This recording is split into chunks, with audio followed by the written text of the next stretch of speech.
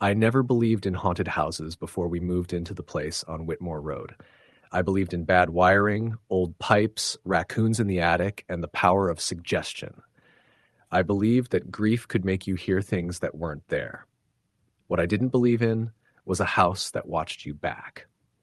We bought it in the spring of 2012, a pale two-story colonial sitting on 3 acres of dying oak trees outside a small town in southern Ohio. The listing photos were oddly cropped, as if the realtor didn't want to show too much of the interior, but the price was right, and after my wife Karen lost her job, right mattered more than perfect. The house had been on the market for years. The neighbors said the last owners moved suddenly, but people say things like that about any place that sits empty long enough. The first night we slept there, I woke at 2:17 a.m. to the sound of someone walking through the hallway upstairs. The steps were slow, deliberate, the way someone walks when they're trying not to wake anyone. I lay there, holding my breath, listening as the floorboards creaked closer to our bedroom door. Karen slept beside me, unmoving. When the steps stopped, I waited for the door handle to turn. It never did. I convinced myself it was the house settling. Old houses make noise. That's what I told myself as I stared at the dark outline of the door, feeling like someone was standing on the other side, listening. Over the next few weeks, small things began to happen. Cabinets left open in the kitchen after we'd gone to bed. The basement light on in the morning when neither of us remembered turning it on. A cold spot at the top of the stairs that never went away, even in June. Karen complained about headaches and said the house made her feel off, like she was always being watched. I told her she was stressed. Then the smells started. Some mornings, the house smelled like damp soil, thick and metallic, as if someone had tracked wet earth through the rooms. Other times it was something worse, something sweet and rotten, like meat left too long in the sun. The smell would come and go without warning, strongest near the spare bedroom at the end of the hall. We kept the door closed. One afternoon, while unpacking boxes in the living room, I found a narrow door I hadn't noticed before, hidden behind a bookcase built into the wall. The hinges were rusted, the knob stiff. Inside was a shallow crawl space no more than 3 feet deep, lined with cracked plaster and old nails. There was nothing in it except a child's shoe, brown leather, worn thin at the toe. I brought it to Karen, joking about previous tenants, but she didn't laugh. She stared at the shoe like she recognized it, though she said she didn't. That night, she dreamed of a little boy standing at the foot of our bed, whispering her name. The dreams didn't stop. Karen began waking up screaming, clutching her arms like someone had grabbed her. She showed me bruises in the shape of fingerprints, dark and angry against her skin. She said she felt hands on her when she slept, pressing her into the mattress, holding her down while something leaned close to her face and breathed. I started sleeping lightly, waking at every sound. The footsteps came more often now, pacing the hallway, stopping outside our door. Sometimes I heard them go up and down the stairs, slow and heavy, like someone carrying weight. Once, I heard a child crying in the spare bedroom, soft and broken. When I opened the door, the room was empty, freezing cold, the windows rattling, though there was no wind. I tried to find information about the house. The town library had old property records and yellowed newspaper clippings. That's where I learned about the McCleary family. In 1958, a man named Thomas McCleary lived in the house with his wife and 2 sons. One winter night, the younger boy disappeared. The police searched the property, the woods, the nearby creek. They never found him. Thomas McCleary claimed the boy wandered off, but neighbors reported hearing screaming that night, long and terrible, coming from the house. Years later, McCleary's wife was found dead at the bottom of the basement stairs. The death was ruled an accident. McCleary sold the house shortly after and vanished. No one knew where he went. I didn't tell Karen any of this. Things escalated quickly after that. Doors slammed on their own. The temperature dropped suddenly in occupied rooms. The sound of something dragging across the floor echoed through the house at night, slow and relentless. Karen stopped going upstairs altogether. She slept on the couch, refusing to go near the spare bedroom. One evening, while I was at work, Karen called me, hysterical. She said she heard a man's voice in the house, low and angry, telling her to be quiet. She locked herself in the bathroom until I got home. When I arrived, every door in the house was open, including the crawlspace behind the bookcase. The child's shoe was gone. That night I heard the voice too. It came from the basement, rising through the vents, a deep whisper threaded with rage. I couldn't make out the words, but I understood the emotion behind them. Possession. Control. The certainty that what was his would remain his. At 3:03 a.m., the power went out. The house plunged into darkness, thick and absolute. From upstairs came the sound of running feet and laughter, high and broken. Then Karen screamed. I ran upstairs to find her dragged halfway into the spare bedroom, her fingers clawing at the carpet. Something unseen pulled her backward, toward the closet. The door slammed shut, and the screaming stopped abruptly, cut off like a switch. I forced the door open. The room was colder than ice, breath fogging in the air. The closet door creaked open on its own. Inside, the wall had been broken through, revealing the crawlspace I'd found weeks earlier. The smell of soil and rot poured out. I crawled inside, my hands sinking into damp earth that shouldn't have been there. My fingers brushed against fabric, then skin. Karen lay curled in the darkness, eyes wide, mouth moving silently. Behind her, pressed into the dirt like a stain, was the shape of a man, his features barely visible, his mouth stretched into a grin too wide to be human. He looked at me and spoke clearly for the first time. She's mine now. I don't remember how I got Karen out of that house. I remember blood, dirt, and the sound of laughter echoing behind us as we fled into the night. We never went back. We left everything behind. Karen survived, but she was never the same. She refused to talk about what happened. She woke screaming every night, saying someone was standing in the corner of the room, watching her. 6 months later, she took her own life in our apartment bathroom. I sold the house to the bank. I tried to warn them, but they didn't listen. A year later, a new family moved in. I drive by sometimes, slowing down just enough to see the lights on at night, the shadow standing in the upstairs window, watching the road, waiting. Story, the end. The Johnson family had always been proud of their new home in rural Vermont. It was a sprawling colonial-style house built in the early 1800s with wide porches, high ceilings, and thick wooden beams that creaked with age. The realtor had mentioned its history casually, a passing reference to a previous owner who had disappeared without a trace in the 1920s, but the Johnsons didn't mind. They loved the charm and the quiet isolation. Their 2 children, Emily and Zach, were thrilled at the prospect of exploring the surrounding woods. For the first few weeks, everything seemed perfect. It started subtly. At night, Emily would sometimes complain of hearing whispers coming from the corners of her room, voices so faint that the parents chalked it up to imagination. Zach reported strange shadows in the hall, moving along the walls just beyond his line of sight. When the family tried to reassure the children, the noises would stop, leaving only an eerie silence that seemed thicker than normal. One evening, around 3 weeks after moving in, Mr. Johnson was working late in the basement, sorting boxes.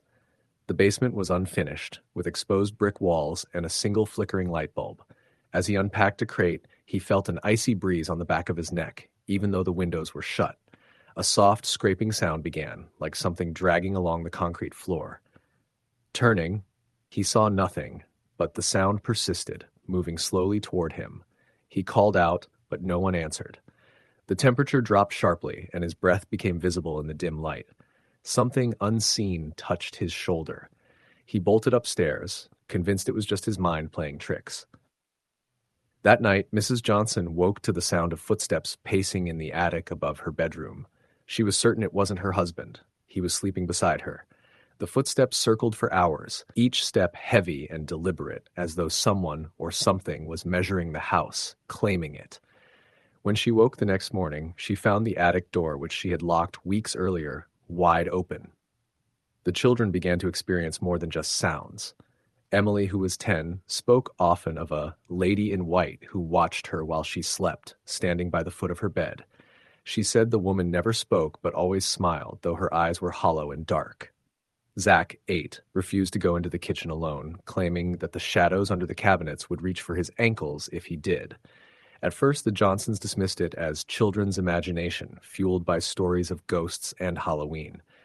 But when the phenomena started affecting adults too, the denial became harder. Mr. Johnson was the next to experience something undeniable. One evening, while reading in the living room, he felt the sofa sink beside him, as if someone sat down. He looked up and saw a figure, blurred but distinctly human, staring at him from the corner of the room. Its face was featureless, except for a wide, unnatural grin. He blinked, and it was gone. Heart pounding, he checked every room, but no one was there. That night, he woke to the sound of whispering in the hallway outside his bedroom. The voices spoke in a language he couldn't understand, but the tone was unmistakably menacing. Mrs. Johnson took to recording audio at night to capture whatever was haunting them. One morning, she played back a clip and heard soft footsteps followed by the unmistakable sound of a child crying. The problem was, both children were asleep in their beds and no one else was home. The crying escalated into screaming, a voice full of anguish and rage, before abruptly cutting off. The recording ended with a chilling whisper, "Leave now." By the third month, the family's sleep had deteriorated. Doors slammed without warning, lights flickered on and off, and mirrors seemed to reflect things that weren't there. Emily refused to leave her room after sundown. Zach began wetting the bed nightly, muttering about the man in the basement who wanted him.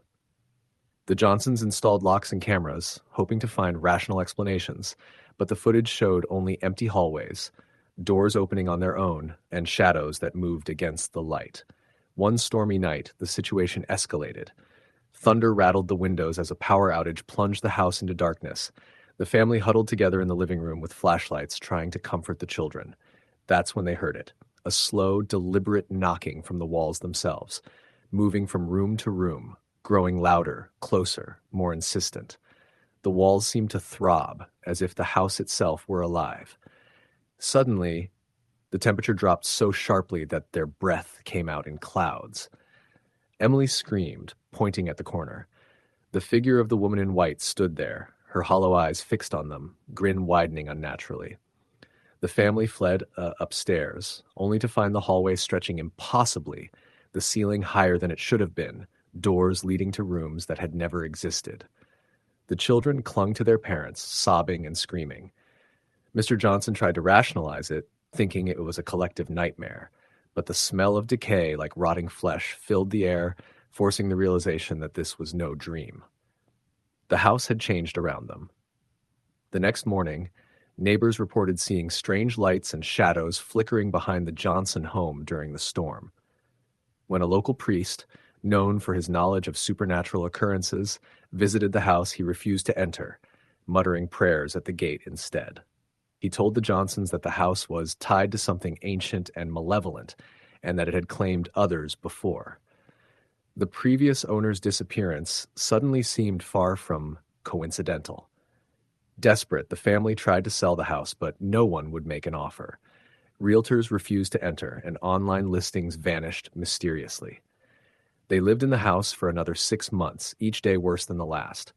Objects flew through rooms, invisible hands clawed at them during sleep, and the children's drawings depicted figures that no human had shown them. Emily drew the woman in white, while Zach sketched a dark man with hollow eyes and jagged teeth who lurked in the basement. The final incident occurred one night when Mr. Johnson went to check the basement. The door slammed behind him, locking itself. He could hear the heavy breathing of something nearby. A shadow moved along the walls, morphing into monstrous shapes before him. Panicked, he tried to break the door down, but the figure appeared in front of him, tall, faceless, and radiating an overwhelming sense of rage. He felt his body go cold, unable to move or scream, trapped by sheer terror. When Mrs. Johnson ran to the basement with a hammer, the door opened easily, but the basement was empty. All that remained was a single small handprint on the concrete floor that glowed faintly before fading. The Johnsons finally left, moving into a small apartment in town. They left everything behind, unable to bear the thought of returning. Friends and family visited the house once, daring to step inside, but all reported the same sensations: whispers, cold drafts, and the overwhelming feeling of being watched. Locals began to avoid the property, and it quickly earned a reputation as one of the most haunted houses in Vermont. Years later, Emily and Zach, now grown, still speak of the house in hushed tones.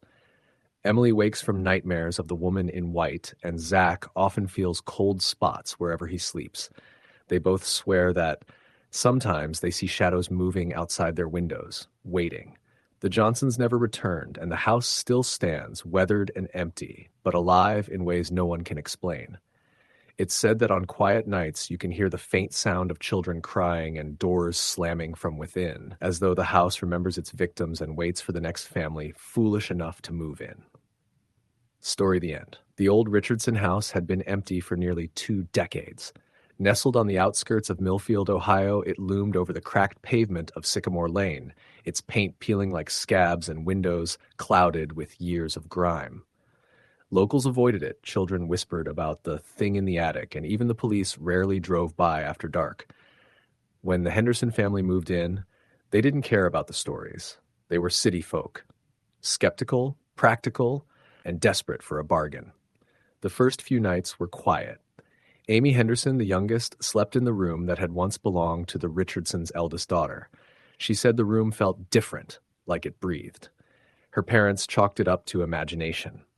But on the third night, Amy woke to the sound of soft whispers. She tried to brush it off, thinking it was the wind through the broken windows, but the whispers grew clearer. They weren't just whispers, they were chanting, low and rhythmic, almost a lullaby. She froze, listening to the syllables, trying to make sense of them. Then she realized the voice was repeating her name. By morning, Amy was pale and withdrawn. She refused to talk about the voices, saying only that she didn't want to see them again. Her parents thought it was just stress from the move, but things escalated quickly. Small objects began disappearing, keys, hairbrushes, the TV remote. At first, they assumed they misplaced them, but then they started appearing in impossible places. The toaster ended up in the bathtub. The family cat was found perched on the top of the kitchen cabinets, hissing at nothing. One night, Mark Henderson, the father, was awakened by a cold draft. He noticed a door at the end of the hall, the one leading to the attic, slightly ajar. He swore he had locked it that morning. The house was supposed to be empty above the ceiling. When he went to close it, he heard scratching from inside. At first, he thought it was rodents, but the sound quickly morphed into soft, deliberate knocks, 3 in a row, then 2, then 1. He tried to leave, but the floorboards creaked under him, and the air smelled of wet soil and something rotting. He called the police the next morning, but when they investigated, they found nothing. No signs of break-in, no critters, no evidence at all. Just the empty, decaying attic. The officers shrugged, muttered about overactive imaginations, and left. But Mark couldn't shake the feeling of eyes on him, following him in the house. Shadows moved in the corners of rooms, darting when he tried to focus on them. Amy became obsessed with the attic. She started drawing strange symbols she claimed she saw in her dreams. Strange, looping shapes that didn't make any sense but filled her notebooks. At night, she would sneak upstairs, whispering to the air, telling them she would be brave. Her parents tried to intervene, but she screamed at them, screaming that they didn't understand, that the house had chosen her. By the 4th week, the Hendersons were on edge. Mrs. Henderson woke one morning to find the living room furniture rearranged, stacked in bizarre formations, some pieces balanced impossibly. The clock on the wall was spinning backward. When she confronted Mark, he admitted he had seen shadowy figures flit past windows, just outside, staring. They tried to call friends for support, but every call was met with static or the line going dead. The feeling of being watched was no longer just a gut instinct, it was undeniable. One night, Mark decided to investigate the attic himself. Armed with a flashlight, he climbed the narrow, creaking stairs. The door had closed on its own.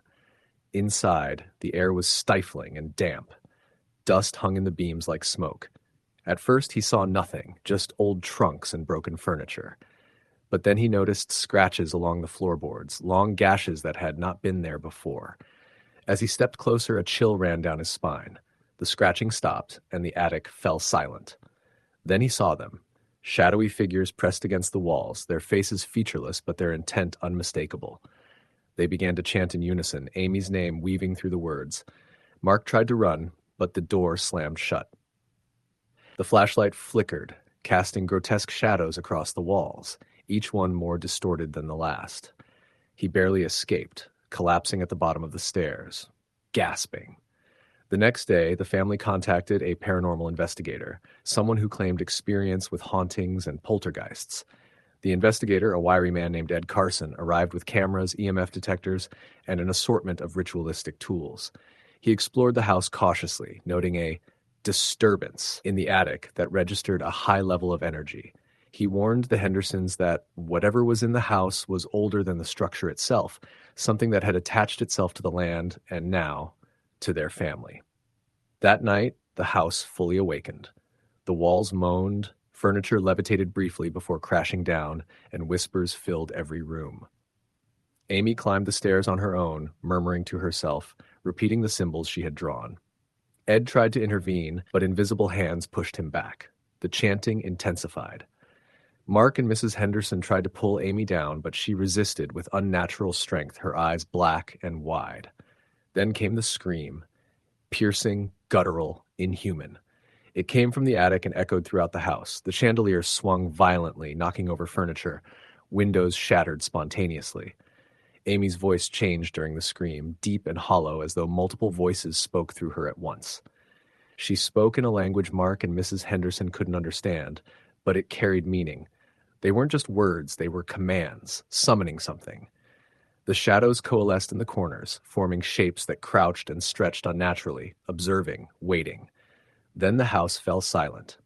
Amy collapsed at the top of the stairs, unharmed but utterly exhausted. She couldn't speak for hours. The family fled that night, leaving everything behind. They called the police once more, but the house appeared normal when authorities arrived. No signs of broken furniture, no shattered windows, no evidence of Amy's previous possession-like state. It was as if the house had swallowed the events whole. Months later, the Hendersons attempted to sell the house. No one stayed longer than a night. The few who did reported hearing whispers in empty rooms, feeling cold hands on their shoulders, and glimpsing shadowed figures at the edge of vision. One couple fled when their baby began speaking in a voice not its own, repeating words that had no place in any human language. Local legend now swirled around the Richardson house. Some claimed the original family had dabbled in occult rituals, trying to summon wealth and fortune, only to bind something malevolent to the property. Others said the house had always been a gathering place for something old, something that fed on fear and attention. The Hendersons never returned to Millfield. Amy still draws symbols, still hears whispers at times in her dreams, and Mark sometimes wakes to find furniture subtly rearranged, the air thick with the scent of wet soil. He knows in his gut that leaving the house behind did not end it. The entity had chosen a host once, and it would always find one again. Occasionally, when the wind is just right, travelers on Sycamore Lane swear they see a figure in the window, pale and watching, or hear the faintest of whispers, "Come home, Amy." The house waits, and it remembers. Story the end. I knew moving into the old Victorian on Maple Street was a risk. The house had been empty for nearly a decade, sitting in silence with its peeling paint and overgrown lawn, yet its price was too good to pass up. I thought I was prepared for creaky floors and drafty rooms, but nothing could have readied me for what came next. The first night was uneventful, aside from the obvious settling noises of an old house. I unpacked a few boxes and tried to convince myself that the stories I'd heard from neighbors about doors that slammed on their own, footsteps in empty hallways, and strange whispers were just exaggerated small-town tales. It wasn't until the second night that I felt the shift.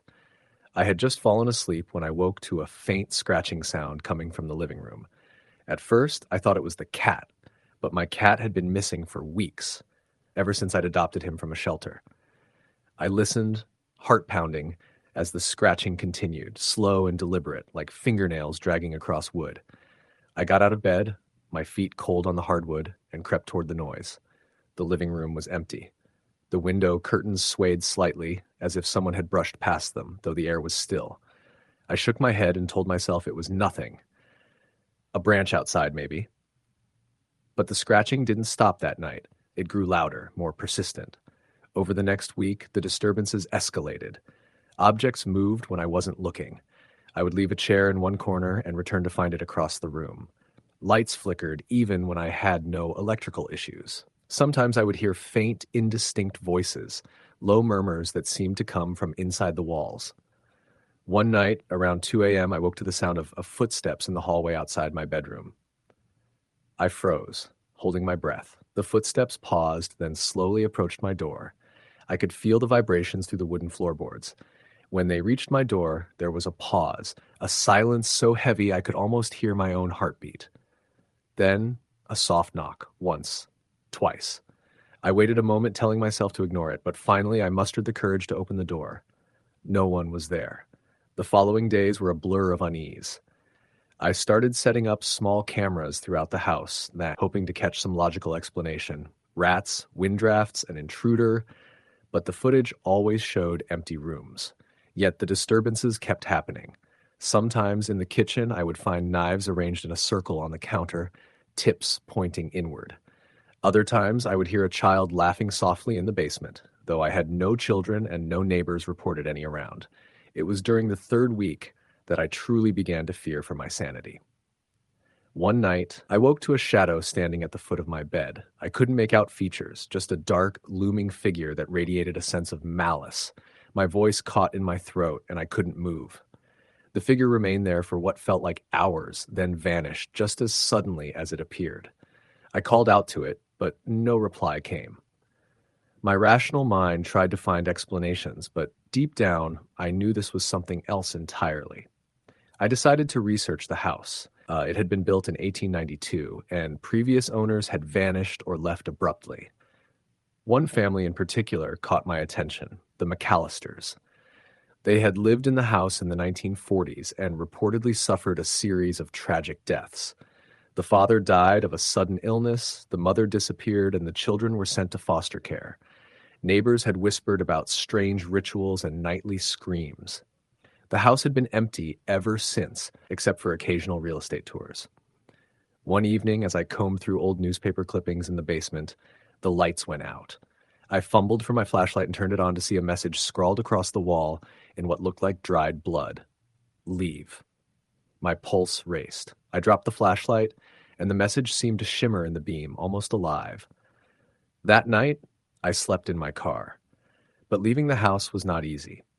The next morning, I found that my car would not start. The battery was dead, though it had been fully charged.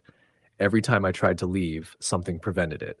I even considered calling a taxi or a friend, but my phone wouldn't get a signal inside the house, despite working fine outside. I started hearing voices more clearly now, whispering names and urging me to stay. One night, I awoke to the sound of someone crying.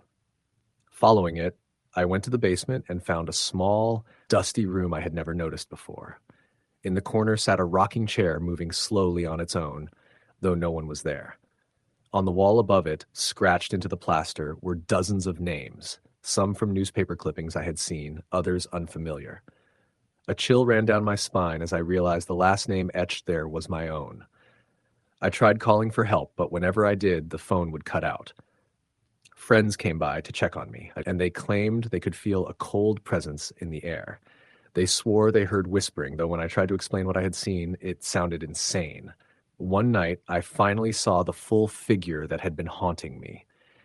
It appeared at the top of the staircase, a man in tattered clothing, face obscured, eyes glowing faintly in the dark. He didn't move like a human. It was almost like watching a shadow take form. As I stared, frozen, he slowly raised one hand and pointed directly at me. The temperature dropped sharply, my breath visible in the air. I wanted to run, but my legs wouldn't obey. Then, as quickly as it appeared, the figure vanished. Sleep became impossible. I tried leaving during the day, but the house seemed to resist. Windows that had been unlocked would not budge, doors slammed shut before I could reach them. Even when I was outside, I could feel the house watching me, calling me back. Desperate, I contacted a paranormal investigator, a man named Marcus, who had a reputation for handling severe cases. He arrived with equipment, a team, and a confidence that slightly eased my terror. That night, he set up cameras, EMF detectors, and recording devices. As soon as we began, the temperature dropped, the cameras flickered, and whispering voices filled the air. Marcus moved through the house cautiously. In the basement, he found the same room with the rocking chair. When he entered, the chair began to move violently and a voice screamed, "Get out!" Marcus backed away, shaking. Over the course of 3 nights, we documented phenomena I cannot explain. Shadows moved independently, objects flew across rooms, and the air seemed thick with malice. On the final night, Marcus tried a ritual to cleanse the space, but it failed spectacularly. The house seemed to fight back. Doors slammed, windows shattered, and the voices became deafening. In a panic, we left. Marcus refused to return. Eventually, I realized the only way to survive was to abandon the house completely. I packed what I could carry and left in the middle of the night, never looking back. I later learned the house had been sold again, though the new owners reportedly fled within days, unable to endure the horrors inside. Years later, I still dream of the house. I wake in the night to shadows in my room, and sometimes I hear scratching at my window. I moved far away, but it seems that some things never truly let go. I still feel the house's presence, a dark weight pressing on my mind, reminding me that it is still out there, waiting and watching. No matter where I go, I know it is only a matter of time before it calls me back. I live with the knowledge that some houses are not empty, they are alive, and they never forget. Story, the end.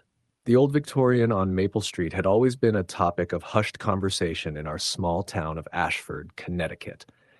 Built in 1892, it was one of the last remaining houses from that era, complete with a creaking front porch, tall, narrow in windows, and a steeply pitched roof that seemed to claw at the sky. Nobody had lived there in over 20 years, not since the Brannigan family disappeared without a trace. Yet, despite its reputation, it had been sold to a young couple, the Wades, who moved in with their 8-year-old daughter, Lily, in the spring of 2010. I had grown up with them, so when they invited me to spend a weekend helping with renovations, I jumped at the chance. I wasn't prepared for what I would witness. From the moment I stepped inside, the house felt wrong. The air was thick, almost viscous, and smelled faintly of damp wood and decayed flowers. Dust covered every surface like a thick gray blanket, but it wasn't just dust. There was an almost tangible weight to it, like the house itself was pressing down on you. The Wades were cheerful, trying to mask their unease, but I could see the hesitation in their eyes as they opened the front door. Lily ran ahead, laughing, her small flashlight swinging wildly in her hand. "Come on, I found something," she called. The first floor was empty, but it felt alive. Every creak of the floorboards sounded like a footstep following us. Paintings hung crooked on the walls, all of them depicting faceless figures or landscapes that seemed to shift subtly when you weren't looking. I chalked it up to shadows and my imagination, but Lily insisted that one of the paintings moved when she blinked. I laughed nervously, brushing it off, but a cold chill ran down my spine. The Wades explained that during renovations, tools would disappear and reappear in places they hadn't left them, and sometimes the lights would flicker violently even during the day. The first night, I stayed in what used to be the nursery. The room was small, with peeling wallpaper and a crib that looked like it had been abandoned mid-move. Around midnight, I woke to the sound of soft crying. It was a child's cry, quiet and trembling. I thought it was Lily, but when I opened the door, she was asleep in the guest room. The crying continued, moving through the hallway, fading as I tried to follow it. The air was icy, and every breath felt heavy in my chest. I eventually gave up and returned to bed, though sleep eluded me. The next day, the Wades told me about the previous owners. The Brannigans had bought the house in 1985 and were considered a normal, quiet family. But neighbors reported hearing arguments, screams, and then silence. One night, the police were called because a neighbor heard a child screaming. They found the house empty. No bodies, no notes, nothing. It was as if the family had vanished into thin air. From that point, the house was left to rot until the Wades arrived. On the second night, the activity escalated. I was in the kitchen organizing supplies when I heard it. Slow, deliberate footsteps from the staircase leading to the basement. No one had been down there in weeks. The Wades had blocked it off due to mold. I froze. The steps stopped, then a low, guttural whisper echoed up the stairs. "Get out!"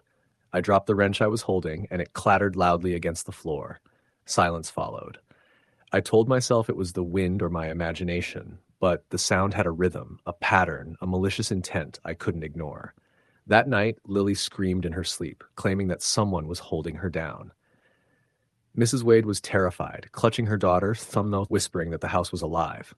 Mr. Wade tried to rationalize everything, but the fear in his eyes betrayed him. By the third night, I couldn't ignore the signs any longer. I was in the living room when the furniture shifted on its own. Chairs scraped across the floor without anyone touching them. Books flew off shelves and landed at our feet. The Wades were frantic, trying to rationalize the chaos. Then, a shadow moved across the room. A human-shaped shadow, but too elongated, its limbs bending at unnatural angles. It paused at the foot of the stairs, and I swear I could see it smile. A whisper hissed through the room. Leave. Or stay. Forever. I ran upstairs to Lily's room, finding her standing by the window, staring into the darkness outside, her eyes wide and unblinking. When I grabbed her, she didn't respond. She simply turned and whispered, "They're here." We decided to leave the next morning, but when we went to pack the car, we found the keys and luggage missing. Not just misplaced, they were gone. The front door, which had been unlocked, wouldn't budge. We were trapped. Panic set in. The house groaned and shivered as though reacting to our fear. Then came the voices, dozens of them, whispering in every corner, echoing through the walls, sometimes shouting, sometimes laughing. They seemed to know our thoughts, our fears, our names. Mr. Wade shouted at them, demanding they leave, but his voice was swallowed by the cacophony. I clutched Lily, trying to shield her, but I could feel the temperature drop, ice seeping into our bones. The house was alive, and it was hungry. Hours passed, or maybe minutes. Time seemed meaningless.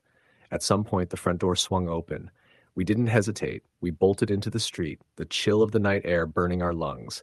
When we turned to look back, the house stood silent, still, as if nothing had happened. But the moment we left the property line, a scream erupted from the house, an impossible, unearthly wail that pierced our minds. Lily screamed back, clutching her ears. The neighbors didn't hear a thing. It was just us. We never returned. The Wades sold the house a year later, though I'm not sure to whom. Rumors say every new family leaves within weeks. Some claim to see shadows in the windows, even during the day, and hear whispers if they linger too long. I've never gone near it since that night, but I still have nightmares. Sometimes, when I close my eyes, I see the shadow smiling at me, hear the whispers calling my name. I know it's still waiting, patient, watching, just behind the walls, ready to pull anyone who dares enter into its grasp.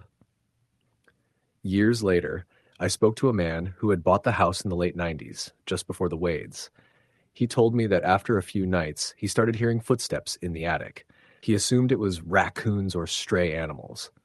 But then the whispers started, soft at first, asking questions about his life, his fears. The temperature would drop suddenly, and his breath would fog the air even in summer. One night, he woke up to find all the mirrors in the house shattered, despite there being no explanation. He left immediately. When he came back weeks later to retrieve belongings, he said the house smiled at him. He never explained what he meant, but I understood. The house had awareness, and it was deliberate. Sometimes I wonder if the Brannigans ever left. Maybe the house didn't let them go. Maybe it keeps them somewhere between walls and shadows, feeding off their fear, adding it to its own power. I hear stories from locals about strange lights in the windows, even in the dead of winter, and about figures in the attic when no one lives there. Some claim the house whispers secrets that drive people mad, or that it lures children in, whispering promises of games and friends. People laugh it off as legend, but I know better. I've been inside. I've seen it, felt it, and heard it. No one should ever live there again. The house waits quietly now, biding its time, but it remembers every visitor, every scream, every frightened heartbeat, and one day it will claim someone else. Maybe it's already watching you, whispering in corners you can't see, waiting for the moment you're alone, waiting for the moment you're vulnerable. And when it does, there will be no escape. Story the end. It was the kind of house that made people pause when they drove by, nestled at the end of a long, twisting dirt road in rural Vermont. The paint was peeling, the windows darkened with age, and the yard was overrun with weeds. My sister, Megan, and I had been looking for a place to rent after college, and the small ad in the local paper seemed perfect, affordable, quiet, and isolated. The landlord, a wiry old man with a nervous twitch, assured us the house was Fine, nothing to worry about. We ignored the unease creeping through us when we signed the lease. At that point, a cheap rent outweighed a gut feeling. The first few nights were uneventful. The house creaked like any old structure, pipes groaned, and the wind rattled the windows. But then we started hearing things that didn't belong. Soft whispers in the dead of night, footsteps on the stairs when no one was up, the low sound of someone breathing in the hallway outside our bedroom. At first, we blamed the house settling, or maybe our minds playing tricks after long days at work. But the feeling that we were not alone grew impossible to ignore. One evening, I was in the kitchen making tea when Megan called from the living room. "Parvez, come here. You have to see this." I walked into the living room and froze. The old rocking chair in the corner was moving. Slowly, almost imperceptibly, rocking back and forth, though no breeze came through the boarded-up windows. "Megan, this isn't funny," I said, but her face was pale, eyes wide, staring at the chair. "I'm not joking," she whispered. "It's moving on its own." That night, neither of us slept. The whispers were louder now, forming words we couldn't quite understand. Sometimes it sounded like someone was crying. Other times, it was laughter, low and guttural. We started locking doors and windows, thinking it might be intruders, but every lock was secure, and nothing had been broken or moved during the day. The strangest incident happened a week later. I was alone in the house, unpacking boxes in my bedroom, when I felt a sudden chill. The temperature in the room dropped sharply, and my breath fogged in front of me. I turned to see a figure standing by the door, tall, shadowy, featureless, but unmistakably humanoid. I froze, my heart hammering. Then, just as suddenly as it appeared, it was gone. I told Megan when she got home, but she just shook her head. "You're tired, Parvez. It's this house getting to you." But she had her own experiences. She started sleepwalking, waking up in odd places in the house, often in the middle of the night, staring at the ceiling or whispering things we didn't understand. One morning, I found her standing in the attic doorway, staring down the dark stairwell. When I asked her what she was doing, she said, "He told me to wait." I couldn't move. She refused to talk about it further. Then came the incidents that couldn't be explained away. Doors slammed violently on their own, lights flickered even when the power was out, and the sound of dragging chains echoed through the empty hallways. One night, I woke to the sound of someone calling my name, soft but urgent. I followed the voice to the basement, which we had been avoiding because it smelled strongly of mold. As I descended the steps, the air grew colder with each step, my skin crawling. I reached the bottom and saw faint writing on the wall in what looked like dried blood. "Leave." That was when the fear became unbearable. We tried to move, but every time we called landlords or looked for other rentals, something seemed to hold us back. Our phones would die, our cars would stall, or the roads would flood inexplicably. It was as if the house itself refused to let us go. Megan decided to research the property. She discovered that the house had a dark history. Over a century ago, it had been owned by a man named Edward Mallory, who was rumored to have dabbled in occult rituals. Locals said he had disappeared mysteriously, and shortly after, his family was found dead inside the home under strange circumstances. Several tenants had tried living there over the decades, but most left abruptly, citing unexplainable events or feeling watched. There were whispers of the house being cursed, but no concrete evidence, just stories like the kind you hear in old town legends. The next night was the worst. Around midnight, the house seemed to awaken. The walls vibrated, the floors groaned under invisible weight, and the air smelled of sulfur and decay. Shadows moved independently of the dim light from the street lamp outside. I felt hands brush against my shoulder, cold and clammy. Megan screamed from the attic, and I ran up to find her pinned against the wall, eyes wide, murmuring in a voice that wasn't hers. "He's here. He's here." Suddenly, the room went deathly silent. I could hear my own heartbeat pounding in my ears. Then came the whisper, directly behind me, a voice that was at once human and wrong. "You shouldn't be here." We bolted, dragging our luggage through the halls only to find every exit locked or blocked. Windows refused to open. The front door, which had always been easy to open, now stood like a wall of iron. Panic surged as we realized the house was alive, aware, and determined to keep us inside. Hours, or maybe minutes, time was distorted, passed. We eventually retreated to the living room, barricading ourselves against the hallway. The rocking chair moved again, slowly toward us, accompanied by that low, guttural laughter. Shadows swirled around the room, and the air was thick, almost tangible, pressing down on us. Then, in the dim light, we saw him. Not Edward Mallory, not fully human, something twisted and hollow, with eyes like black pits and skin like decayed parchment. He raised a hand, pointing at us, and whispered our names. The sound seemed to echo inside my skull. I screamed, and everything went black. I woke up on the front lawn at dawn, Megan next to me, both of us bruised and scratched, our clothes torn. The house stood silently behind us, windows dark, appearing abandoned once again. We ran without looking back, never stopping until the trees of the forest behind the house were far behind us. We tried to report what happened, but neighbors claimed the house had been empty for decades. The local police laughed off our story, suggesting stress or imagination. But the bruises on our bodies and the lingering scratches on our arms told a different story. Years have passed, but I still dream of that house. In my dreams, it calls me back, whispering my name, rocking the chair, dragging chains across the floor. Megan refuses to talk about it, and I rarely mention it to anyone. The house remains at the end of that dirt road, waiting, patient, hungry. I know one thing, it's still there, and it hasn't forgotten us. Story the end. The house on Willow Creek Lane had been abandoned for decades, a relic of the 1800s with peeling white paint, sagging shutters, and a creaking porch that groaned in the wind. Locals whispered about it in hushed tones, claiming they'd seen shadows move behind its broken windows and heard voices even when no one was inside. Yet, when the Harper family moved to town, they dismissed the stories as small-town superstition. They were from Chicago. City people used to concrete and noise, not rural ghost tales. They wanted a fresh start, a big old house at a bargain price, and Willow Creek Lane offered exactly that. The first week went without incident. The house was dusty, yes, and the floorboards warped, but the Harpers were too busy unpacking boxes to notice. Emily Harper, the teenage daughter, found the house creepy but interesting, almost like living inside a history book. Her younger brother, Liam, was less enthused. The shadows seemed to follow him, and he insisted the stairs whispered at night. The first sign something was off came 2 nights after they moved in. It was around midnight, and Emily had just finished brushing her teeth when she heard it. The faint sound of footsteps on the stairs. She froze. Her parents were asleep, and Liam's room was down the hall. She told herself it was the old house settling, the way floors groaned and walls popped in the cold.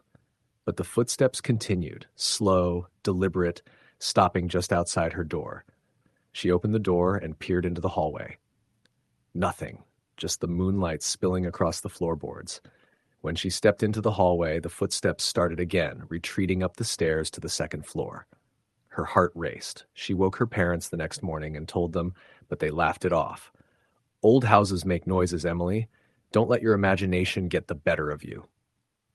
Then the doors began locking themselves. Not all at once, not violently, but just enough to unsettle them. The pantry door in the kitchen would be jammed shut in the morning. The bathroom door locked at night. Liam started screaming in his sleep, claiming that someone was standing at the foot of his bed, watching him. Emily tried to convince herself it was stress from moving, the unease of a new town, but a shadow in the corner of her eye made her jump more than once. One evening, Mr. Harper stayed late at work, and Mrs. Harper was preparing dinner. Emily was in the living room, scrolling on her phone, when she heard the unmistakable sound of a child giggling, soft, high-pitched, almost melodic. Liam was outside playing in the yard. She called for him. There was no answer. The giggling stopped abruptly. Her stomach dropped. "Liam?" she whispered, creeping toward the hallway. The living room felt colder now, the air thick, almost heavy.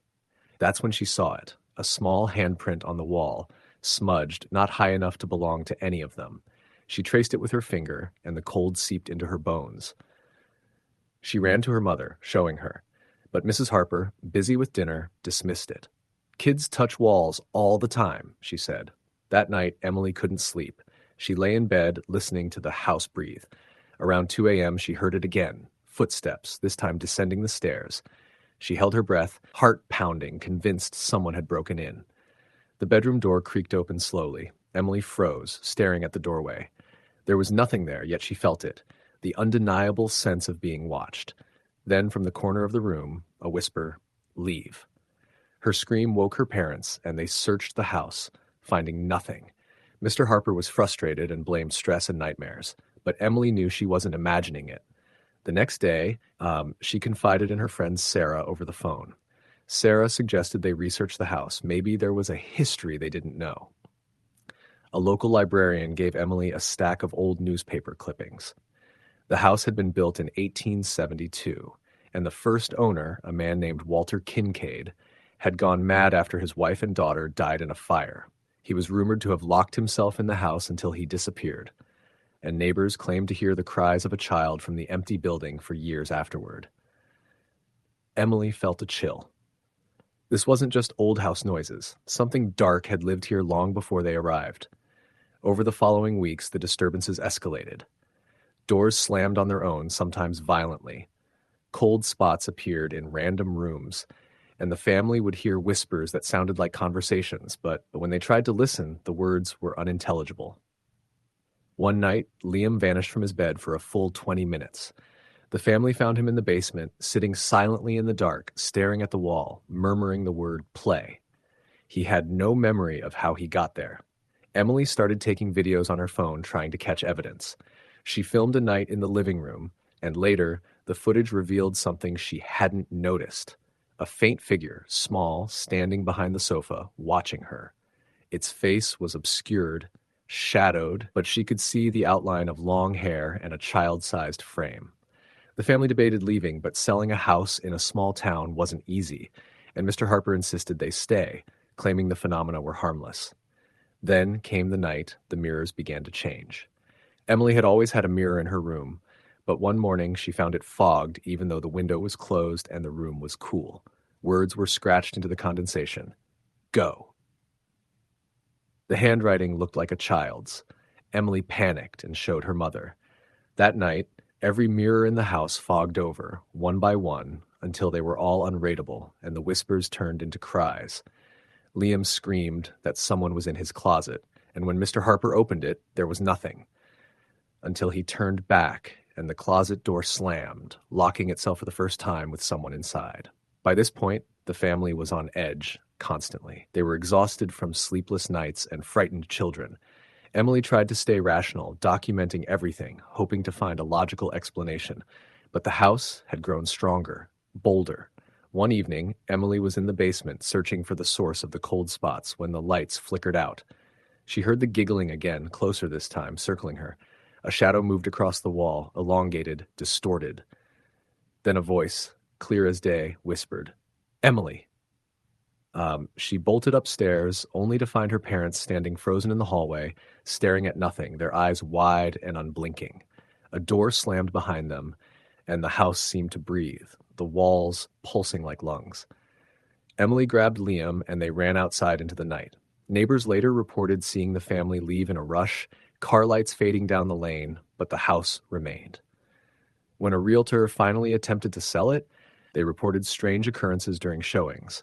Cold drafts, disembodied voices, and mirrors that fogged with messages nobody could explain. Some people claim to see the shadow of a little girl in the windows, watching, waiting. To this day, the house on Willow Creek Lane stands abandoned. The grass grows wild, the shutters hang crooked, and the stories continue. Locals avoid it, telling the same warnings to newcomers. Don't go in. Don't stay long. The house doesn't like company. And on quiet nights, if you listen closely, you can hear it. The faint sound of footsteps, the whisper of a child begging for attention, for play, or perhaps for something darker entirely. Story the end. The first time I stepped into the house on Willow Creek, I didn't feel right, but I shrugged it off. It was a Saturday in late October, and my friends and I had decided to explore the abandoned mansion at the end of our street. We were 16, curious, and a little reckless. Everyone in town had heard the stories, how the McAllister family disappeared overnight in 1973, leaving everything behind, how the police found no trace of them, not even their bodies, and how neighbors claimed they heard whispers through the windows at night. But we all thought it was just small-town superstition. The house was a two-story Victorian. its paint peeling, windows boarded, and shutters hanging at odd angles. The air smelled of rot and mildew. But there was something else too, something metallic, almost like blood. My friend Ryan dared me to go inside first. I hesitated, my heart hammering in my chest, but I wasn't about to back down in front of everyone. The door groaned as I pushed it open, and dust swirled in the weak sunlight that managed to break through the grime-coated windows. Inside, the air was heavier, thick with decay. Wallpaper hung in strips, and the floorboards creaked under my weight. I noticed the remnants of the McAllisters' life.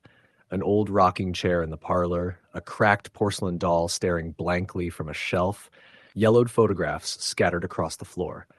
Their eyes seemed to follow me. "This place gives me the creeps," whispered Jenna, my friend, peering through the doorway. I nodded, trying to appear calm, but I felt the unmistakable prickling at the back of my neck that comes when you know something is wrong. We moved through the house cautiously, exploring room after room. Nothing seemed overtly dangerous, just a normal abandoned house. Yet the sensation that we were being watched grew stronger. Ryan laughed nervously as he kicked open a door to the study. "Probably just rats or something," he said, but the sound of scratching stopped mid-sentence when he saw the writing on the wall. It was smeared, messy, like someone had tried to write in a panic. "Leave now. It's watching." We froze, staring at the letters. The writing seemed fresh, though the house had been empty for decades. Jenna grabbed my arm. "Let's just go," she said, but the door slammed shut behind us before we could leave. The temperature dropped suddenly, our breaths visible in the dim light. The air felt electric, heavy with a malevolent presence, and then we heard it, a soft, almost inaudible whisper that seemed to come from all directions. "Get out!" We ran for the door, but it wouldn't budge. Panic set in. The whispers grew louder, forming words we couldn't understand. Shadows moved along the walls, left not in the way shadows normally move, but sliding, stretching, and then vanishing when we tried to focus on them. Ryan screamed as a cold hand grabbed his shoulder, though no one was there. In the chaos, we split up. I ran up the stairs, my flashlight flickering, my heart in my throat. On the second floor, I found the master bedroom. The bed was made neatly, as if someone had just left. On the nightstand was a journal belonging to Mrs. McAllister. I opened it, and the first page was filled with frantic writing. "They are in the walls. They watch us all the time. Don't trust the mirrors. He won't stop. The children. He wants the children." I heard a loud bang behind me and spun around. Ryan was pale, his eyes wide with terror, pointing toward the mirror across the room. I followed his gaze and saw it, a shadow, not my own, moving independently in the glass. It smiled. "Don't," I whispered, but it was too late. The shadow lunged, and I felt an icy grip around my wrist. I dropped the journal, the pages scattering across the floor. The mirror went black, and when I looked again, nothing was there. We regrouped in the hallway, breathing heavily. The others looked shaken, but we knew we had to leave. I tried the front door, and this time it opened, but the sensation of being watched didn't leave. As we stepped outside, I glanced back, and through one of the broken windows, I saw them, the McAllisters, or what remained, their faces pale and gaunt, eyes hollow and dark, standing silently and staring at us. We ran to my house and didn't speak about it for weeks. But the house had marked us. At night, I would wake up to hear whispers outside my window, soft scratching on the walls and reflections in mirrors that weren't mine. Ryan claimed his room smelled of rot every time he closed the blinds. Jenna swore she saw the family standing at the foot of her bed, their mouths moving but no sound coming out. It escalated when my little brother Ben went missing. One night he vanished from his bed, and we found him in the attic, pale and shaking, whispering to the walls. He wouldn't tell us what happened, only that they asked me to come back with them. The police never believed us. They said it was hysteria, stress, the overactive imagination of teenagers. But we knew better. The house wasn't just haunted. It was alive, feeding off fear, isolating its victims, and marking them. Months later, I returned alone. Curiosity, stupidity, or some compulsion I couldn't explain pulled me back. The house was quieter this time, almost serene, but as I stepped inside, the shadows moved again. I heard the whispers calling my name softly, coaxing me deeper into the house. In the basement, I found something that made my blood run cold. A series of photographs of children, some of them locals. some unknown, pinned to the wall. Every photo had dates written in red ink beneath them, and the most recent was yesterday. My own brother's picture was there. The house had never let go. It never would. I ran, screaming, and I don't think I've ever run so fast in my life. I told my parents, the authorities, anyone who would listen. They found the pictures, but by the time the police came, they were gone. Only the peeling wallpaper and the smell of decay remained. Even now, years later, I can't look at a mirror without seeing something behind me. Sometimes, in the quiet of my room, I hear whispers, calling, coaxing, reminding me that the house is still out there. It watches, it waits. I've moved far away from Willow Creek, but the memory hasn't faded, and I know one day if I'm not careful, it will call me back. The house isn't just haunted. It's sentient, patient, and eternal. It's waiting for the next soul foolish enough to wander inside, just like me. I warned my friends. I warned the town. But warnings don't stop the house. It doesn't need them to. And I know, deep down, that part of the McAllisters still lives there, trapped, feeding, and ready to claim anyone else who dares enter. I don't go near mirrors anymore, and I avoid old houses. But sometimes, late at night, when the wind blows just right, I swear I hear the soft scratching at my door, the whispering from the shadows, and I remember the day I first walked into that house on Willow Creek thinking it was just a dare. That was the day my life, and perhaps my soul, changed forever. Story the end. It started in the dead of winter, when the snow had piled up so high it muffled every sound outside. The Miller family had just moved into an old farmhouse in rural Vermont, a place that looked beautiful in the pictures online, but carried a weight in reality that no camera could capture. The house was enormous, with creaking floorboards, long hallways, and windows that rattled in the slightest wind. They had bought it for a bargain, the realtor claiming it was full of character. What he didn't say was that the previous owners had left in a hurry, leaving behind strange scratches on the walls and furniture that didn't quite belong to anyone. The first night was quiet, almost suspiciously so. The wind whistled through cracks in the old wood, and the family, Mark, his wife Lisa, and their daughter Emma, told themselves that any noises were just the house settling. Emma, 10 years old, was the first to notice something odd. She claimed she could hear footsteps upstairs at night, even though they were the only ones in the house. Mark brushed it off, thinking she was imagining things, but Lisa had her own doubts. Within the first week, small things began to happen. Doors that were closed tightly would be open in the morning. Lights flickered randomly, and sometimes a faint whisper seemed to drift down the hall, just at the edge of hearing. Lisa started feeling uneasy, a weight in her chest that made sleep nearly impossible. One night, she woke to find Emma standing in the hallway, staring at the ceiling and whispering words Lisa couldn't understand. "Emma, what are you doing?" she asked. But the girl didn't respond. When Lisa reached her, Emma turned to her with wide, unblinking eyes and said, "He's here." Mark still refused to believe anything supernatural was going on. He figured stress from moving and the winter gloom was getting to them. But then he started seeing things too. Shadows that moved just at the corner of his vision, doors slamming shut when no wind was blowing, the sound of a man's heavy breathing in the basement. One evening, he went down there with a flashlight, trying to prove there was nothing. The basement smelled of mold and decay, but there was something else too, a metallic tang in the air, like blood. Mark's flashlight flickered and went out, plunging him into darkness. When it came back on, he saw something he couldn't explain.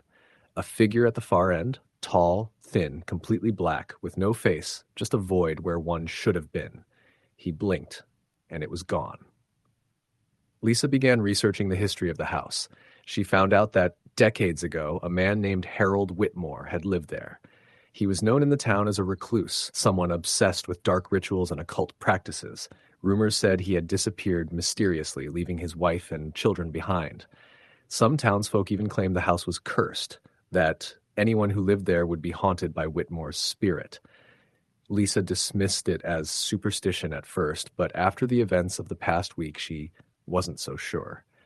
Emma became increasingly withdrawn. She would talk to people no one else could see, fly off, and sometimes she would scream in the middle of the night without waking the others. Mark caught her in the kitchen one night, standing in front of the fridge, speaking in a voice that wasn't her own. "Leave now." or you'll join us."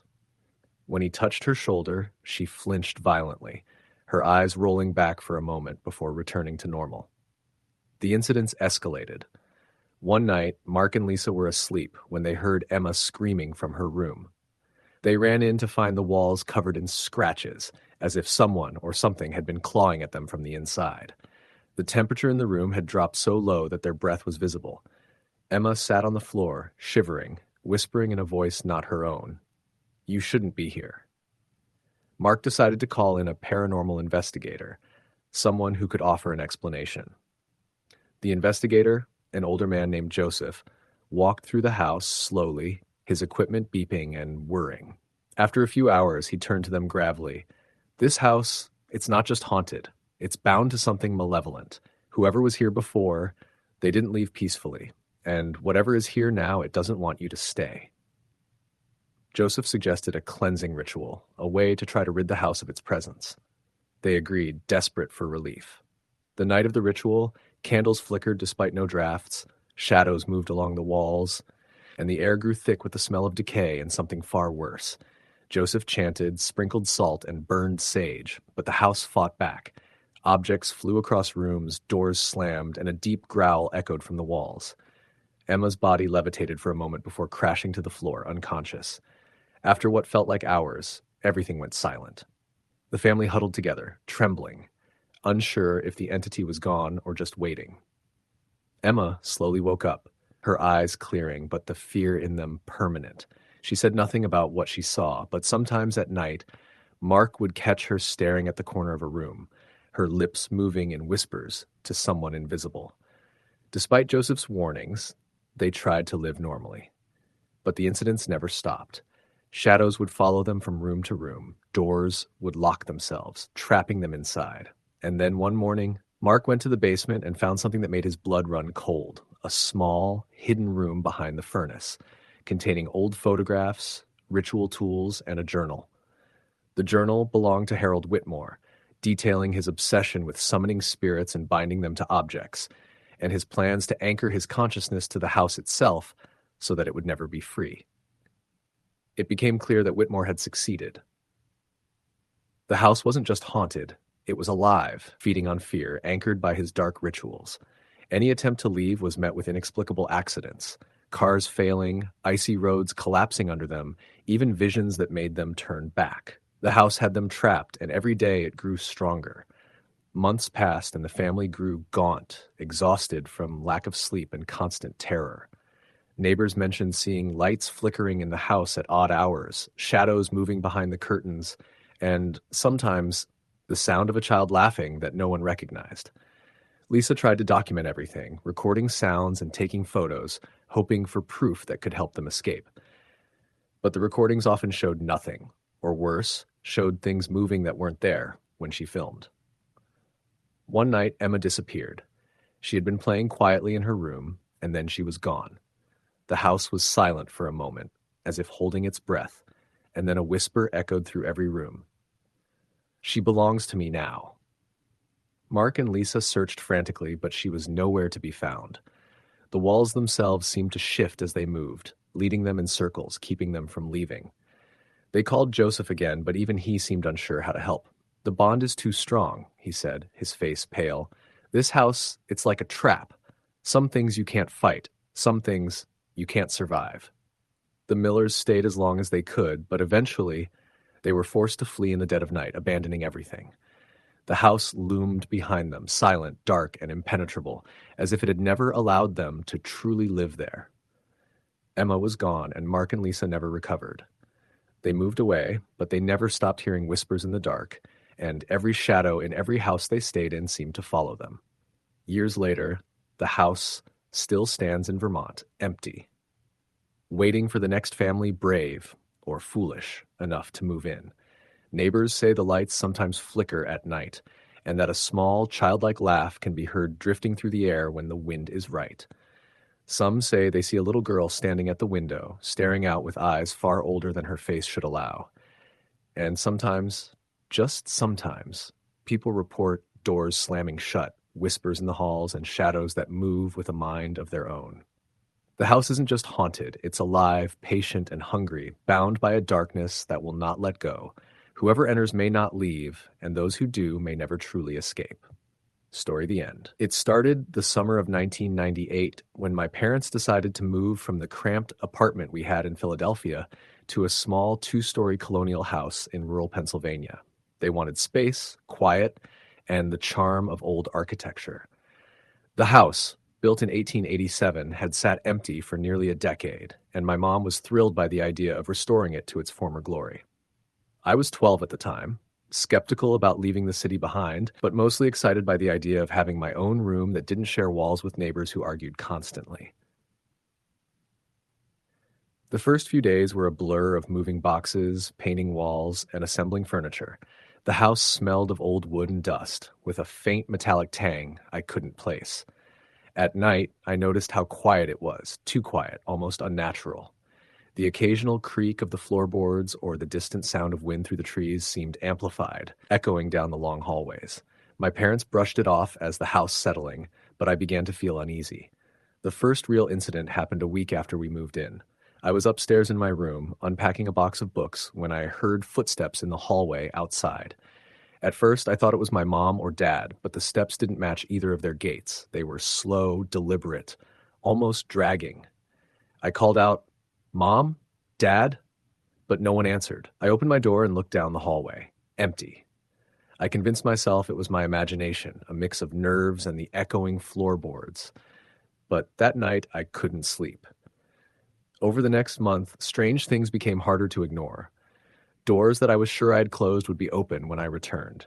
I'd hear whispers that stopped when I tried to locate the source.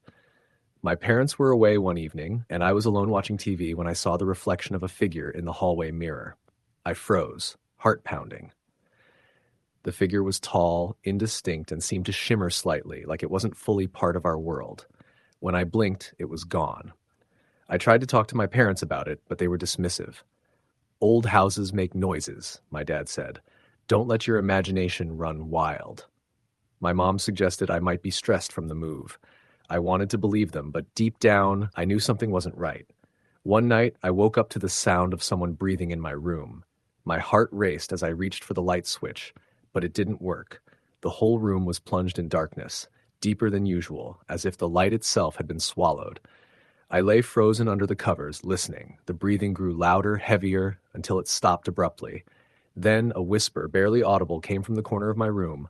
"Leave." I bolted upright, lights flickering back on, and the room was empty. I couldn't sleep for the rest of the night. It wasn't just me who experienced things. My younger sister Emily started talking about a woman she saw in the house, a pale lady in a long dress who watched her from the top of the stairs. She would wake up screaming, claiming the woman had tried to touch her. My parents still refused to accept anything supernatural. They thought Emily's imagination was running wild, but Emily had always been practical and skeptical. She didn't tell stories, especially ones that scared her so much. Then the objects began to move. Small things at first, a book out of place, a chair slightly shifted, but it escalated. One morning, I came downstairs to find the kitchen table flipped onto its side. There was no explanation. Doors were locked, windows shut. The feeling of being watched became constant. At night, I would hear the scratching of fingernails against walls, the soft shuffle of feet pacing the hall. Sometimes it sounded like a voice murmuring words I couldn't understand, a low, guttural chant. The most terrifying moment came one evening when my parents were out for dinner. I was home alone, trying to finish homework in the living room. The temperature suddenly dropped, and my breath became visible in the air. The lights flickered, then went out completely. I was plunged into silence and darkness, and then I heard it. Footsteps upstairs, slow and deliberate, heading towards my room. I tried to run to the front door, but it wouldn't budge. The handle was locked from the inside, though I was certain I hadn't locked it. Then I saw it, a shadow at the top of the stairs, humanoid but distorted, with elongated limbs that bent in unnatural ways. Its face was obscured, but I felt its eyes on me, cold and hungry.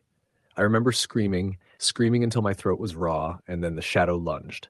I blacked out. I woke up on the couch, lights back on, door unlocked, and no one in the house. I thought I must have fainted from fear. But when I got up, I noticed something chilling. The words, "Get out," scratched into the wall in the hallway, fresh and raw. My parents came home shortly after, oblivious, and when I tried to show them, the scratches had vanished. We called a priest, reluctantly at first. He came with holy water and blessed the house. Nothing happened during the blessing, but that night, the whispering started again, louder, angrier.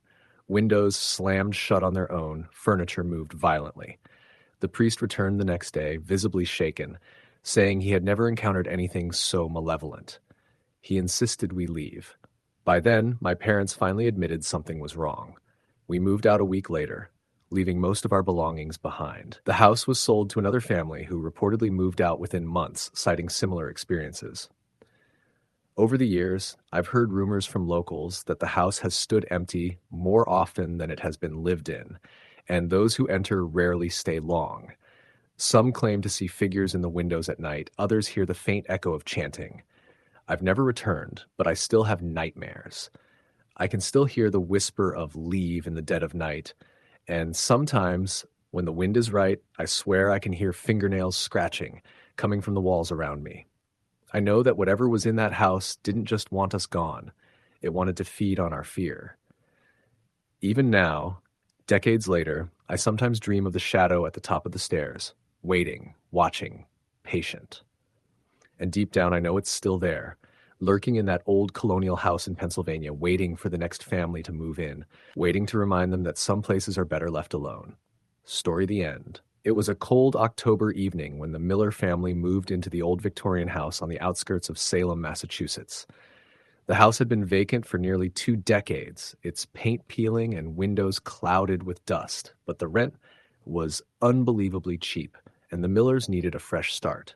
Jonathan Miller, a software engineer, his wife, Ellen, a high school English teacher, and their 12-year-old daughter, Grace, were eager to leave the cramped apartment in the city. The first night, they unpacked quickly, eager to settle in. The house groaned with every step, its wooden floors creaking in a way that felt almost deliberate. Grace explored the second floor, her small flashlight slicing through the darkness. She noticed a small door at the end of the hallway, half hidden by an old tapestry. Curiosity prickled at her, but when she tugged it open, she found only a narrow, dust-choked closet with a broken coat rack. Shrugging, she closed it and ran downstairs. The next morning, Jonathan noticed something strange while making breakfast. The knives in the kitchen drawer had been rearranged, not in any useful order, just shifted. He frowned and mentioned it to Ellen, who laughed it off, saying, "Maybe you're imagining things. It's an old house. Things get bumped around." But it wasn't just the knives. Over the next few days, the family started noticing more unsettling occurrences. Lights flickered when no one was touching the switches. Doors that were closed were sometimes wide open, and objects would disappear only to reappear in strange locations. The most disturbing was the sound of footsteps at night. Jonathan would hear them pacing in the hallway, slow and deliberate, stopping just outside the bedroom door. When he opened it, no one was there. Grace started speaking of a shadow man in her room. At first, her parents thought it was an overactive imagination. She had always loved ghost stories, but she described him in detail, a tall figure in black, faceless, standing by her bed and watching her sleep. One night, Ellen woke to Grace's whispers. "He's closer tonight, Mommy." Ellen rushed into the room to find Grace sitting upright, eyes wide, staring at the corner. Nothing was there. Then came the cold spots. The temperature in certain rooms would drop abruptly, and they all began to feel an oppressive heaviness in the air, like the house itself was watching. Jonathan tried to rationalize it. Old houses drafty, pipes, air currents. But the sense of being observed was undeniable. One evening, the family decided to explore the attic. It was cramped and filled with old furniture covered in dusty sheets. Among the cobwebs, they found an old chest. Inside were yellowed letters and photographs of the house's previous occupants, some of whom looked eerily similar to the Millers themselves. One photograph in particular caught Jonathan's eye, a family of 3, standing in front of the house, the same ages as the Millers. But the expressions were wrong, tense, frightened, almost pleading. The back of the photo had a scribbled note, "Leave before it takes you too." Jonathan laughed nervously, tossing the photo back into the chest. It's just some old joke, probably staged for Halloween or something, he said. But the unease had begun to seep into him as well. That night, things escalated. Grace screamed from her room. Jonathan and Ellen rushed upstairs to find her pointing at the corner again. "He's behind the mirror," she yelled. Jonathan frowned. There was only the old standing mirror against the wall. As he stepped closer, a cold breath brushed his neck, and the reflection in the mirror didn't match reality. Behind him, faintly visible, was a tall, faceless figure, just as Grace had described. When he spun around, nothing was there. Sleep became impossible. Doors slammed by themselves, whispers came from empty rooms, and shadows moved against the grain of the light. Jonathan tried to set up cameras, hoping to catch a rational explanation, but every camera failed in the house. Batteries died instantly, and footage was corrupted beyond recovery. Then, one evening, while Jonathan was working late in the living room, he noticed a figure outside the window. At first, he thought it was a neighbor, but the figure didn't move like a normal person. It was standing perfectly still, staring directly at him, its face hidden in shadow. When he blinked, it was gone. Ellen began having nightmares. Vivid, terrifying dreams where the house itself was alive, walls bending, ceilings stretching, shadows pressing in. She would wake drenched in sweat, whispering, "It wants us. It wants us." Jonathan tried to calm her, but he couldn't shake the feeling that they were being hunted. One night, Grace vanished. The family woke to the sound of the front door creaking open. Panic set in immediately. They searched the house from top to bottom. In the attic, they found her standing silently, staring at the chest of old letters. She didn't speak. When Ellen asked her what she was doing, Grace whispered, "He wants me to read the letters. He said I have to." Jonathan grabbed the letters, flipping through them frantically. They were a diary from the previous owner, detailing the descent of the family into madness. The last entry was scratched out, but the date was exactly 50 years ago, the same date as that night. The diary warned of a presence in the house, a spirit that fed on fear and despair. Suddenly, the temperature dropped dramatically. The lights went out. Shadows moved in unnatural ways across the walls. The family huddled together, clutching each other, as whispers echoed through the house, speaking in a language they didn't understand but that sent icy fear straight to their bones. From the corner of the room, the shadow appeared. Taller than any man, faceless, stretching impossibly, the edges of its form flickering like smoke. Grace screamed, "Don't let it take me!" Jonathan lunged forward, grabbing her, and the shadow recoiled slightly, as if aware of their defiance. It wasn't until the first rays of dawn that the presence seemed to weaken. The house went silent, the oppressive atmosphere lifted, and for a moment they felt safe. But the diary had been clear. The spirit didn't leave. It only waited. And as the Millers packed to leave, Jonathan noticed one last detail that froze his blood. The photograph from the attic had reappeared on the living room table. This time it showed the Millers in the same tense, pleading expressions as the family in the old photo. They left immediately, never looking back. The house remained abandoned after that, a silent sentinel on the outskirts of Salem. Locals whispered about the Victorian house where families went in, but never quite left the same. Some said if you pressed your ear to the walls on a quiet night, you could hear the faintest whispers, calling out, warning anyone who dared enter. Years later, Jonathan could still feel it watching him, even miles away. He would wake in the middle of the night to shadows in his bedroom, hear footsteps in the hallway, and sometimes a small voice would whisper, "You belong here." He never returned to Salem, but the memory of the house never left him. And Grace never stopped drawing shadows in her notebook, shadows that moved just like the faceless man. Even now, if you drive past that old Victorian house, you might see a light flicker in the attic window, even though it's empty. Some say the house waits, patient and eternal, for the next family foolish enough to believe it's just an old building, unaware that some places are alive with something older, something hungry. Story the end. I never believed in haunted houses until I lived in one. And even now, I hesitate to use the word haunted because it feels too clean for what happened there. Haunted suggests something passive, like echoes stuck in walls. What lived with us was active. It learned us. It adjusted. In 2009, my wife Claire and I bought a narrow 2-story house in a dying mill town in western Pennsylvania. The place was cheap because the town was cheap. The factory had closed, jobs had vanished, and the realtor said the previous owners were eager to relocate. The house had been built in the 1920s, clapboard siding, a steep roof, and a single maple tree in the yard that leaned toward the porch like it wanted to listen. I remember the smell the first time we walked in. Not rot, not mold, just cold dust and old wood like a closed library. We moved in with our two kids, Evan, who was 7, and Lucy, who was 4. The first week was normal in the way moving always is. Boxes everywhere, nights spent on air mattresses, learning which floorboards creaked. It was Evan who noticed the noises first. He asked why someone walked around upstairs at night after everyone went to bed. I told him houses settle, pipes knock, that sort of thing. I grew up poor in rentals. I knew the script. The sounds didn't follow a script, they followed a schedule. At exactly 2:17 a.m., every night, something moved in the upstairs hallway. It wasn't footsteps in the human sense, more like the slow drag of fabric across wood, stop-start, as if whoever it was paused to think. When I finally checked the time, I realized it never varied. 2:17. Always. Claire heard it too. We lay awake listening, counting the seconds between sounds. Sometimes there was a faint knock at the end of the hall, near the linen closet. 3 knocks, evenly spaced. I got up one night and stood in the doorway, heart hammering, staring down the dark hall. The sound continued, patient, like it didn't care if I watched. Nothing was there. Lucy started talking to someone she called the Quiet Lady. She said the Quiet Lady stood in the corner of her room and smelled like pennies. Claire laughed it off at first.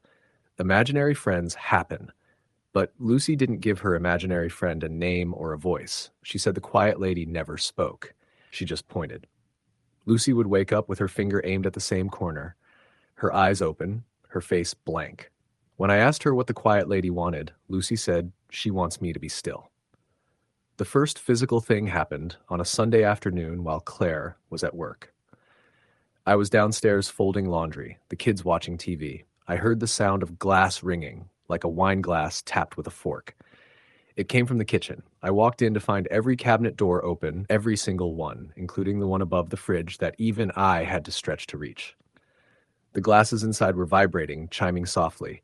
I stood there, holding a sock, trying to breathe. Then they stopped, all at once. The cabinet doors swung shut together with a pressure that rattled the walls. No slam, just firm, final closure. I didn't tell Claire that night. I didn't want to sound unhinged. I told myself it was a pressure change, old hinges, a coincidence. I told myself a lot of things. We found the stain in the basement a month later. It was a dark shape on the concrete floor, roughly oval, like something heavy had been dragged and left a shadow behind. It didn't smell. It didn't come up with bleach or scrubbing. The longer you looked at it, the more it felt like it wasn't flat, like it had depth. Evan refused to go down there after that. He said the stain made his ears feel full. I met our neighbor, Mr. Kowalski, while raking leaves. He was in his 70s, his back bent into a permanent apology. I mentioned the house, and he went quiet. He asked if we'd found the basement yet. I said yes. He nodded and said the house had trouble before. I asked what kind of trouble. He looked at the maple tree, then back at me, and said, "The kind that doesn't leave when you ask." That night I searched the address online. There was no dramatic headline, no infamous murder, just a small article from 1978 about a woman named Margaret Hale who died in her home after a fall, lived alone, found days later. The article mentioned her daughter had moved away and didn't come back often. It also mentioned the basement stairs were steep and narrow. I dreamed of the stairs that night. In the dream, they went down forever. Someone was behind me, breathing through their nose, slow and wet. After that, things escalated. Objects moved. Keys appeared in the freezer. Evan's backpack showed up in the attic. We'd hear the bathroom sink turn on upstairs and run until someone went to shut it off. The water was always ice cold.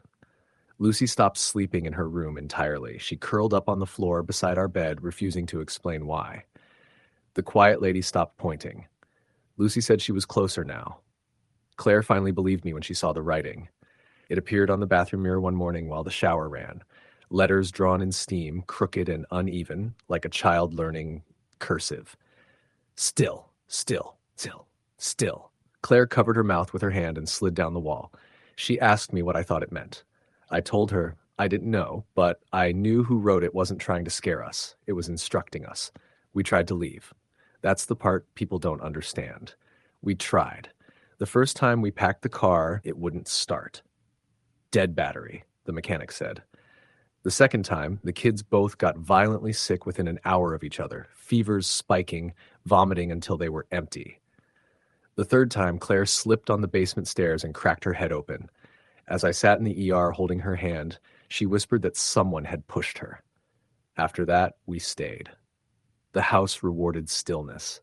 When we moved quietly, when we avoided the basement and the upstairs hall at night, things were calmer. The noises softened. The knocking stopped. The quiet lady stayed in Lucy's room and didn't come out. But stillness is not a way to live. It's a way to wait. One night, Evan came into our room shaking. He said someone had sat on his bed and pressed their hand over his mouth. He said it wasn't heavy, just cold, and it smelled like old coins. He said it had leaned down and put its face near his ear and breathed until he couldn't breathe anymore. When it left, his pillow was wet. I checked his room. The bed was cold, the sheets pressed flat, like someone had been there a long time. That was when I contacted a local priest. He came once, walked through the house, blessed the rooms, and left with a tight smile. He never returned my calls. I contacted a paranormal group I found online. They came with cameras and EMF meters and spent 3 hours whispering excitedly. Their equipment malfunctioned, their batteries drained. One of them started crying in the basement and refused to explain why. They left early. The house didn't like witnesses. Lucy stopped talking about the quiet lady and started talking like her. She'd sit for long periods without moving, her eyes unfocused, her breathing shallow. When we shook her, she'd blink and smile and ask what was for dinner.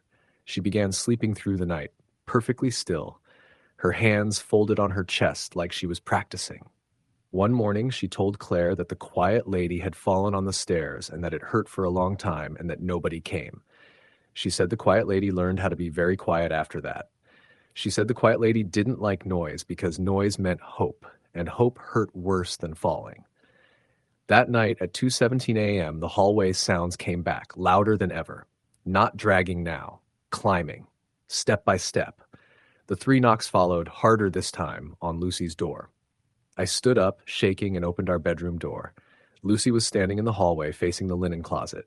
She was perfectly still. Her hand was raised, finger pointing. The closet door was open, and inside was darkness deeper than the hallway, a darkness that swallowed the light. I called her name. She didn't respond. The air smelled like pennies. Something moved inside the closet, a slow unfolding, like joints remembering how to work. I felt pressure in my ears, like descending too fast. I knew with a clarity that terrified me that it wanted Lucy because she knew how to be still. It wanted to teach her how to stay. I grabbed Lucy and pulled her back. The pressure exploded into noise. The house screamed. Every pipe, every board, every cabinet joined in. Lights burst. Glass shattered. The closet door slammed shut with a force that threw me against the wall. After that, the house changed its tactics. It didn't scare us anymore. It made us tired. Bone tired. We slept constantly, falling asleep in chairs on the floor. Time slipped. We forgot things. Meals. Appointments. We began to move slower, speak softer. Stillness crept in. The breaking point came when Evan didn't wake up for school. He was breathing, barely. His skin was cold. We rushed him to the hospital. The doctors couldn't find anything wrong. They said exhaustion, stress. When he woke, he asked if the quiet lady was gone. We sold the house at a loss. We didn't disclose everything. I still feel guilt about that.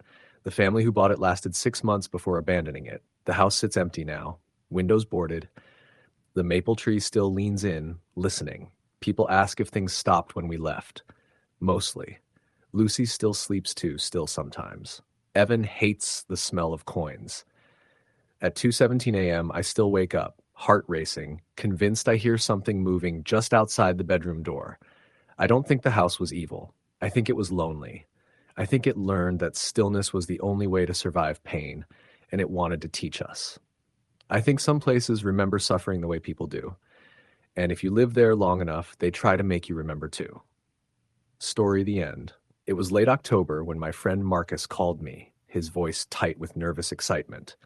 He had inherited his grandmother's house in a small town in Maine, a dilapidated Victorian on the outskirts of town. and wanted me to come down for a weekend visit. The house had been empty for over a decade, and the locals whispered about strange occurrences there, though Marcus had always dismissed them as superstition. I was a skeptic myself, but something in his voice made me uneasy, a tension I couldn't shake. Still, I agreed to go. When I arrived, the house was exactly what you would expect from an old Victorian left to decay. Paint peeling from the siding, windows clouded with grime, and an unkempt garden that looked like it hadn't seen care in decades. Marcus greeted me at the creaking front porch, his face pale and drawn. "It's worse than I remember," he said, his hand trembling slightly as he handed me the key. I shrugged off the chill crawling down my spine and followed him inside. The interior smelled of dust and old wood. The furniture was sparse, covered in sheets, and the wallpaper had begun to curl and yellow. The floors groaned under our weight.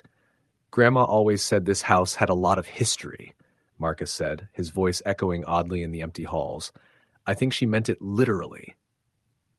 I laughed nervously, but the echo of my own laughter sounded hollow and too long to be normal. We explored room by room. The living room had an old fireplace, a few moth-eaten chairs, and a massive grandfather clock that had stopped at 3:15. Upstairs, the bedrooms were cold and dark, the curtains heavy and drawn. The air felt thick, as if it was holding its breath. Marcus showed me the attic last. He hesitated at the top of the stairs. "I never go up here," he admitted. "Grandma, she always said, don't go up here after dark." The attic smelled of mildew and something else, metallic like rusted blood. There was an old trunk in the corner. Marcus didn't open it. "Not yet," he said. That night we slept in the largest bedroom downstairs. Around 2 a.m. I woke to the sound of whispers. At first I thought it was Marcus, but he was asleep beside me. The whispers were soft, almost like someone breathing our names from the shadows. I froze, straining to hear, when suddenly the floorboards above us creaked, slow, deliberate footsteps pacing back and forth. I nudged Marcus. "Do you hear that?" I whispered. He bolted upright, eyes wide, and nodded. "It's just the house settling," he muttered, though his voice lacked conviction. The steps continued, stopping abruptly, as if whatever was up there had sensed us listening. I grabbed my phone to check the time, and it blinked 3:15. The same as the grandfather clock downstairs, that though we were well upstairs. The next morning, we tried to rationalize what had happened. The house was old. Old houses made noises, yet neither of us slept well. During breakfast, Marcus mentioned the townspeople's warnings. They said my grandmother was odd.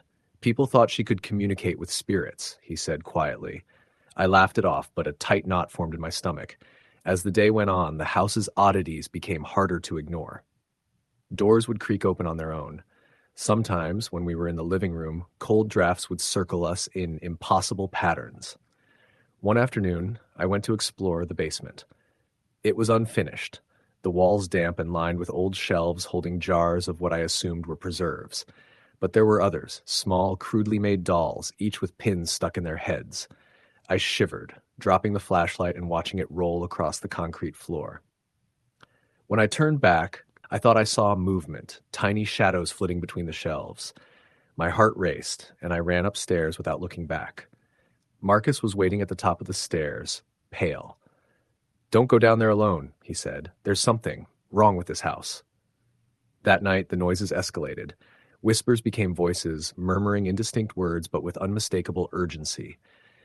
The floor above our bedroom shifted under invisible weight. At one point, the grandfather clock in the living room struck 3, even though we were upstairs. Then we heard it, a child laughing, soft and chilling, somewhere deep in the house.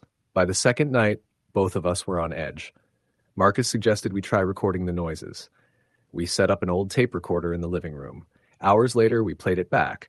The tape was filled with static and low humming, but beneath it, a voice whispered clearly, "Leave. Now." I didn't know if I believed in ghosts, but by that moment, I wanted to. Something about the house had changed. The air felt heavier, almost alive. Shadows seemed to stretch and twitch unnaturally in the corners of rooms. That afternoon, Marcus finally admitted the house had always been strange. Even when I was a kid, he said, his hands trembling, I'd see her, Grandma, talking to people who weren't there. Sometimes she'd disappear for hours and I'd hear crying, always crying, but no one was there. He looked around nervously.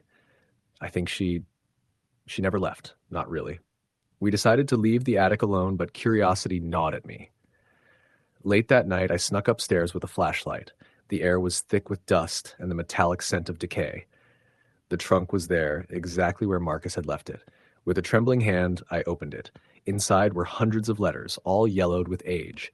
Most were addressed to my dearest spirits, and they contained rambling confessions, mentions of otherworldly entities, and detailed instructions for rituals. I heard the steps again, heavier this time, approaching the attic stairs. Panicked, I slammed the trunk shut and ran downstairs. Marcus met me at the bottom, his face pale. "I heard you," he said. "We need to leave. Now." We packed quickly, throwing what we could into bags. As we reached the door, the laughter started again, louder this time, echoing through the house like it was following us. The front door slammed shut before we could open it. I yanked at the handle, but it wouldn't budge. The temperature plummeted, our breath visible in the icy air. Shadows coalesced in the corners, shapes twisting impossibly. The whispers became a roar, multiple voices screaming, "Stay." Marcus shoved against the door. I screamed, and finally it burst open. We ran to his car, both of us shaking, hearts hammering. As we drove away, I looked back. In the attic window, I could swear I saw a figure, her eyes glowing faintly, waving goodbye or warning us. We didn't speak much on the drive home. The experience had left a weight in our chests, a sense of something unfinished. Marcus later sold the house to a developer, but even then, rumors persisted. Construction crews reported hearing crying, whispers, and unexplained cold spots. Some refused to go upstairs. A few months later, Marcus called me again. His voice was quieter this time, haunted. "I think she followed me," he said. "I hear her sometimes, in the hallway, in the kitchen, even at work." I felt a chill, realizing the house hadn't released its grip. It had marked him, and maybe me too, by mere proximity. I avoided returning to Maine, but occasionally in the middle of the night I hear whispers in my own apartment. I tell myself it's stress or imagination, but deep down I know some part of that house and the grandmother who never truly left lingers. Houses like that don't stay empty. They don't forgive. They wait. Even now I can picture the attic trunk, the letters, the dolls with pins in their heads. I don't want to, but my mind keeps circling back, remembering the cold, the laughter, the voices that never stop. Every Halloween, I swear I see shadows flicker in the corner of my room, hear the faintest whisper, "Come back." I can't go back, but I know the house isn't done with us. It's patient, and it's waiting. Story, the end. It was late October when my cousin Mark called me with an unusual request. He had just inherited an old farmhouse from a distant relative in upstate New York, somewhere near the Catskills, and he wanted me to help him clean it out. The house had been abandoned for decades, untouched since the 1970s, according to the sparse paperwork he'd found in a dusty filing cabinet. Mark was always the adventurous type, the kind who laughed at scary stories, but there was an edge to his voice when he spoke that day, something almost like fear wrapped in curiosity. When I arrived, the house looked like a relic from another time. The paint was peeling, the roof sagging in places, and the front porch groaned under every step. The air smelled of damp wood and mildew, and the surrounding trees were already bare, their skeletal branches scraping against the house with every gust of wind. Mark greeted me with a flashlight in one hand and a box of old tools in the other. "Let's get this over with," he said, though his grin didn't reach his eyes. The first few hours were uneventful. We moved boxes of old clothes, broken furniture, and yellowed newspapers from the living room and kitchen. But as the sun dipped below the horizon, the house began to feel different. The shadows in the corners seemed to move just slightly, like they were stretching or bending when I wasn't looking directly at them. And then the noises started. At first, it was subtle, a floorboard creaking upstairs, like someone was walking slowly across it. I shrugged it off, telling myself the house was settling. Mark didn't say anything, but I noticed he kept glancing toward the staircase, flashlight trembling slightly in his grip. Around 9 o'clock, we took a break in the kitchen. The air suddenly grew colder, and the lights in the kitchen flickered. Mark laughed nervously. "Old wiring," he said, but even he didn't sound convinced. That's when we heard it, a soft humming, almost like someone singing a lullaby. It was coming from the hallway that led to the bedrooms. Neither of us had heard any visitors. and the humming didn't match any song either of us knew. Probably the wind, I said, trying to convince myself as much as Mark. But the closer we got, the more distinct it became, childlike but eerie with an almost mournful tone. Then the humming stopped, and there was silence, the kind of silence that feels thick, pressing against your ears. We decided to call it a night, sleeping in the living room on old mattresses we found in the attic. But around 2 a.m, I woke to the sound of footsteps again. This time they were coming from the hallway outside the living room, slow and deliberate. I nudged Mark awake, but he was already sitting up, staring at the door with wide eyes. "Did you hear that?" I whispered. He nodded. "Yeah, don't go out there." But curiosity, or stupidity, got the better of me. I grabbed a flashlight and edged toward the hallway. That's when I saw it, a shadow, darker than the night itself, moving just at the edge of the light. It didn't have a clear shape, just a mass that seemed to pulse slightly. And then I heard a whisper, soft and raspy, coming from the shadow, "Get out!" I froze, heart pounding, and suddenly the shadow lunged, or at least it seemed like it did. I stumbled back, and the light flickered out. Mark screamed when he saw me fall, and the shadow vanished. The next morning, we didn't speak about what had happened. We packed a few more boxes, but neither of us could shake the feeling that we weren't alone. That afternoon, I explored the second floor, where the bedrooms were. One door at the end of the hallway was locked with a rusty old padlock. I tried the doorknob, but it didn't budge. When I returned to the living room, Mark was gone. I called out, my voice echoing through the empty house. Nothing. Then I heard it. The soft humming again, coming from upstairs. Against my better judgment, I ran to the stairs, and there he was, Mark, standing in front of that locked door. His face was pale, and he was whispering something I couldn't hear. "Mark?" I said, but he didn't respond. I grabbed his arm, and he turned to me with eyes I didn't recognize. They were wide, glassy, and his mouth opened in a silent scream, and then he bolted up the stairs and disappeared behind the door. I ran after him, wrenching at the padlock. It broke easily, as if someone or something wanted me inside. The room was empty, except for a small, decrepit crib in the corner. The floorboards creaked under my weight, and the walls were covered in peeling wallpaper, yellowed with age. But what made my stomach twist was the writing scrawled across the wall in what looked like dried blood. "Leave now, or stay forever." I turned, and the room was filled with shadows, dozens of them, writhing and moving across the walls. And then I heard it, the laughter. High-pitched, frantic, coming from every corner at once. I stumbled back, tripping over the edge of the crib. When I looked up, Mark was gone, and in his place was a small figure, hunched over, with dark hair covering its face, rocking back and forth in the crib. I ran. I didn't stop until I was outside, gasping for air in the cold night. The house loomed behind me, silent, but I could feel its presence, like it was watching, waiting. I didn't sleep that night, and I didn't return the next day. Weeks later, I heard from the town sheriff who had come to check on the property. He said no one had lived there for decades, except for rumors of a family that disappeared in the 1970s. The townspeople called the place cursed. But what chilled me most was when he mentioned the crib. According to old police reports, it had been empty. Yet every visitor reported hearing a child crying, rocking, or laughing, but no one had ever seen a child. Mark was never found. The last time anyone saw him, he was walking toward that locked door on the second floor. I've never been back, and I don't plan to. But sometimes when I'm alone at night, I swear I can hear the humming again, faint at first and then closer, as if it's calling me back. Years have passed, and I've tried to rationalize it all: stress, overactive imagination, the isolation of the woods. But the images of that room, the shadows, and Mark's eyes, they never leave me. And I know deep down that the house is still there, waiting for the next person curious or foolish enough to enter. The thing about that place is, it doesn't just haunt the house, it haunts you. You carry it with you. I can feel it sometimes, in the silence, in the shadows of my own home, whispering, humming, laughing, and I know it's still out there, patient, biding its time, ready to pull you in if you dare to look too long. Story the end. The Johnson family had always wanted a home that felt like it belonged to them, a place where their 2 children could run freely and where the garden bloomed in every season. When they found the old Victorian house on the outskirts of Asheville, North Carolina, it seemed perfect.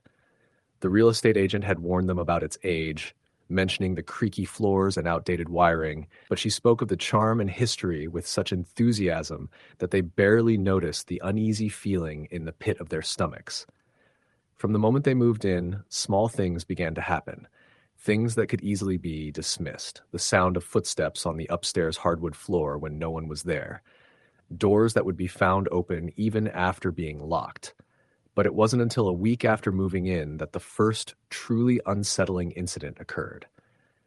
Emily, their 10-year-old daughter, came running down the stairs, pale and shaking. She claimed she had seen a man in the hallway, dressed in an old-fashioned suit, staring at her from the corner of her eye. Her parents laughed it off, attributing it to an overactive imagination fueled by the spooky architecture of their new home. Then came the whispers. Late at night, Mark Johnson would wake to the faint sound of voices, indistinct, like someone speaking just beyond comprehension. At first, he thought it was his wife, Claire, sleep-talking, but when he would shake her awake, she would be fast asleep, her face calm and undisturbed. The whispers seemed to come from the walls themselves, and every time he tried to follow them, they would cease, leaving him with the hollow echo of silence. The house's attic was locked when they moved in, the old brass key dangling from a nail on the wall. Emily swore she had seen a figure peering out of the attic window at night, though when her parents went to check, no one was there. One evening, while unpacking boxes in the attic, Mark found an old trunk filled with letters, journals, and photographs dating back over a century. The photographs were of people in the house, dressed in the same style Emily had described seeing. Most of them stared directly at the camera, their faces stern, eyes dark and hollow. One photograph in particular unsettled him. A young boy, no older than Emily, sitting on the very stairs she ran down in terror a week prior, holding a doll with its eyes scratched out. The real trouble began after they decided to renovate the kitchen. Workers complained of sudden cold spots, feeling as if someone was breathing down their necks, and tools went missing, only to reappear in strange places. One evening, Claire was preparing dinner when she saw, reflected in the kitchen window, the silhouette of a man standing behind her. Spinning around, she found the kitchen empty. The lights flickered, plunging the room into shadows that seemed to move of their own accord. That night, Emily cried out from her room, claiming the boy from the photograph was sitting at the foot of her bed, whispering something she could not understand. Mark tried to rationalize it, but he could no longer ignore the scratches that appeared overnight on the walls, faint but forming letters, spelling words like leave and run. Objects would vanish and return broken or rearranged. Their dog, a golden retriever named Sam, began refusing to enter certain rooms, growling at invisible presences, hair bristled, eyes wide with fear. Even their neighbors started mentioning the house, warning them with averted eyes and hushed tones. "That house has a history," that one neighbor said. "People who move in, they don't stay long." But Mark and Claire were stubborn. They wanted to believe they could handle it, that it was just the house settling, old wood contracting, imagination playing tricks. Then the dreams started. Claire dreamt of being trapped in the attic, screaming for her family while shadowy figures pressed closer. Mark dreamt of watching his children wander into the woods behind the house, drawn by whispers he could not resist. In these dreams, the house felt alive, oppressive, as though it were breathing, listening, watching. When they would wake, everything seemed normal. Yet the air felt heavier, the shadows longer, the floorboards creaking in ways they hadn't before. The breaking point came one stormy night. Lightning struck nearby, plunging the house into darkness. The family huddled together in the living room, candles flickering. That's when the front door slammed open on its own, and a chilling wind swept through the house. They heard footsteps ascending the stairs, slow and deliberate. Emily screamed, pointing toward the hallway, where a figure, tall and faceless, stood at the top of the stairs. Mark grabbed a flashlight, but the beam revealed nothing. The whispers returned, louder this time, intelligible. "You shouldn't be here. Leave now." Panicked, they tried to pack, but every exit seemed blocked. Windows wouldn't open, doors refused to budge. The shadows seemed to gather in corners, stretching toward them, and the temperature dropped suddenly that their breaths hung in the air like smoke. Mark grabbed his children, and they made a desperate run toward the front door. Just as they reached it, a hand, cold, skeletal, impossibly thin, grabbed Mark's shoulder. He spun around, swinging his fists at empty air, and the hand vanished.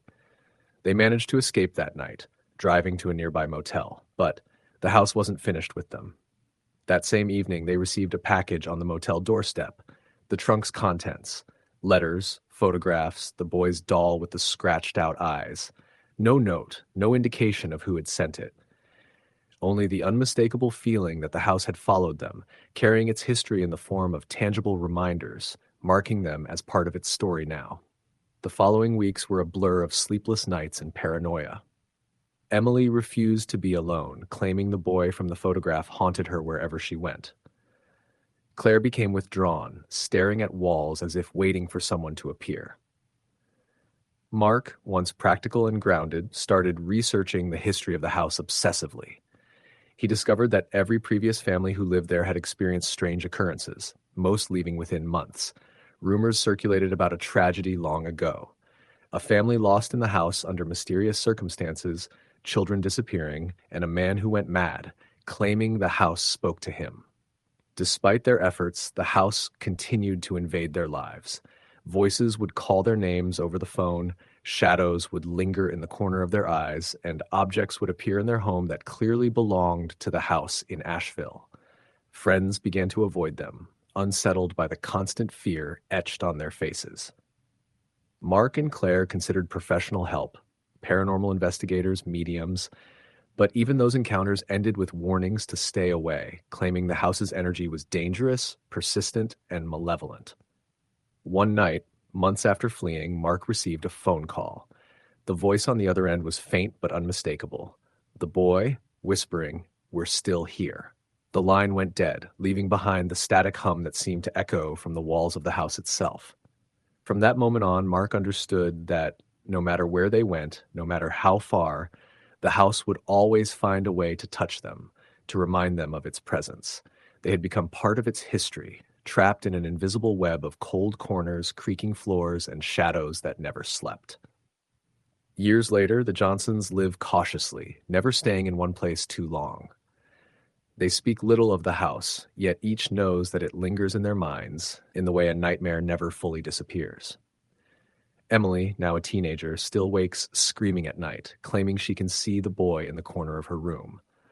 Claire walks through her home as if feeling for unseen hands on her shoulders, and Mark jumps at every unexpected sound. The house in Asheville remains, empty to the outside eye, its windows staring blankly into the night. But those who know better, those who have felt its cold embrace, understand that it waits patiently for the next family to stumble inside to continue the endless cycle of terror. Story the end. It was a crisp October evening when the Jensen family first moved into the old Victorian house on the outskirts of Salem, Massachusetts. The house had been on the market for over a year, with realtors whispering about its quirks and the strange things neighbors claimed to have seen. But for Mark and Elaine Jensen, newlyweds with 2 young children, it seemed perfect. The price was right, and the house had the kind of charm that came only from age. Ornate woodwork, high ceilings, and stained glass windows that caught the sun in beautiful, fractured colors. The first few nights were uneventful, aside from the creaks and groans you might expect from a house that had stood since the late 1800s. But by the third night, little things began to unsettle them. Elaine swore she saw shadows move at the edge of her vision. Mark thought he heard whispers outside the bedroom door, faint but insistent. Their daughter, Sophie, started waking in the middle of the night, crying about a man in the closet, though when Elaine checked, the closet was empty. Mark brushed it off as stress from the move. He worked long hours at a tech company in Boston and was convinced that the isolation of the house was playing tricks on them all. But Elaine had a different feeling, an instinct she couldn't shake. There was something in the house that didn't belong, something cold and watching. The first undeniable incident happened one Sunday afternoon. Elaine was in the kitchen unpacking dishes when she heard a loud thud from the living room. Rushing in, she found the massive grandfather clock that had been standing for over a century toppled over, its pendulum swinging like a broken heartbeat. Mark came running, frowning. It must have just been unbalanced, he said, but even he couldn't explain how it fell so violently on its own. That night, the power went out. Not a flicker, not a surge, just complete darkness. The old house groaned under the wind, and in that darkness, they heard it, the sound of footsteps ascending the stairs.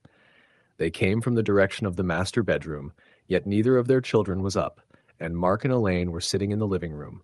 The steps stopped at the top landing. Then a soft, deliberate knock at the bedroom door. Mark, trying to keep calm, said, "It's probably just the house settling." But the knock came again, louder, more insistent. Elaine's hands shook as she reached for the flashlight. When the beam hit the door, the knocking stopped, but the doorknob was slowly turning, as if someone or something were inside. That was the first night Elaine truly believed the house was alive. Over the next few weeks, incidents escalated. Doors slammed by themselves, pictures fell off walls, and the old rocking chair in the nursery would move on its own. Sophie's drawings, once innocent stick figures, began to depict faceless people standing at her window, staring in. One evening, Mark decided to investigate the basement. It had always felt colder than the rest of the house, a draft that seemed unnatural even in autumn. As he descended the steps, the air grew heavier, pressing against his chest. The basement smelled of damp earth and something metallic, blood maybe, though he told himself it was just rust. Halfway down, he saw scratches on the wooden beams, deep gouges that hadn't been there before. At the far end, a small door he hadn't noticed before creaked open, though he was certain he had locked it the night before. He shone his flashlight inside. The beam caught a figure hunched in the corner, a shadow so dark it seemed to absorb the light around it. Mark froze. The figure didn't move, but he felt its eyes on him, a cold awareness that made the hair on his arms stand on end. Then it lunged, or perhaps it was just a trick of his mind, but Mark screamed and stumbled back up the stairs, slamming the basement door behind him. When he told Elaine, she didn't dismiss it. She had seen things too, and now, for the first time, fear took root in both of them.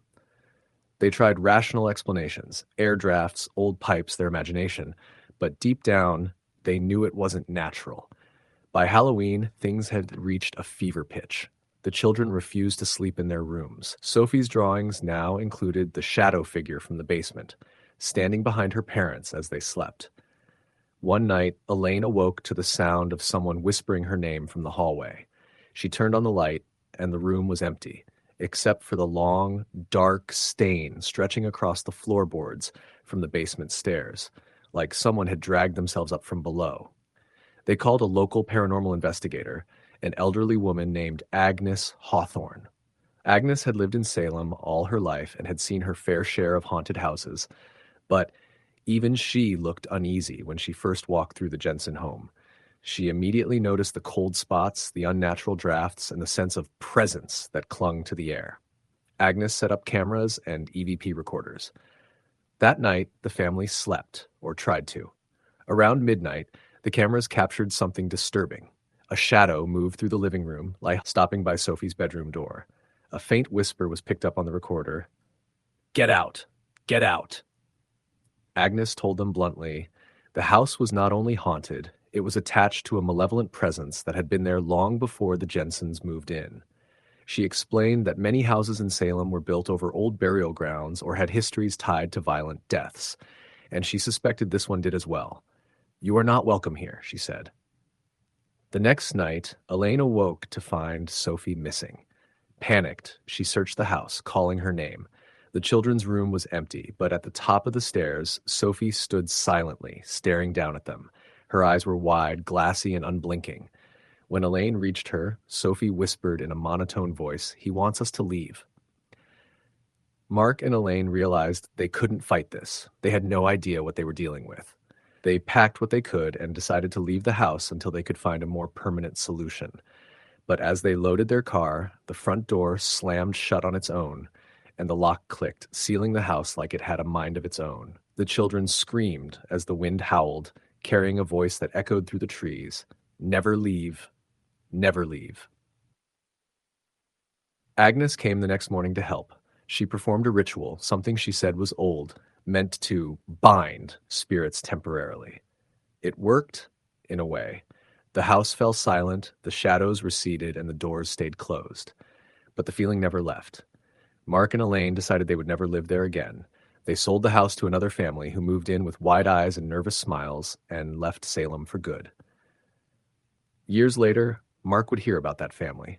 They didn't last long. Neighbors reported screaming at night, windows broken from the inside, and eventually the house was abandoned again, sitting quietly under the moon, waiting. Sophie, now grown, sometimes dreams of the house. In her dreams, the shadows still whisper her name, still beckon her back. She wakes up in cold sweats, certain that one day it will call her home. The Jensen house still stands in Salem, its paint peeling, its windows dark, an American Victorian with a heart full of malevolence. People pass by, telling themselves it's just another old house, but some swear they've seen figures staring out from the second floor, eyes black as coal, or heard whispers riding the wind. You shouldn't be here. The house doesn't care who moves in because it has patience. It waits. It watches. And sometimes late at night, it chooses someone to never leave. Story the end. I grew up hearing stories about the old Whitmore house at the edge of our small Pennsylvania town. It was one of those places everyone knew not to approach. Peeling white paint, broken windows, and a sagging roof that looked like it could collapse at any moment.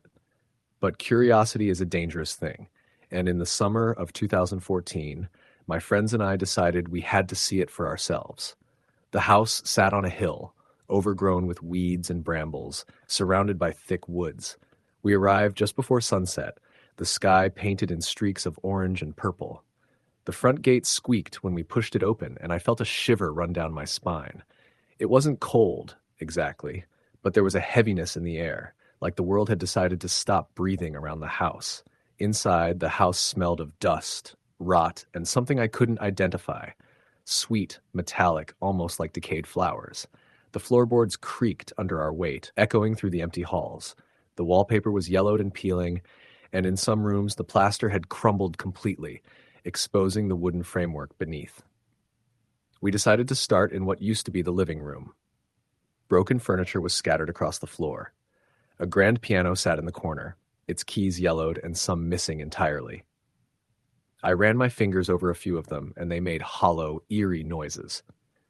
My friends laughed nervously, but I could tell they were just as uneasy as I was. As we moved deeper into the house, the air seemed to get colder and the shadows thicker. It was subtle at first, just a feeling that someone or something was watching us. Then we started hearing noises. A floorboard creaked upstairs, though we knew we were alone. A door slammed somewhere in the distance, making all of us jump. I tried to rationalize it. The house was old. Things fell apart, but there was a rhythm to the sounds, like footsteps pacing, deliberate, following us. We made our way to the staircase leading to the second floor. As we climbed, I felt a sudden drop in temperature, my breath visible in the dim light of our flashlights. Halfway up, I froze. From one of the upstairs rooms came a faint, almost imperceptible humming. It was slow, sad, and oddly melodic. My friends whispered, asking if I heard it too. I nodded. The sound seemed to be coming from the master bedroom at the end of the hallway. The room was in ruins. The bed frame was broken, the mattress ripped open, and something dark smeared the walls. At first, I thought it was just mold or rot, but then I realized it was old blood, dried and dark, scrawled in words that made my stomach turn. Leave before midnight or stay forever. One of my friends, Jake, laughed nervously and said it was probably a prank from some kids years ago. But the humming stopped the second he spoke. The silence that followed was suffocating, and then I heard it. Soft footsteps behind us on the floorboards outside the room. I turned, but no one was there.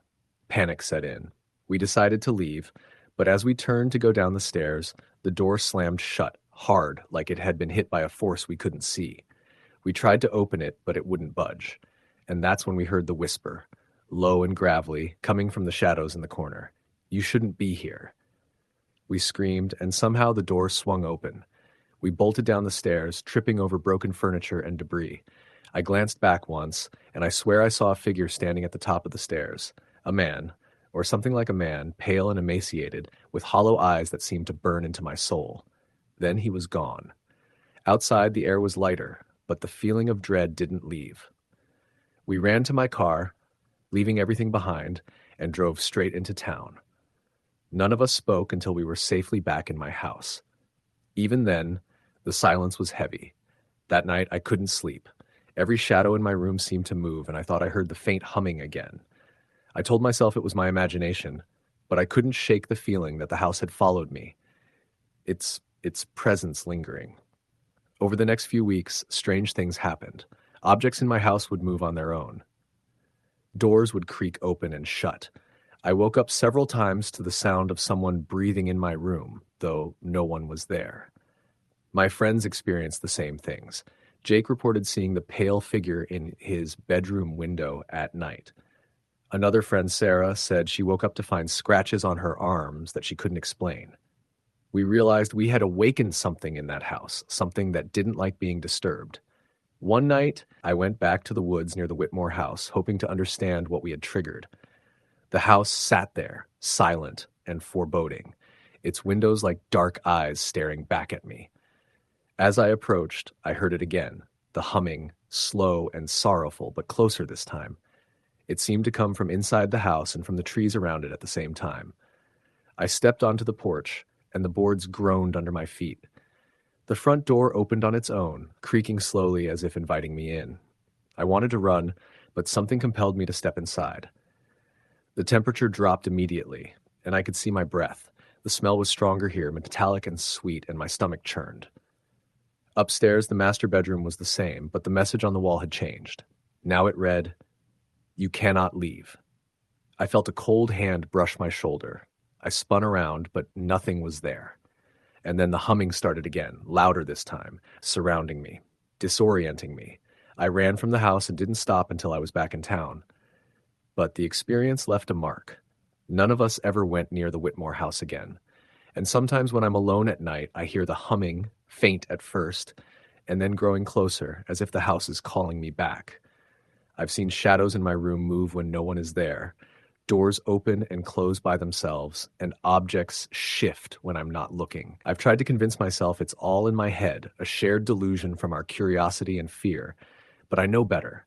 Something lives in that house, something that watches, waits, and remembers every person who dares to enter, and I've learned that once it notices you, it doesn't let go.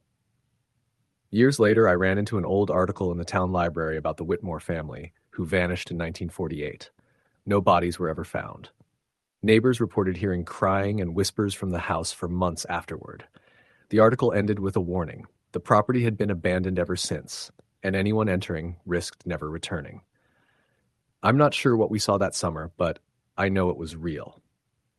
The Whitmore house is alive in a way I can't explain, and it doesn't forgive intruders.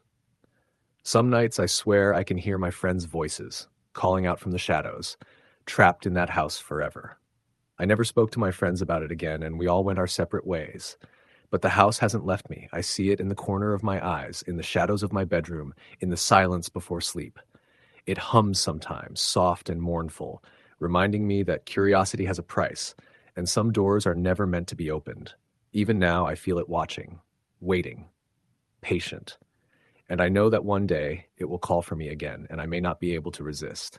Story, the end. The Matthews family had been searching for months when they finally found the house on the outskirts of Louisville, Kentucky. It was a sprawling colonial with peeling white paint and ivy crawling up its sides, set back from the road behind a line of gnarled oak trees. The real estate agent had mentioned that the house had been vacant for almost a decade, but promised it was structurally sound. Mark and Lisa Matthews didn't care. They wanted the space for their 3 children, and the price was right. From the first night, the house felt off.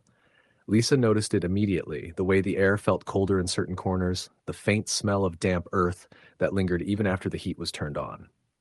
Mark chalked it up to the house being old, but even he admitted that the place creaked in ways that didn't seem natural. The children, Emily, age 7, Ryan, age 5, and baby Sophie, slept uneasily, often waking to cry or call for their parents for no discernible reason. The first real incident happened 2 weeks after they moved in. Lisa had been in the kitchen washing dishes when she heard footsteps upstairs. She assumed it was Mark, but he was on a work call in the den. The footsteps continued down the hallway, stopping outside the children's bedrooms. Then came a low, almost guttural whisper. Go, go. Lisa froze, unable to move, and the whisper repeated, louder, more insistent. By the time Mark came in, the noise had stopped, and the hallway was silent except for the wind rattling the windows. Mark tried to dismiss it as a prank from Emily or Ryan, but the children swore they had heard someone talking to them at night. Emily described a man with no face standing at the foot of her bed. Ryan said he saw a shadow lady peering through his closet door. Lisa, exhausted and increasingly anxious, began keeping a notebook to track the incidents. Within a month, it was filled with entries documenting slamming doors, objects moving on their own, cold spots in the living room, and shadows flitting across walls when no one was there. One night, around 2 a.m., Lisa awoke to the sound of crying. She went to the nursery to find Sophie's crib rocking violently. The baby was asleep, but the rocking didn't stop until Lisa grabbed the crib and held it steady. Mark didn't believe her, saying perhaps a draft caused it, but Lisa knew the feeling in the air was wrong, a heavy, almost angry energy pressing down. Things escalated rapidly after that. One afternoon, Lisa returned home early from work and found the living room in disarray. Pictures hung crooked, some on the floor, a chair turned over, and in the center of the room, a dark smear stretched across the hardwood floor. It looked like someone had dragged themselves there, but no one had been inside. Mark was furious, thinking Lisa was exaggerating, until he stepped into the hallway and felt a chill so intense it made his teeth chatter. They called in a local psychic named Caroline Hayes, who had a reputation for dealing with particularly stubborn spirits. Caroline walked through the house quietly, her expression growing grimmer by the minute. "This is not just a haunting," she said. "There's something here that doesn't want you. It's angry." She explained that the house had a dark past. Built in the early 1800s, it had been home to a wealthy family whose patriarch had died under mysterious circumstances. Rumor had it that he had been abusive, and several servants had disappeared during his tenure. Over the decades, other families had moved in and out, often leaving suddenly. Caroline set up protective charms and performed a cleansing ritual, but warned that the presence was powerful and might resist. That night, as the family tried to sleep, the manifestations intensified. Doors slammed, windows rattled despite the lack of wind, and the whispering returned, this time repeating each family member's name over and over. Emily screamed that the man with no face was standing at her doorway, and Ryan cried that the shadow lady wanted him to follow her into the dark. The next morning, Mark found scratches on the walls near the basement door, deep, jagged lines that hadn't been there before. Hesitant but desperate, he decided to investigate the basement himself. The air grew colder with each step down, carrying the scent of decay. In the far corner, he noticed something strange, a small, bricked-up doorway that hadn't been mentioned in any of the house plans. The bricks were old, but the outline was unmistakable, as if someone had tried to seal off a room. Mark's flashlight flickered as he leaned closer. The air felt heavy, almost suffocating, and he swore he heard whispering coming from behind the wall. "Leave, now." Mark backed away, shaken, and told Caroline what he had found. She immediately suspected that the house had been built over a hidden room, possibly a site of some violent event, which would explain the intensity of the haunting. She advised the family to leave until a proper investigation could be conducted, but Mark and Lisa were hesitant. They had already invested everything into the house. 2 nights later, the unthinkable happened. Lisa awoke to the sound of Sophie crying from her crib, but when she entered the nursery, the baby was gone. Panic overtook her as she ran through the house, calling Mark. Emily and Ryan were in bed, seemingly asleep, but in the corner of the hallway, she saw Sophie, or something that looked like her. The figure's eyes were black voids, and it tilted its head unnaturally. The whispering returned, "Stay, forever." Mark and Lisa grabbed the children and fled to Caroline's house. They didn't look back, even as the wind carried the faint sound of laughter behind them. Caroline explained that the entity attached itself to the house and had targeted Sophie, the youngest, perhaps because of her innocence. She suggested that the family never return, as the spirit would continue to grow more aggressive with time. The Matthews sold the house at a loss, but stories from neighbors soon confirmed what they feared. Lights would flicker at night, figures were seen in the windows, and the sound of crying could be heard from within the walls. Several families moved in, only to leave within months, claiming they couldn't live with the oppressive feeling that someone was constantly watching, waiting. Years later, Mark and Lisa still remember the nights they spent in that house, the feeling of cold hands brushing their skin, the whispers calling their names, the shadowy figures that refused to be seen clearly but whose presence was undeniable. They tell the story to friends, not as a ghost story, but as a warning. The house still stands, empty and decaying, but it is far from abandoned. Whoever or whatever resides there continues to linger, biding its time, waiting for the next family to make the mistake of thinking it is just another old house in Kentucky. Sometimes, late at night, Mark dreams of the black-eyed figure in the hallway, the whispering voice of his daughter calling him to stay. He wakes in a cold sweat, remembering the terror, and wonders how many others the house has claimed since they left. And he knows, without a doubt, that the house is still hungry, still watching, still alive. Story the end. I remember the first time I heard about the old Whitaker place. It sat on the outskirts of a small town in upstate New York, shrouded by dense woods and forgotten by time. No one had lived there for decades, and the stories surrounding it were unsettling, even for locals used to rural superstitions. My friend Jamie and I were both in our early 20s, chasing cheap thrills during a long summer break. We'd heard that the house had been abandoned since the 1970s, after the last resident, an elderly woman named Margaret Whitaker, vanished without a trace. Some said she had been involved in dark rituals. Others claimed the house simply drove people mad. We didn't care about the warnings. We wanted to explore. We arrived one late afternoon in early August. The sun was low, casting long shadows through the overgrown driveway. The house itself was a crumbling Victorian, its paint peeling, shutters crooked, and windows clouded with grime. Vines crawled up the sides like grasping fingers. Even from the road, I felt a knot tighten in my stomach. Jamie, ever the thrill-seeker, jumped out of the car, flashlight in hand. "This is perfect," he said, grinning. "It's exactly what we're looking for." Inside, the house smelled of damp wood and decay. Dust coated every surface estate, and cobwebs hung like curtains in the corners. The air was unnaturally still, as if the house itself were holding its breath. We started in the foyer, moving cautiously through the main floor. The furniture was draped in white sheets, and broken picture frames littered the floor. One frame, a faded portrait of a stern-looking woman, caught my eye. I shivered, then looked away. As we explored, strange things began happening almost immediately. Doors that we were sure were closed creaked open on their own. A chill would pass through a room even when the sun was streaming through the windows. Jamie joked about the ghosts of old ladies past, but his voice lacked conviction.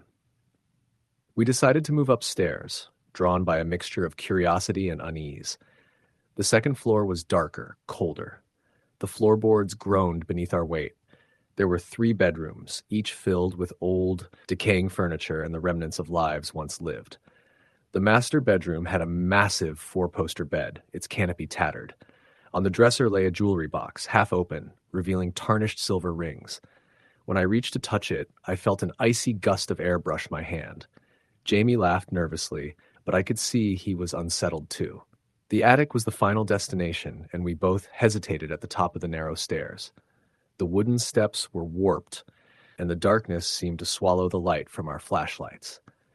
Once we reached the attic, we found it packed with old trunks and boxes. Dust motes danced in the beams of light.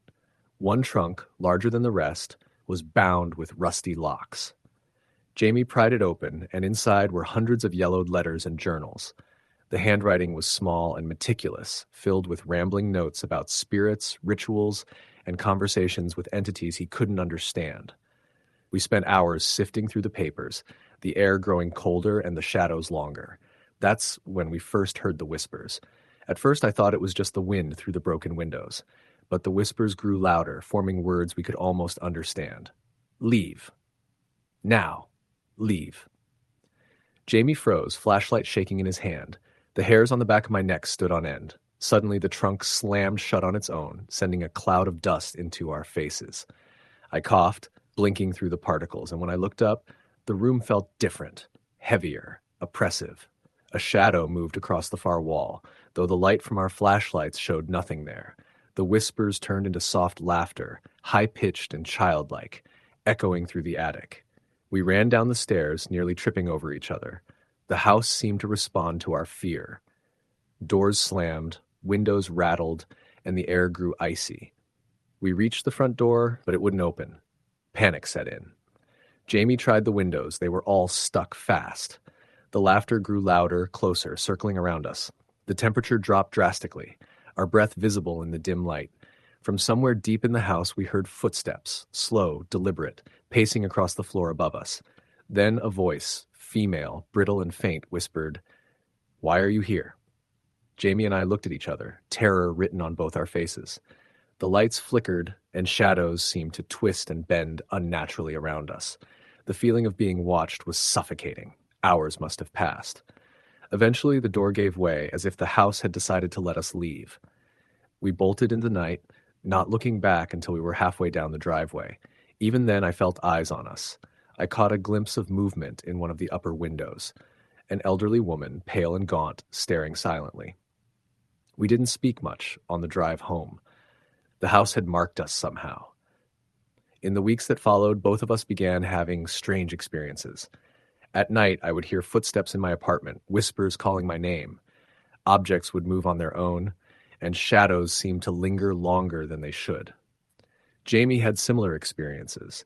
He swore he saw a woman standing in the corner of his bedroom, always just out of reach. Months later, I learned that Margaret Whittaker had been rumored to practice occult rituals, claiming she could communicate with spirits from other realms. Locals had avoided the house after her disappearance, but that didn't stop the occasional trespasser. One of them had gone missing in the 1980s, never to be found. The experience stayed with me. Every time I closed my eyes in the dark, I could hear the faintest whispers calling me back to that attic, to the shadows, to the house that never truly let go. I never went back, and I never planned to. But sometimes, late at night, I think about the trunk, the letters, and the childlike laughter echoing through the empty halls. The house still stands, slowly decaying, untouched but alive in some way I can't explain. Friends and locals warn me to stay away. They all say the same thing. Whittaker's house doesn't forget, and it doesn't forgive.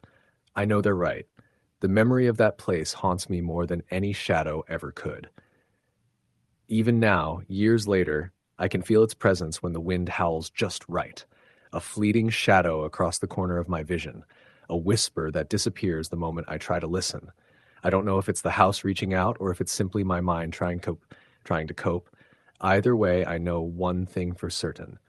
The Whittaker house is real, and whatever lingers there is patient, waiting for the next curious soul foolish enough to enter. Story the end. It started the day we moved into the old Victorian house on Maple Street in upstate New York. My parents had bought it for a steal, charmed by its sprawling porches and stained glass windows, and I was 10, thrilled to finally have a backyard bigger than a patch of concrete. The neighborhood was quiet, mostly families who had lived there for generations, and the air smelled like pine and old wood. The realtor warned us that the house had been empty for years, but she laughed off the rumors of it being haunted. My parents were practical people. They didn't believe in ghosts, and for the first few days, neither did I. The house itself was magnificent, but it had that unmistakable aura of neglect, creaking floors, cobwebs in the corners, and a chill that never quite left the air. I spent the first week exploring every room, fascinated by the spiral staircase in the corner and the attic with its dusty trunks. My parents were busy unpacking, so I was mostly on my own, which suited me perfectly. The first night, however, something felt off. I remember lying in my bed on the second floor, staring at the ornate ceiling when I heard it, a soft tapping like fingernails against the wooden floor below. I thought it was my mom or dad checking on me, but when I called out, there was no answer. The sound stopped as suddenly as it started. I told myself it was the house settling. Old houses creak, I reasoned. That's all it was. But the noises didn't stop.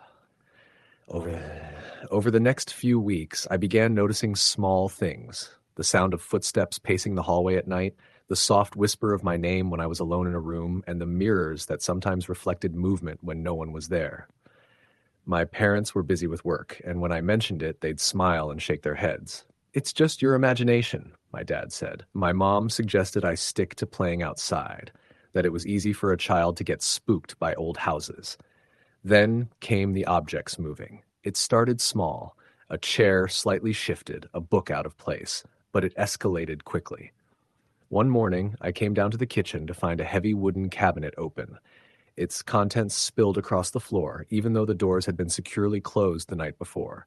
I asked my parents if they'd moved it while I was asleep, but they insisted they hadn't. The feeling of being watched became constant, like invisible eyes tracking me wherever I went. My younger brother, Jacob, was the first to have a direct encounter. One night he woke screaming, claiming a man in a black cloak had been standing at the foot of his bed. He said the figure had eyes that glowed red, and that it whispered threats in a voice that sounded like gravel. My parents were shaken, but still hesitant to accept anything supernatural. They blamed nightmares, stress, the usual explanations. But Jacob had never had nightmares before, and the terror in his eyes was impossible to dismiss. By the end of the first month, the house's behavior intensified. The lights flickered randomly, doors slammed shut with no wind, and the temperature would drop drastically in certain rooms, making our breath visible indoors. One evening, I was in the attic looking through old trunks when the hatch slammed shut above me. I banged on the door, screaming, but it wouldn't budge. Then, from the shadows, I heard a whisper. "Go." My heart raced, and after what felt like hours, the hatch creaked open on its own. I bolted downstairs and refused to go near the attic again. We called a local historian, hoping for a logical explanation. He told us the house had a dark history. It was built by a man who had lost his wife and child in a fire, and legend said he had gone mad performing strange rituals in the house. The house had changed hands many times over the decades, with each family leaving after unexplained incidents, disappearances, sudden illnesses, and, in some cases, terrifying visions.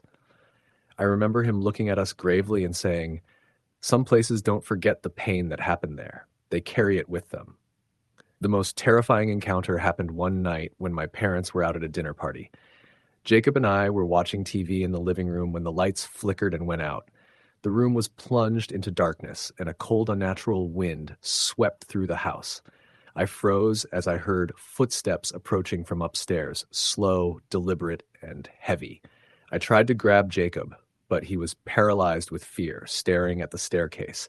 A shadow emerged at the top, tall and distorted, its form shimmering as if it weren't fully in this world. Its face was obscured, but I felt its gaze piercing into me, cold and merciless. Then it began to descend the stairs. The air grew thick, almost suffocating, and I could hear a low, guttural whispering that made no sense, yet somehow felt like a warning. I screamed, and the shadow froze, then slowly dissipated, melting into the darkness. After that night, we knew we couldn't stay. We contacted a priest who performed blessings in every room, an attempt to cleanse the house. For a brief moment, it seemed to calm things, but the house's malevolent presence was patient. One night, the whispering returned, louder, angrier. Doors slammed violently, and windows rattled as if someone or something was pounding on them from the outside. My family was terrified, and we decided to move immediately, leaving most of our belongings behind. Even after we left, the house continued to haunt us in indirect ways. Neighbors reported strange occurrences, lights turning on and off by themselves, shadows moving behind windows, and the eerie sound of a woman crying late at night. Local authorities would investigate, but never found anything, attributing it to vandals or the house's age. Years later, I returned to the neighborhood, curiosity outweighing fear. The house was abandoned once more, its paint peeling, windows boarded up. Yet, standing across the street, I could swear I saw movement inside, shadows shifting as though someone was watching. A chill ran down my spine, and I knew better than to get closer. The feeling that something still lingered there, patient and waiting, was undeniable. Even now, decades later, I wake in the night to a familiar chill, a whisper that carries through my dreams, telling me to leave. I can still feel the eyes of that shadow following me, patient, waiting. The experience left a permanent mark on me and my family. We never spoke much of the house after we left, but its presence has never truly left our lives.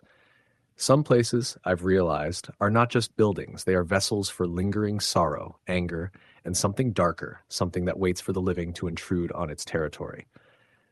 The house on Maple Street stands empty today, a warning in wood and glass. I tell this story not to frighten, but because it is true. I know people may doubt it, but the fear I felt, the terror that gripped my family was real. And I know, deep down, that house is still alive in its own way, waiting for the next family to wander in, for the next soul to feel the chill of eyes that are never truly gone. Story the end. When the Millers moved into the old farmhouse on the edge of Gettysburg, Pennsylvania, they thought they were getting a bargain. The house had sat empty for nearly 20 years, its white paint peeling, the porch sagging in the middle, and the shutters hanging at odd angles. But Greg Miller, a history teacher, was enchanted by its past. He loved the idea of restoring something with so much history, and his wife, Laura, was eager to give their two kids, Katie and Ben, a backyard big enough to play in. The first few nights were uneventful, aside from the usual settling noises of an old house. But soon, small oddities began.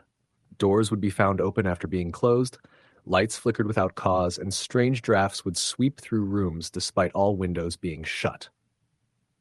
Katie, 9, claimed she had seen a man standing at the foot of her bed one night, but when her parents rushed in, the room was empty. Greg attributed it to imagination, while Laura tried to convince herself it was stress from the move. Then the dreams began. Laura dreamt of hearing a woman's voice calling her name from the attic, soft and pleading. In the mornings, she would wake to the attic door, which had always been locked, slightly ajar. Greg began hearing whispers in the middle of the night. They were unintelligible at first, just soft murmurs, like the wind had found a way to speak. But eventually, the whispers became clearer, repeating his name and urging him toward the cellar. One evening, Greg decided to explore the attic. The floorboards groaned under his weight as he climbed the steep steps. Dust hung in the air like fog, and cobwebs brushed his face. In the corner of the attic, he found an old trunk. Inside were letters, yellowed and brittle, with dates going back over 100 years. The handwriting was elegant, almost frantic at times. The letters told of a family that had lived in the house during the late 1800s, plagued by illnesses and sudden, unexplained deaths. Greg shivered as he read them, noticing the repeated mention of a presence that watched the family from shadows, never speaking, never moving, but always there. That night, the house revealed itself in a more aggressive way. Katie and Ben were asleep in the same room, but Laura heard the sound of giggling coming from the hallway. She woke Greg, and they tiptoed down the hall. In the living room, the rocking chair that had been empty for decades was moving back and forth, slowly, as if someone invisible were sitting in it. A cold breeze swept through the room, and the chandelier rattled. They didn't see anyone, but the feeling of being watched was overwhelming. Over the following weeks, the activity escalated. Objects would vanish and reappear in strange places. Mirrors fogged up even when the house was warm, and the family dog Max would growl at empty corners, hackles raised. Katie began drawing pictures of a man she called the Shadow Man, who watched her from windows in dark corners. Ben refused to go near the basement, claiming he had seen faces in the dark, staring back at him. The neighbors were hesitant to discuss the house. One older man, Mr. Thompson, finally spoke, warning them, "That house, it's never been good. Families leave in a hurry, or they don't leave at all. You watch the corners, you watch the shadows. It watches back." Greg thanked him politely, but dismissed it as superstition. One night during a thunderstorm, the house's activity peaked. Lightning struck nearby, plunging the house into darkness. Laura saw a shadow move across the living room, tall and indistinct, like a figure made of smoke. The lights flickered and the whispers filled every room. The attic door banged open. Fetziak then shut violently. Something knocked on the walls, heavy and deliberate. They tried to comfort each other, but fear had replaced reason. Greg decided they needed help and contacted a local paranormal investigator, a man named Richard Hayes. When Hayes arrived, he immediately sensed the oppressive energy in the house. He brought cameras, EVP recorders, and various sensors. The investigation began in the living room. Within minutes, the temperature dropped sharply, and their breath became visible. The EVP recorder captured faint voices whispering, "Leave. Leave now." Hayes noted that the readings in the basement and attic were off the charts, far higher than he had ever seen in other cases. During the investigation, Katie ran screaming into the kitchen. She pointed toward the corner where a dark figure crouched.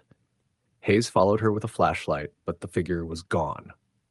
On the recorder, they later heard the childlike voice of a boy whispering, "Stay forever." That night, Laura dreamt of being trapped in the basement, hands reaching from the walls, pulling her down. She woke to find scratches on her arms, fresh and deep, as if something had tried to hold her while she slept. Despite the evidence, Greg and Laura refused to leave. They wanted to restore the house, to reclaim it. But every day, the hauntings worsened. Doors would slam with such force they cracked walls, objects flew across rooms, and the whispers became shouts. The children refused to sleep alone. Katie often awoke screaming about a man in black watching her, while Ben began sleepwalking, often found standing in the cold corner of the basement at dawn. One evening, Laura was alone in the kitchen when she saw a figure in the window. An old man in 19th century clothing, his eyes dark voids, staring back at her. She froze, unable to move until he simply vanished. She screamed for Greg, who arrived to find the room empty, yet the temperature was below freezing. They tried contacting the previous owners, but the phone line was dead. Even cell service was unreliable inside the house, dropping calls or leaving static-filled messages. The breaking point came when they found Katie's bedroom covered in scratches, spelling out "Go" across the walls. Max, the dog, was missing for hours, later found cowering in the basement corner. The family realized the house wasn't just haunted, it was alive, and it didn't want them there.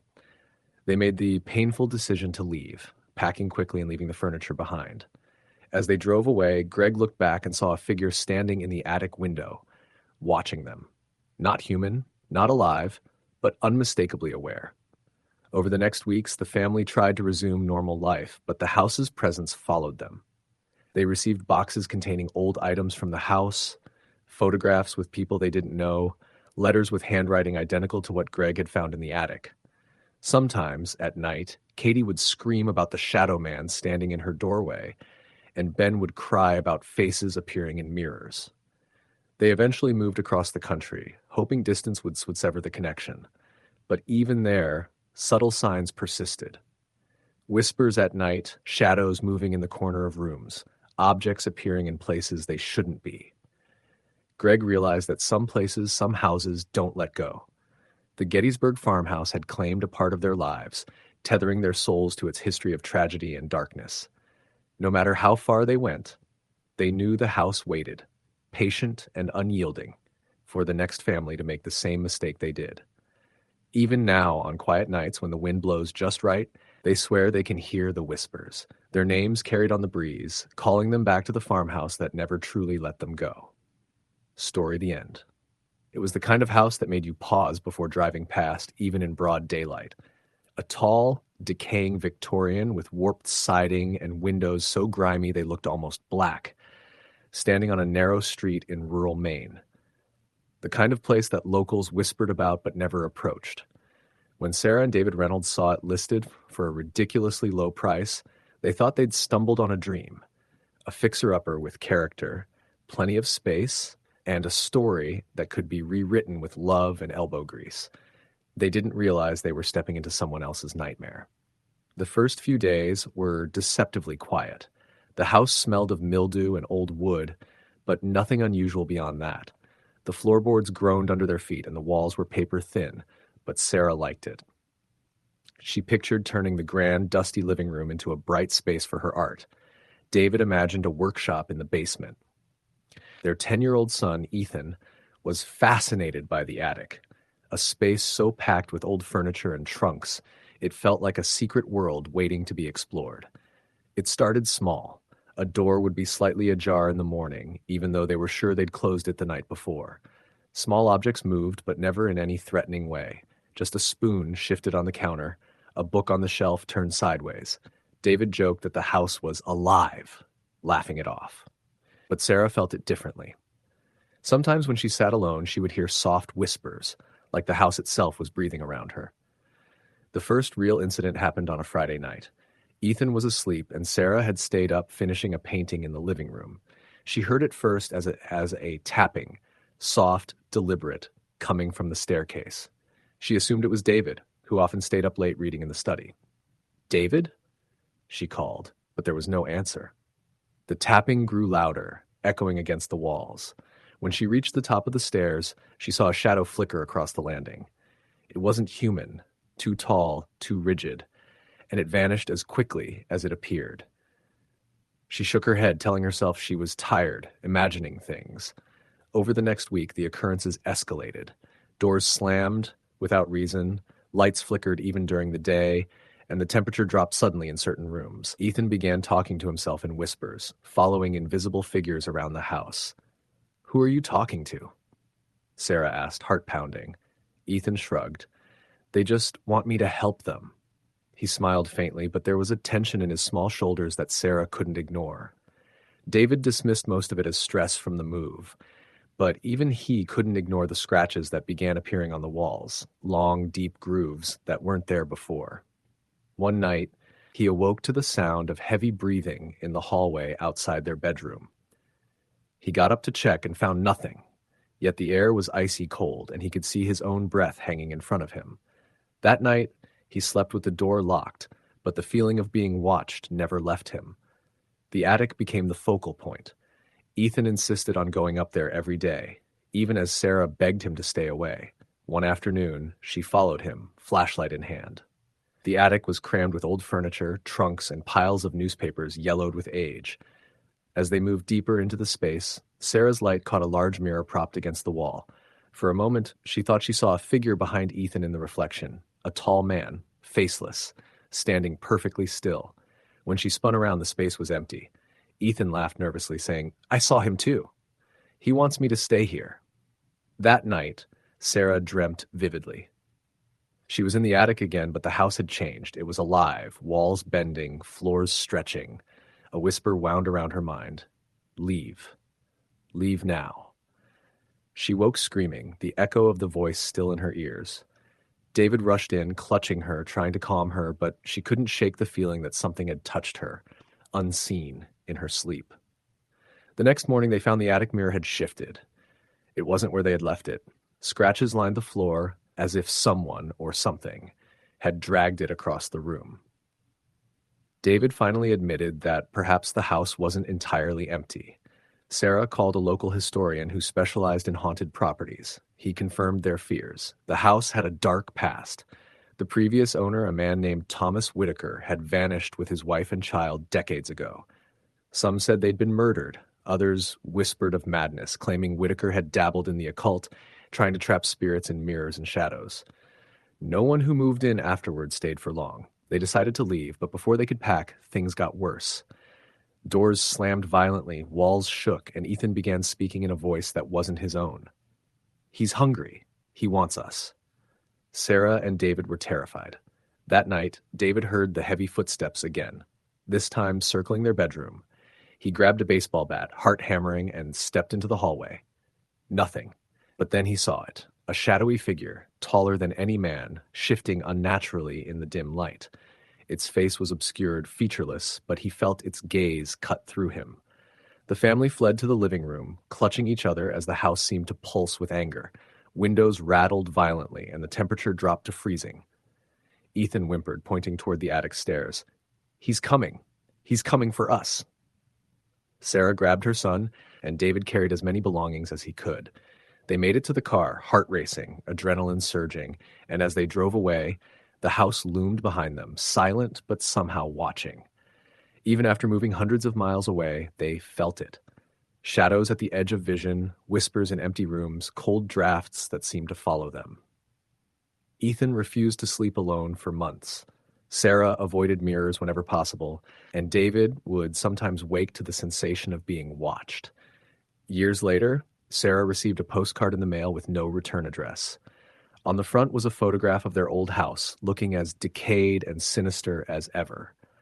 On the back, written in a hand that was not hers, was a single sentence: "You belong here now." The house on the outskirts of rural Maine remains empty, or at least officially. Locals still whisper about it, warning anyone curious enough to pass by. Some say you can hear laughter and crying late at night, and occasionally a shadow crosses the windows as though inviting the next family inside. Sarah and David never spoke about it much, but the memory lingered like a stain. They knew deep down that some houses are not meant to be lived in, that some spirits do not forgive trespassers, and the Reynolds family had trespassed and survived, but never without paying the cost of being watched forever. Story the end. I never believed in haunted houses until the winter I lived at 917 Cottonwood Drive. I'm writing this now because I still wake up with my heart racing, convinced I hear the same slow footsteps on the stairs. This happened in the United States, in a quiet Midwestern town where nothing ever made the news unless a deer wandered onto the highway or a church fundraiser broke a record. The house is still there. People drive past it every day. Some of them live inside it now. I moved into the house in November of 2012. I was 32, newly divorced, and desperate for something affordable and quiet. The real estate agent told me the place had been on the market longer than expected, which explained the price. She blamed it on the age of the house and the fact that the previous owner had died there. That didn't bother me. People die in houses all the time. The house was a two-story colonial built in the 1930s. White siding, black shutters, a narrow porch that creaked underfoot. Inside, it smelled faintly of dust and old wood, but nothing unusual. Hardwood floors, a fireplace that hadn't been used in years, and a staircase that curved gently up to the second floor. The basement door was tucked beneath the stairs, heavy and painted shut too many times. The first week passed quietly. I unpacked boxes, went to work, cooked simple dinners, and fell asleep to the sound of the furnace cycling on and off. On the seventh night, I woke up around 2:17 a.m. for no obvious reason. I lay there, staring at the ceiling, when I heard what sounded like someone shifting their weight in the hallway outside my bedroom. I assumed it was the house settling. Old houses make noise. But then I heard a single, deliberate footstep. Then another. Slow. Heavy. Moving from the far end of the hallway toward my door. I sat up in bed and held my breath. The steps stopped right outside my room.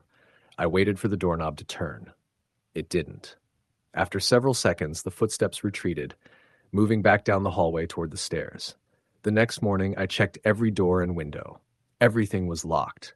Nothing was missing. I told myself it was stress.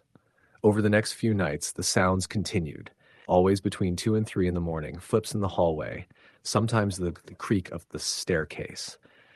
Once, I heard what sounded like someone standing in the living room, shifting their weight as if they were unsure where to go. I started sleeping with my bedroom door locked. About 2 weeks after I moved in, I noticed the smell. It was faint at first, like damp earth mixed with something metallic. It came and went, strongest near the staircase and the basement door. I cleaned obsessively, convinced something had died inside the walls. The smell never fully disappeared. One evening, while I was watching television, I heard the basement door open. The sound was unmistakable. A slow scrape as the door pulled free from the frame, followed by the hollow thump as it hit the wall. I muted the TV and listened. From the basement, I heard a low, dragging sound, like something heavy being pulled across concrete. I grabbed my phone and turned on the flashlight. My hands were shaking as I walked to the stairs. The basement door was open, exactly as I'd heard it. Cold air drifted up from below, carrying that same metallic smell. I didn't go down there. I shut the door, locked it, and sat on the couch until morning with every light in the house turned on. The next day, I asked my neighbor, an older man named Frank, about the house. He paused longer than I expected before answering. He told me the house had belonged to a man named Harold Whitman, who lived there alone for decades. Harold was quiet, reclusive, and rarely seen. One winter, neighbors noticed newspapers piling up on the porch. Police were called for a welfare check. They found Harold dead at the bottom of the basement stairs. Frank said it had been ruled an accident. Harold had fallen, broken his neck, and died alone. He also said the house sat empty for nearly 5 years after that. Every family that moved in left within months. He wouldn't say why. The activity escalated after that conversation. Cabinets in the kitchen were left open when I came home from work. Lights turned on by themselves. I began finding damp footprints on the hardwood floor near the basement door, leading toward the living room, then vanishing. The footprints were large, as if made by a man wearing heavy boots. They never led anywhere specific. They just stopped. One night, I woke to the sound of breathing. It was loud, labored, and coming from the foot of my bed. I couldn't move. I couldn't scream. The air felt thick, pressing down on my chest. I stared into the darkness, my eyes adjusting slowly until I could make out a shape standing near my dresser. It was tall and wrong, like a person seen through warped glass. Its shoulders were hunched, its head tilted at an unnatural angle. I could hear the wet rattle in its throat every time it inhaled. I squeezed my eyes shut and whispered for it to go away. When I opened them again, the room was empty. The breathing was gone. My bedroom door was wide open. After that night, I started recording. I set up my phone to capture audio while I slept. The first few nights revealed nothing but static and the hum of the furnace. On the fourth night, I listened to the playback and felt my stomach drop. At 2:14 a.m., there was a faint sound of footsteps. At 2:18, a low voice began to speak. It wasn't speaking clearly. The words were slurred, broken, as if the speaker's jaw wasn't working properly. But I could make out one phrase, repeated over and over again. Help me up. I didn't sleep in the house after that. I stayed with a friend for 3 days while I arranged to break my lease. When I returned to pack my things, the house felt different, heavier. The air was colder, even though the heat was on. As I carried boxes to my car, I noticed something on the basement door. Scratches, deep gouges in the wood, concentrated around the handle, as if someone had tried desperately to pull themselves up. Against my better judgment, I opened the basement door one last time. The basement was unfinished, lit by a single bare bulb. The concrete floor was stained dark in places, especially at the base of the stairs. The smell was overwhelming now. At the bottom step, I saw something that made my knees weak. Handprints. They were pressed into the concrete dust, leading away from the stairs toward the far wall.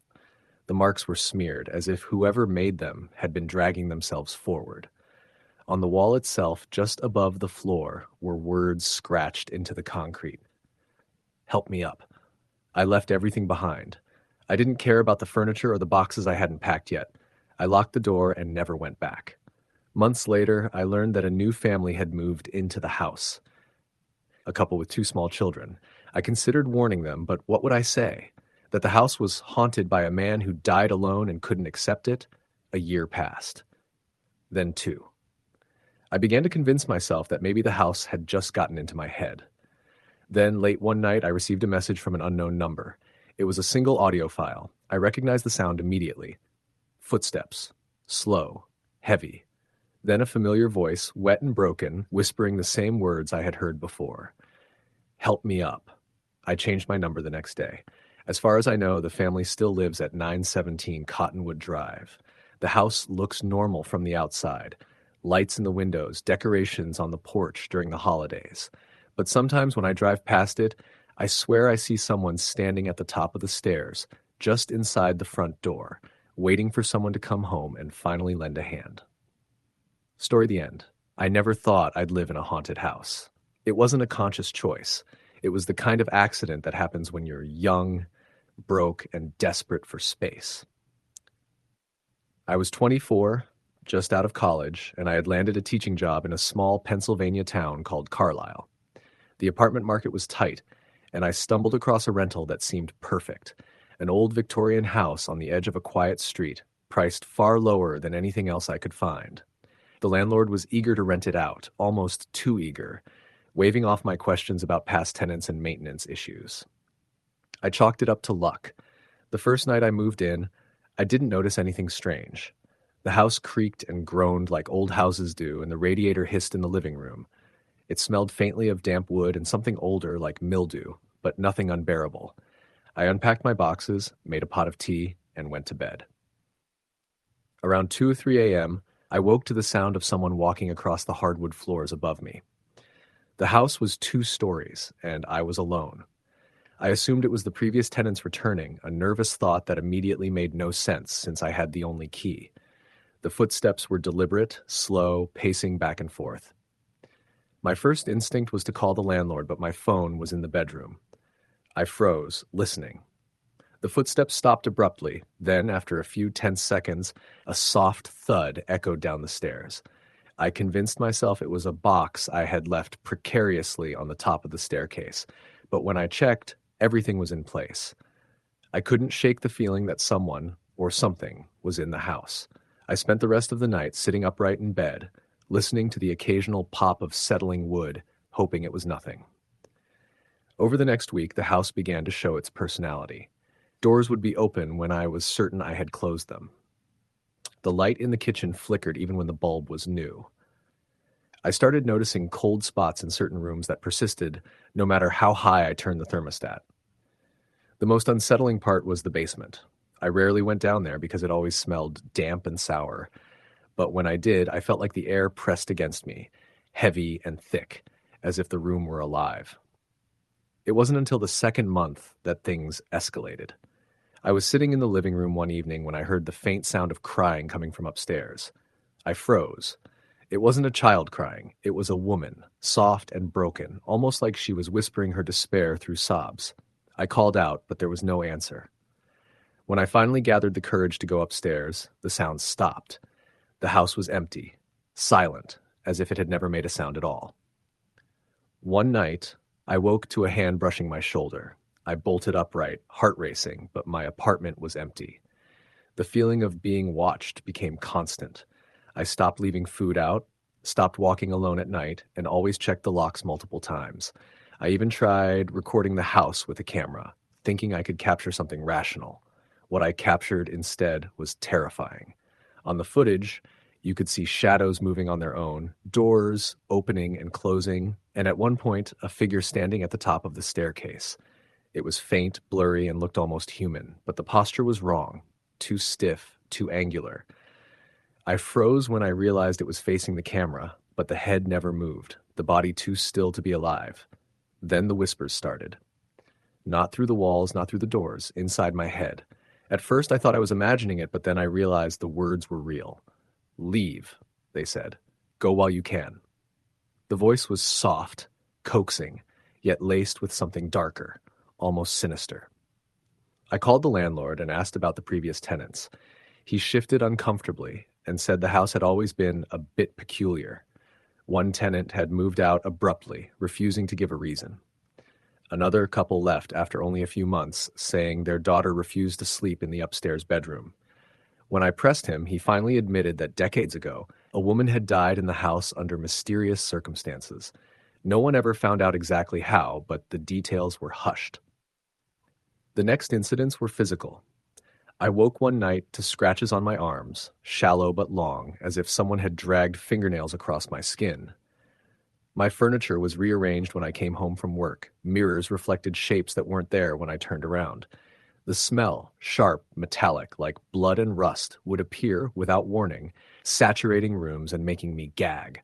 I tried everything rational people do in haunted houses. I burned sage, sprinkled salt, prayed, left lights on all night.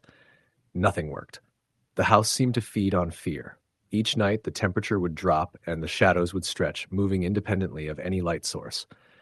One night, I saw a figure standing in the hallway outside my bedroom. I froze, too terrified to scream. It didn't move at first, just stood there, watching. Then it raised its hand slowly, pointing at me, and vanished. Eventually, I couldn't stay alone. I asked my best friend Mark to move in temporarily. The first night he slept over, he woke screaming at 3:17 a.m., claiming a woman had appeared at the foot of the bed, staring at him with hollow eyes. He refused to spend another night. My therapist suggested stress, isolation, maybe even hallucinations brought on by exhaustion, but I knew it wasn't in my head. The house's past seemed to seep into the present. I started finding objects I hadn't placed. A hairbrush on the staircase, a cracked porcelain doll on the kitchen table, an old photograph of a family I didn't recognize tucked into a book. The photograph disturbed me the most. It showed a young woman, pale, smiling faintly, but her eyes were wide with fear. Behind her, in shadow, a man loomed, barely visible, his features twisted in anger. By the fourth month, the house was unlivable. I would wake in the middle of the night to doors slamming, lights flickering, and the unmistakable sound of someone breathing heavily in my ears. Objects would fly off shelves. I once saw a shadow detach itself from the wall, taking the form of a man with elongated limbs watching me from the corner of the living room. I don't know how long it stood there before I screamed, and it disappeared. Finally, I decided I had to leave. I packed my belongings in a single night, ignoring the whispers that begged me to stay. The house seemed aware, angry. The stairs groaned under my weight as if protesting my departure. I glanced back one last time and swore I saw the figure of the woman from the photograph, standing in the window, staring at me with eyes filled with terror. I never returned.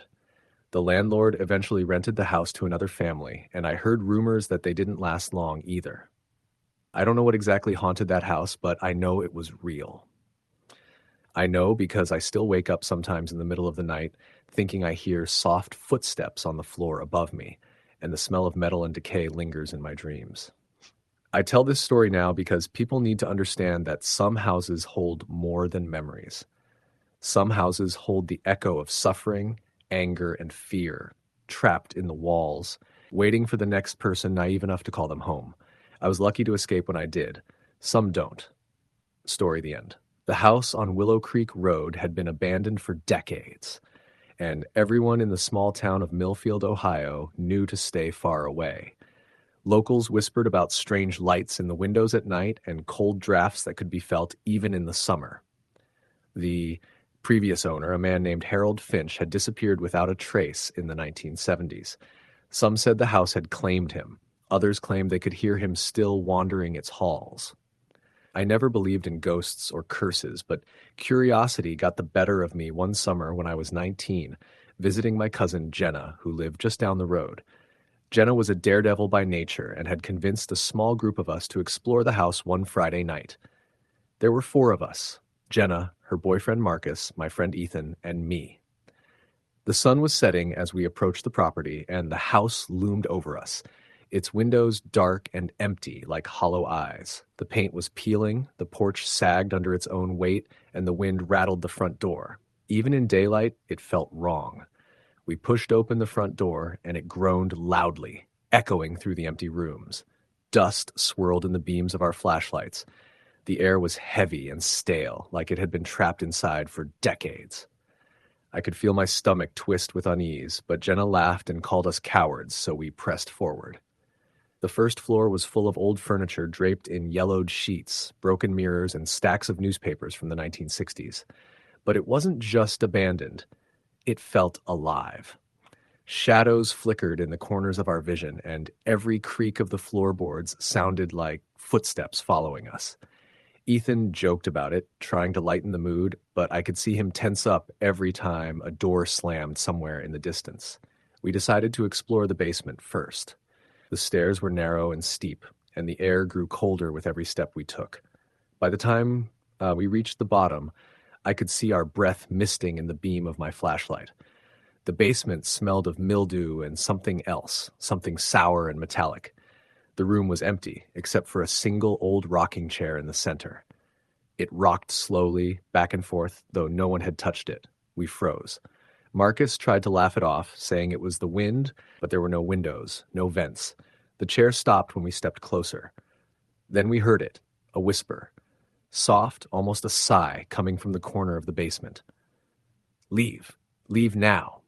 It was barely audible, but it sent a chill down my spine. We ran upstairs, hearts pounding, but the house didn't let us go so easily. The front door slammed shut before we'd reach it, and the windows refused to budge. The air felt thicker, pressing down on our chests. We split up, trying to find another exit. I ended up in what had once been the dining room. The wallpaper had curled away from the walls, revealing dark stains that looked disturbingly like handprints. The room was cold, colder than any natural draft could make it. And then I saw it. Shadowy figures in the corner, indistinct but definitely human-shaped. They didn't move like people. They swayed and stretched unnaturally. One of them stepped forward, and I swear I saw hollow black eyes staring at me. I stumbled backward, tripping over a fallen chair, and the figures vanished. Meanwhile, Jenna and Marcus were in the kitchen. They heard the pantry door slam repeatedly and saw the knives on the counter shift as if an invisible hand was arranging them. Jenna screamed when a knife floated a few inches off the counter before clattering back down.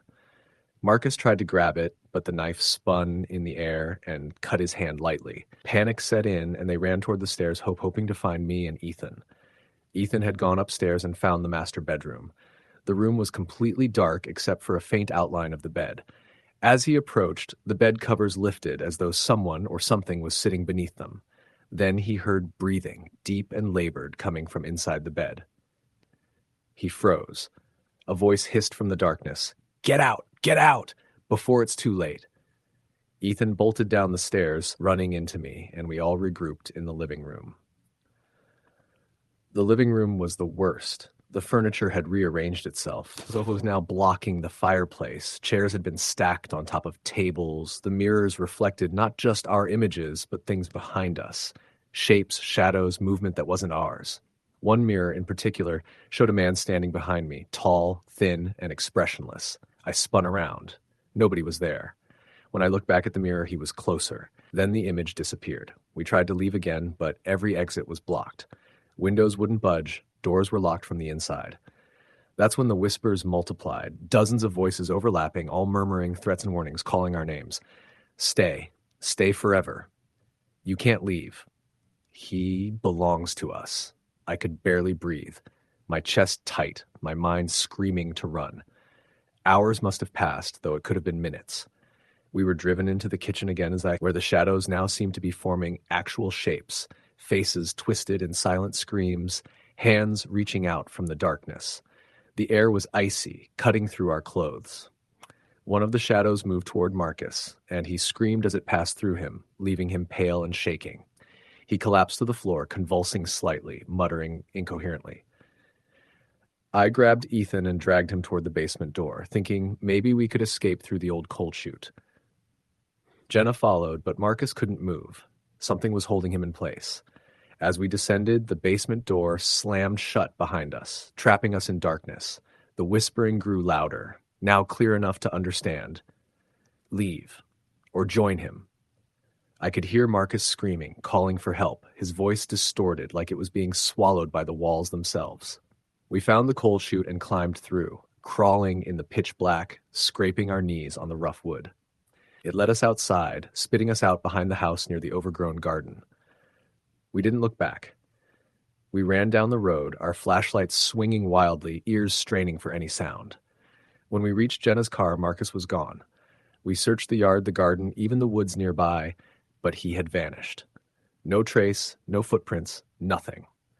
After that night, the house was cordoned off by the local police, though officially they claimed it was for safety reasons, due to its age and disrepair. Rumors spread that Marcus had disappeared inside, never to be seen again, and some locals swore they saw his face in the windows, staring out at passersby, expressionless and silent. I never returned. Jenna moved away shortly after. Ethan tried to forget the incident, but sometimes he calls me, whispering about the shadows, the whispers, how he can still feel the cold grip of the house on his bones. I still have nightmares. I wake up drenched in sweat, hearing the faint sound of footsteps in my bedroom, whispers telling me to stay forever. Years later, I drove past Willow Creek Road. The house still stood, more decrepit than ever, but I could see faint lights flickering in the windows, and for a split second, the silhouette of a man standing behind a cracked curtain. My hands tightened on the steering wheel, and I didn't stop. I never will. I know the house is still alive, still waiting, patient, and it doesn't forget, it doesn't forgive, it only takes. Story the end. I moved into the old Carter house in a small town in Maine during the late summer of 2007. It was a modest two-story farmhouse built in the 1800s with faded white paint and a sagging porch. The real estate agent said it had character, but locals whispered about its history. The house had been empty for over a decade after the previous owners, the Carters, disappeared under mysterious circumstances. No one had seen them leave, and the investigation had gone cold. I was 30, freshly divorced, and looking for a fresh start. I didn't believe in ghosts, at least I didn't think I did. The first night was quiet, almost peaceful. I unpacked, set up my laptop, and made a small dinner in the kitchen. But as the clock approached midnight, I started hearing faint noises, Scratches from the attic, soft creaking above me, almost like footsteps pacing. I told myself it was the house settling, old wood reacting to the night air. Still, I couldn't sleep. I left the lights on and sat in the living room until morning. Over the next few days, the strange occurrences increased. Doors would open by themselves, and I would find objects moved or missing.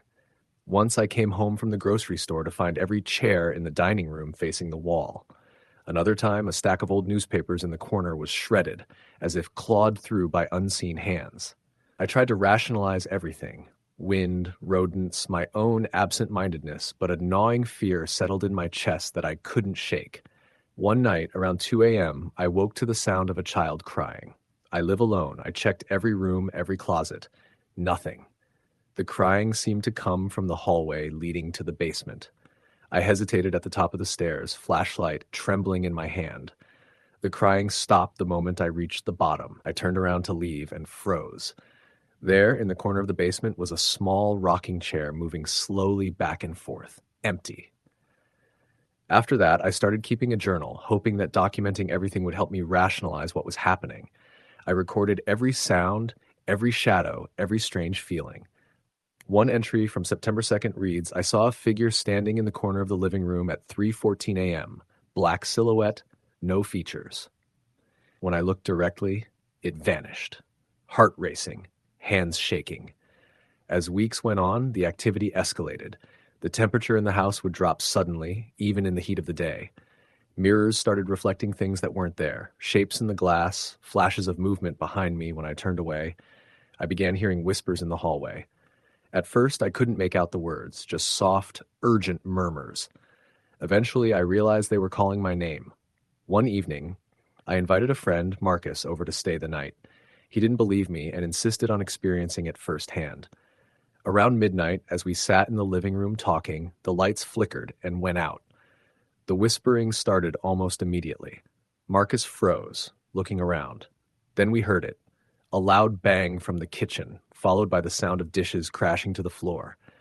I grabbed a flashlight and shone it toward the kitchen. Every plate, glass, and utensil was neatly stacked on the counter, just as it had been earlier. But the sound was unmistakable. Marcus wanted to leave, but I told him we needed to understand what was happening before panicking. We spent the night monitoring the house. Around 3 a.m., we heard the basement door creak open. I felt compelled to go down, flashlight in hand. The temperature dropped so quickly that my breath became visible. In the corner of the basement, near a stack of old boxes, a figure appeared. An old man, hunched, eyes hollow, staring at us. He didn't speak, just watched. We tried to approach, and the figure vanished into the shadows.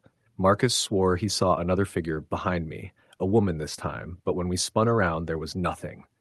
After that night, I couldn't sleep in the house.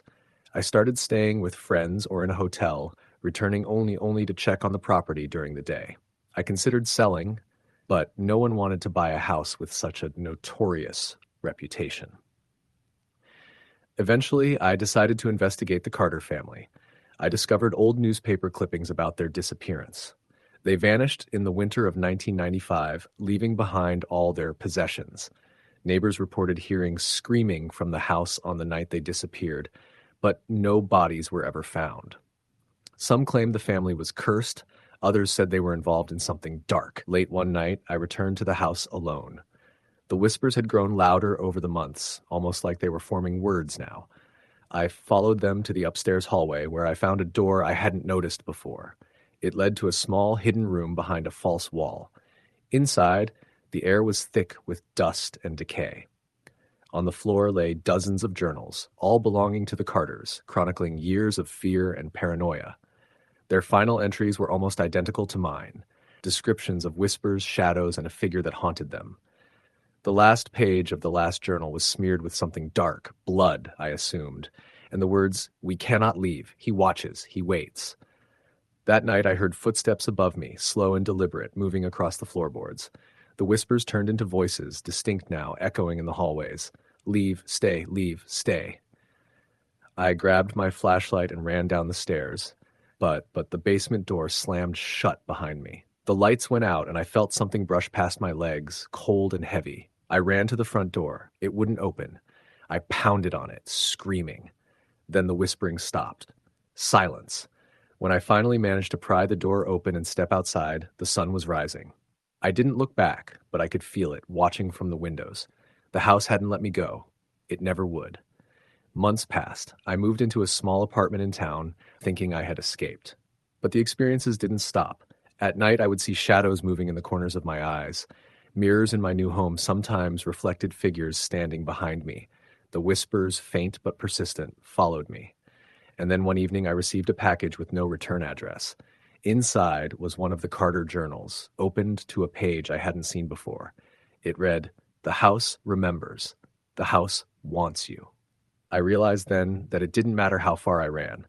The Carter house was alive in a way I couldn't understand, and it had chosen me. I could never truly escape it. I called the police, but they found nothing, and friends began to avoid me, saying I was imagining things. Even writing this down, I can feel the presence growing, sensing my fear. It follows me wherever I go, patient, eternal, waiting for the moment I return to Willow Creek. Last week, I had a vivid dream. I was back in the house, walking through the darkened hallways. The walls pulsed like flesh, and the whispers became screams. The Carters appeared, their faces twisted in terror, pointing to a door at the end of the hall. I opened it, and the darkness inside reached for me, cold and unyielding. I woke up covered in sweat, and my mirror reflected a figure standing behind me. I screamed, but when I turned, there was nothing. The house still stands, abandoned, waiting. Locals avoid it, but sometimes at night they say you can see lights flickering in the windows or hear whispers carried by the wind, and I know it's waiting always for the next person to cross its threshold. I can't explain why it chose me or why I survived when the Carters didn't, but I know one thing for certain. The Carter house is not just haunted. It's alive, patient, and malevolent. It watches, it waits, and one day it will call me back, just like it did the Carters. Story the end. It started the day we moved into the house on Willow Lane, an old Victorian tucked away in a quiet corner of upstate New York. My wife, Lisa, and I had been looking for something with character, something that felt like it had a story. The realtor had warned us it was a little old-fashioned, but we ignored that as soon as we stepped through the front door. The wood floors creaked under our weight, the wallpaper was faded and peeling, but the place had a charm we couldn't resist. The first few nights were uneventful, just the usual noises of an old house settling. But the third night, I woke to the sound of whispering. It wasn't loud, more like a murmur coming from the corner of the bedroom. I shook it off, blaming the wind or my imagination. When I mentioned it to Lisa in the morning, she said she had heard it too, but had thought it was me talking in my sleep. We laughed it off. Then came the footsteps. Not the usual settling sounds, but deliberate, heavy steps pacing across the floor above our heads. At first, we assumed it was the upstairs apartment. This was a duplex, after all. But the apartment had been empty for weeks, and the landlord confirmed no one had moved in. The footsteps would start late at night, often around 2 or 3 in the morning, slow and steady, stopping abruptly, as if someone were standing right over us. One night, I woke up to the bedroom door creaking open. I froze, convinced Lisa had gotten up, but she was sound asleep beside me. A cold breeze swept into the room, even though all the windows were shut. That's when I saw it. A shadow, tall and featureless, standing in the corner. I wanted to scream, but my voice caught in my throat. Then, just as suddenly as it appeared, it was gone. Lisa started having nightmares, terrifying ones where she would wake up screaming, drenched in sweat, claiming she saw people in the house, people with hollow eyes watching us, whispering in a language we couldn't understand. Sometimes she would wake in the middle of the night, standing in the hallway, staring at the walls. I tried to rationalize it as stress from the move, but I couldn't ignore the unease building inside me. The house began doing things on its own. Doors would slam shut, lights would flicker, and objects would disappear only to reappear in strange places. One morning, I found our kitchen knives lined up on the counter, pointing toward the living room. We had not left them like that. We began locking doors and windows, but it felt like the house was alive, testing us, mocking our attempts to control it. Curiosity got the better of me, and I started researching the house. Local archives told me the house had been built in 1883 by a man named Samuel Worthington. He was a respected businessman, but there were rumors he dabbled in the occult, holding private ceremonies in the attic. He and his wife disappeared one night, and the house sat empty for years. Several tenants came and went, many leaving abruptly, citing strange occurrences and feeling watched. There were newspaper clippings about screams heard at night, objects moving on their own, even reports of shadows seen standing in the windows. The first full encounter happened on a rainy Thursday.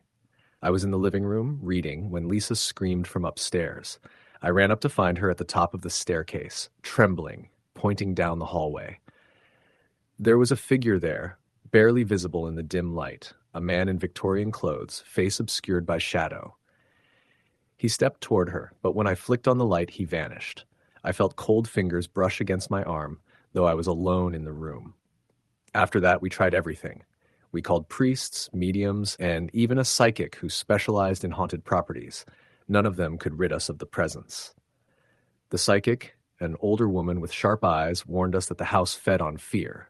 It doesn't want you to leave, she said. It wants to make you part of it. That night, the whispers grew louder, forming words we could almost understand. Stay, stay, stay. The house escalated its torment. One night I woke to the sound of crying coming from the attic. I climbed the stairs, calling Lisa's name, but found only the dusty old furniture covered in sheets. Then the crying stopped, replaced by laughter, childlike, echoing off the walls. I turned to leave and nearly fell through the floorboards that were rotting and weak. It was as if the house itself was reshaping, changing around us. Lisa refused to sleep alone. We started sleeping in shifts, but even then we were not safe. Shadows moved in the corners of our vision, doors would open by themselves, and once a mirror in the hallway fogged up and the words "Get out" appeared in condensation, though the house had no humidity issues. One of the most terrifying nights happened when I was alone. Lisa had gone to visit her parents for the weekend, leaving me behind. Around midnight, I heard the piano in the parlor playing softly. I didn't own a piano, and the keys were dusty, untouched. I followed the sound, heart pounding, and found the keys moving up and down on their own. Then I heard footsteps behind me, and I spun around to see a figure, just like the one Lisa had described, standing at the doorway. Its eyes were deep black voids, and it tilted its head, studying me. I ran to the front door, but it slammed shut, and I couldn't open it. The figure moved closer, and I felt my body freeze with terror. Somehow, I managed to scream, and it vanished. After that night, we decided we had to leave. We packed quickly, but as we tried to unlock the front door, the key broke in the lock. Windows wouldn't budge. It was as if the house didn't want us to leave. We spent hours trying to pry open the door, calling for help, but the neighbors seemed to avoid looking at the house, crossing the street when we shouted for assistance. Finally, just as dawn broke, the door swung open on its own and we ran. We never returned. The house still stands on Willow Lane, quiet, decaying, waiting for its next occupants. People in the town say it's haunted, but most avoid talking about it. We've moved far away, but even now, years later, we have nightmares about that place. Shadows lurking in the corners, whispers in the dark, and that oppressive feeling that someone or something is always watching. The scariest part is knowing it's still there, patient and waiting, because a house like that doesn't forget. A house like that doesn't forgive. It's alive in a way you can't explain, feeding on fear, and it's still calling, still whispering, still waiting for the next people to walk through its doors. Story the end. I never believed in haunted houses before I bought the place on Old Quarry Road. I believed in bad wiring, settling foundations, raccoons in the attic, grief that made people imagine things. I believed in anything except the idea that a house could remember what had happened inside it and decide to replay those memories for whoever moved in next. The listing said, motivated seller, and as is, which in rural Pennsylvania usually means the roof leaks or the septic tank is a nightmare. The price was low enough that I could pay cash after my divorce, and I wanted something quiet, somewhere I could hear my own thoughts without my phone buzzing every 5 minutes. The house sat at the end of a gravel drive, half hidden by hemlocks and oaks. It was older than it looked, built sometime in the 1920s, clapboard siding grayed by decades of weather. The quarry it was named for had been shut down since the 70s, a deep pit filled with dark water a mile into the woods. The first night I slept there, I woke to the sound of someone walking down the hallway outside my bedroom. Slow footsteps. Not creaks or pops, but the unmistakable rhythm of shoes on wood. Heel, toe, heel, toe. I lay still, listening, heart pounding, waiting to hear a door open or a voice call my name. The footsteps stopped just outside my door and stayed there long enough for my mouth to go dry. Then they walked away. In the morning, I told myself I'd dreamed it. Old houses make noise. Your brain fills in the gaps. I unpacked boxes and tried not to think about how the hallway felt colder than the rest of the house, even in summer. I told myself it was poor insulation. Things escalated in small, reasonable ways at first. Cabinet doors left open when I was sure I'd closed them. The basement light on when I hadn't been down there. The smell of cigarette smoke drifting through the living room late at night, stale and heavy, even though I don't smoke and never have. When I checked the attic thinking maybe a squatter had broken in, I found nothing but insulation and a stack of old newspapers tied with twine. Most were from the early 1960s. One headline mentioned a quarry accident. I didn't read the article. I wish I had. About a week after moving in, I noticed the stain on the hallway ceiling. It was small at first, a faint yellow bloom like an old watermark. I climbed a ladder and pressed my fingers against it. Dry, no leak. Over the next few days, it spread, darkening, taking on a reddish hue that made my stomach knot. I painted over it, told myself it was just old plaster bleeding through. The night after I painted, I woke to the sound of dripping. It was coming from the hallway. I stood in the doorway of my bedroom, barefoot on cold wood, and watched dark liquid fall from the ceiling in slow, steady drops. It splattered on the floor, thick and glossy, and for one irrational moment I thought it was paint, that the stain had somehow soaked through again. Then the smell hit me. Metallic. Sweet. Like pennies and rot. Blood. I backed into my room and shut the door, my hands shaking so badly I could barely grip the knob. I didn't call the police. I didn't know what I would even say. I sat on my bed until dawn, listening to footsteps pace the hallway again and again, stopping outside my door, turning back. In the morning, the hallway ceiling was dry. The floor was clean. The paint was intact. No smell, no stain. I told myself I was losing it. Divorce can do that, I thought. Stress. Lack of sleep. I decided to talk to the neighbors. The nearest house belonged to an elderly man named Frank, who'd lived on the road for most of his life. When I mentioned my address, his expression changed in a way that made my chest tighten. He didn't ask me inside. He stood on his porch, hands gripping the railing, and told me the house had been empty for years. Bad luck, he said. People don't stay. I asked him what he meant, laughed a little to make it sound like a joke. He didn't laugh back. Family lived there once, he said. Man worked at the quarry, drank too much. Things happened. What things? I asked. He shook his head. Ask the house. That night I dreamed I was standing in my hallway, looking down at the floor. There were handprints in something dark and sticky, smeared along the walls at knee height, as if someone had been dragged. I followed them to the basement door. In the dream, I opened it. In real life, I woke screaming. After that, the house stopped pretending. Doors slammed on their own. The temperature dropped so suddenly in certain rooms that my breath fogged. At night, I heard voices murmuring through the walls, too low to make out words, overlapping and urgent. Once I heard a child crying from the basement, thin and hoarse, calling for a mother who never answered. I tried to leave. I packed a bag and loaded my car, but when I turned the key, the engine wouldn't start. Dead battery, I told myself. The next morning, the car started just fine. Every attempt to go felt like pushing against something that didn't want me to. The worst night came in October, when the air outside smelled like damp leaves and wood smoke. I was sitting in the living room when the lights flickered and went out. I stood to check the breaker, my phone flashlight cutting a narrow tunnel through the dark. Halfway down the hallway, I felt a hand close around my wrist. It was cold. So cold it burned. I couldn't see who held me, but I could feel the weight of them, the tremor in their grip. A voice whispered in my ear, close enough that I felt breath against my skin. Stay. I yanked my arm free and ran outside without shoes, without my phone, without anything but the clothes I was wearing.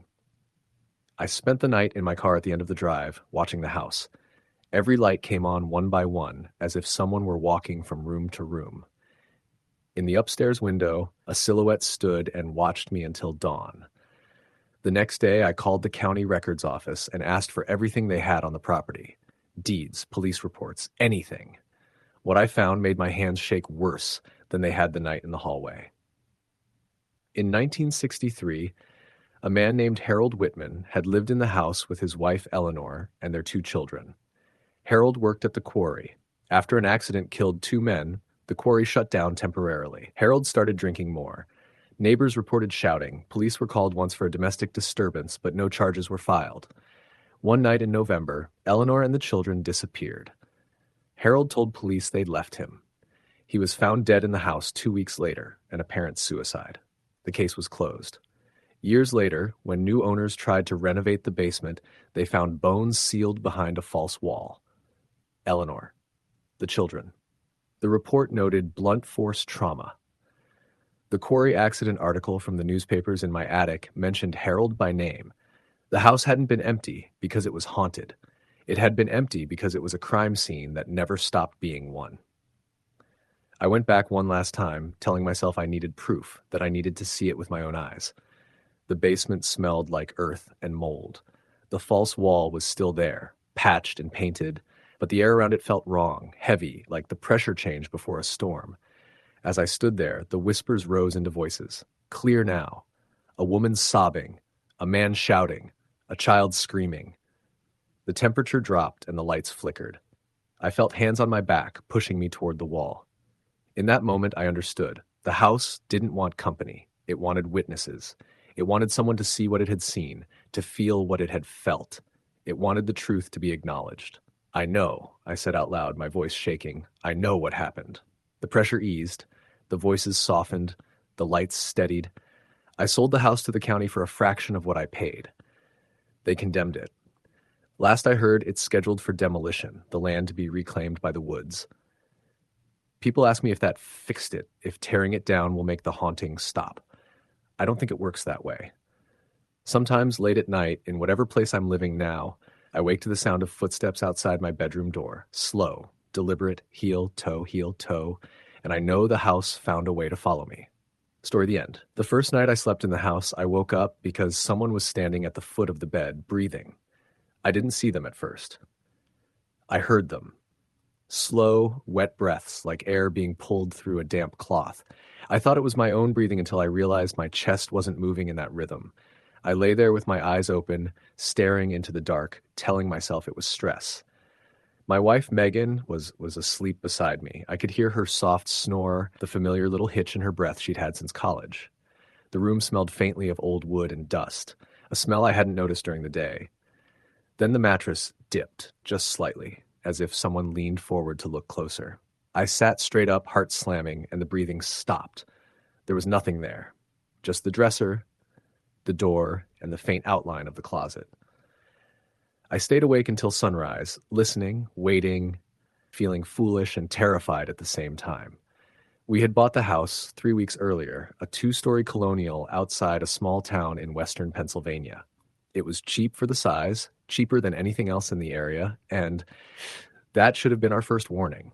The realtor said it had been a rental for a while and needed some love. I didn't ask why the previous owners moved out so quickly, and she didn't volunteer the information. The house was built in 1926. Original hardwood floors, a stone fireplace, a narrow staircase that creaked no matter how carefully you stepped. Megan fell in love with it instantly. I told myself I did too. After that first night, things escalated fast. It started with sounds. Footsteps upstairs when we were both in the living room. The unmistakable scrape of a chair being dragged across the floor above us. Once, while Megan was in the shower, I heard someone running up and down the hallway upstairs, laughing under their breath. I stood frozen at the bottom of the stairs, my phone in my hand, ready to call the police. When the shower shut off, the sound stopped. Megan thought it was the pipes. Old house noises. She said I was wound too tight. I tried to believe her. Then the doors started closing on their own. The basement door slammed so hard one afternoon that the whole house shook. Megan came running, eyes wide, and for the first time I saw doubt creep across her face. We checked the hinges, the frame, even the windows for a draft. Everything was solid. That night, she woke me by gripping my arm hard enough to hurt. "Someone's in the room," she whispered. I felt it too. That same presence, heavy and close. The air felt thick, like it was pressing down on my chest. From the corner near the closet came a low, rattling sound, almost like someone trying to speak through clenched teeth. I turned on the lamp. Nothing. Megan started crying, full-body sobs she couldn't control. I held her and told her it was a nightmare, but my own hands were shaking. We didn't talk about it the next day. The third week in the house, we found the marks. They were on the inside of the basement door, gouged deep into the wood, long, uneven scratches, 5 of them, running vertically as if someone had clawed their way out. I touched them and felt splinters catch my skin. They weren't old. The wood beneath was pale and fresh. That night, I searched the address online, old news articles, town records, anything. It took hours before I found a small mention in a scanned local newspaper from the 1970s. A woman named Eleanor Finch had lived there with her 2 children. Her husband had died suddenly in 1958. The article said she suffered a breakdown and was later institutionalized. The children were never found. No bodies. No official cause, just gone. I didn't tell Megan right away. I told myself it was coincidence, that every old house had a story. But after that, the house stopped pretending. At 2:17 a.m. every night, the radio in the kitchen turned on by itself. Always the same station, always static mixed with faint voices. If I went downstairs to turn it off, it would click silent just before I reached it. When I turned my back, it would come on again. Megan started seeing things. A woman standing at the top of the stairs, hair hanging in her face. A child sitting on the floor of the spare bedroom, rocking back and forth, humming. She saw handprints appear on the bathroom mirror while she brushed her teeth, small ones, like a child's. She begged me to leave, to stay with her sister for a while. I said we couldn't afford it, that we just needed time. That's the lie I regret the most. The worst night came in October. We were woken by a sound like wood splitting, a violent crack that echoed through the house. I ran downstairs with a baseball bat while Megan called 911. The front door was wide open, cold air pouring in, leaves scattered across the floor, but the door wasn't broken. The sound had come from the basement. The door was off its hinges, lying flat on the concrete floor. The scratches we'd seen before were gone, replaced by new ones, deeper and more frantic, covering the walls around the staircase. From the darkness at the bottom of the stairs came a child's voice. "Mom?" Megan screamed and dropped the phone. I stood frozen, bat shaking in my hands, as the voice repeated the word again and again, growing more distorted each time. Then another voice joined it, a woman's voice, sobbing and pleading. The lights went out. In the pitch black, something rushed up the stairs. I felt it pass me, cold like ice water, and heard Megan collapse behind me. The front door slammed shut upstairs. The house groaned, every beam and board vibrating like a living thing. When the lights flickered back on, the basement was empty. Silent. Megan was unconscious. She woke up in the hospital. The doctor said she'd had a severe panic attack. She didn't speak for 2 days. When she finally did, she told me she couldn't feel the baby anymore. She was 12 weeks pregnant. After that, she refused to go back to the house. I didn't argue. I packed what I could and moved her into her sister's place. I told myself I'd go back alone, finish packing, deal with the house later. I shouldn't have gone back. The house felt different without Megan, quieter, but not calmer, like it was waiting. As I packed boxes upstairs, I found a small door at the back of the hall closet that we'd never noticed before. It was almost hidden, painted the same color as the wall. Behind it was a narrow crawl space, just big enough for someone to squeeze into. Inside, scratched into the studs, were names, dozens of them. Some were old, barely legible. Others looked fresh. At the bottom, written in deep, jagged letters, was Megan's name, and beneath it, smaller, shaky handwriting. Mom. The radio turned on downstairs. I ran. As I hit the bottom step, the front door slammed shut again. The house felt alive, the walls pulsing, the air thick with that same damp, rotten smell. From every room came whispers, overlapping voices calling out, crying, laughing. The breathing started behind me. I don't remember everything that happened next. I remember pain, pressure, hands on my shoulders, my throat. I remember seeing the woman from Megan's visions, her face twisted with grief and rage, and the children behind her, eyes hollow, mouths stretched into silent screams. I woke up on the front lawn at sunrise, covered in dirt and blood, the front door wide open behind me. The house burned down 2 weeks later. An electrical fire, they said. Total loss. They never found a cause. Megan left me after that. She said I was different, quieter, that sometimes I stared into corners and smiled without realizing it. Sometimes, late at night, I hear the radio turn on in our apartment. Sometimes I wake up feeling someone standing at the foot of the bed, breathing. And sometimes when I close my eyes, I see names scratched into wood waiting for mine to join them. Story the end. I moved to an old Victorian house in upstate New York in the spring of 2012. The house had been empty for years, abandoned after the previous owner, an elderly widow named Mrs. Whitaker, passed away. I was young, freshly out of college, and desperate for a place I could afford. So I ignored the for sale signs, faded warning about the house being sold as is. The realtor assured me it was quaint and full of character.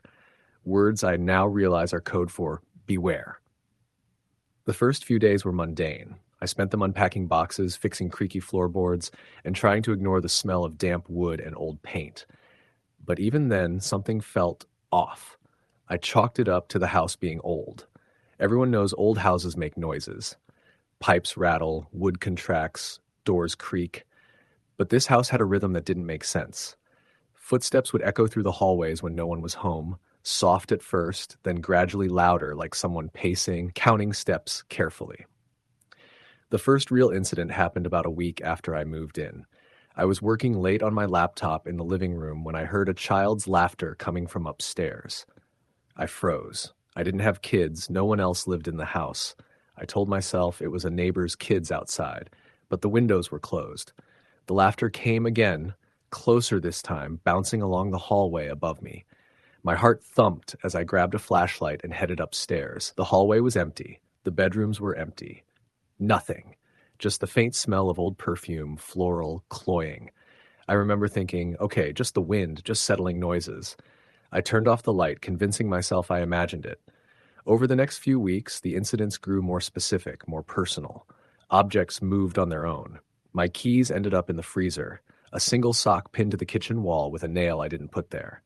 One morning, I woke to find the bathroom mirror smeared with a dark handprint, though no one had been in there. The air would sometimes turn frigid in certain rooms, and the dogs, which normally slept quietly, would growl at corners, hackles raised, staring at walls that held nothing. I began sleeping in the living room because the upstairs hallway had become unbearable at night. The steps creaked, sometimes heavy, sometimes light, always deliberate. Sometimes I'd wake to the feeling of someone standing over me, watching. Once, I rolled over to see a shadow at the foot of the couch, darker than the dim light of the lamp, solid and unmoving. I held my breath, heart in my throat. It vanished when I blinked. One day, while cleaning the attic, I found a journal wedged behind old boxes. It belonged to Mrs. Whitaker. Her handwriting was shaky, faded. The entries were sparse, mundane at first, noting the weather, her meals, her aches. But then the tone shifted. She wrote about the presence in the house, something that watched and waited. She described waking up to find objects moved, doors locked that she hadn't locked, and footsteps pacing the floors at night. The last entry was a single line, "It wants company." I laughed nervously to myself. Of course I did. Ghost stories are funny in daylight. But when I slept that night, I woke at exactly 3:03 a.m. to the sound of someone dragging something heavy across the hardwood upstairs. I grabbed my phone and went to record it. I pressed record and tiptoed toward the staircase. The dragging stopped just as I reached the bottom step. Then the creaking of the stairs resumed, step by step, moving toward the hallway where Mrs. Whitaker's bedroom had been. I didn't go further. I didn't need to. A week later, I heard whispering, low, sibilant, unintelligible at first, coming from the kitchen at 2 in the morning. I turned on the light. Nothing. The whispering grew louder, forming words I couldn't understand. Then it stopped. I wasn't alone anymore. I called a local historian who knew about the house's past. He told me Mrs. Whitaker's husband had died in the house under mysterious circumstances decades earlier. She'd never remarried. Neighbors whispered that she'd been obsessed with keeping his spirit close, using rituals and charms that were best left alone, according to him. I realized the house hadn't been empty all those years. It had been holding on, waiting. The house escalated. Shadows moved against the walls, not in line with the light. I would see glimpses of someone standing at the top of the staircase, vanish when I looked directly. Footsteps turned into thuds, doors slammed in patterns like a code I couldn't crack.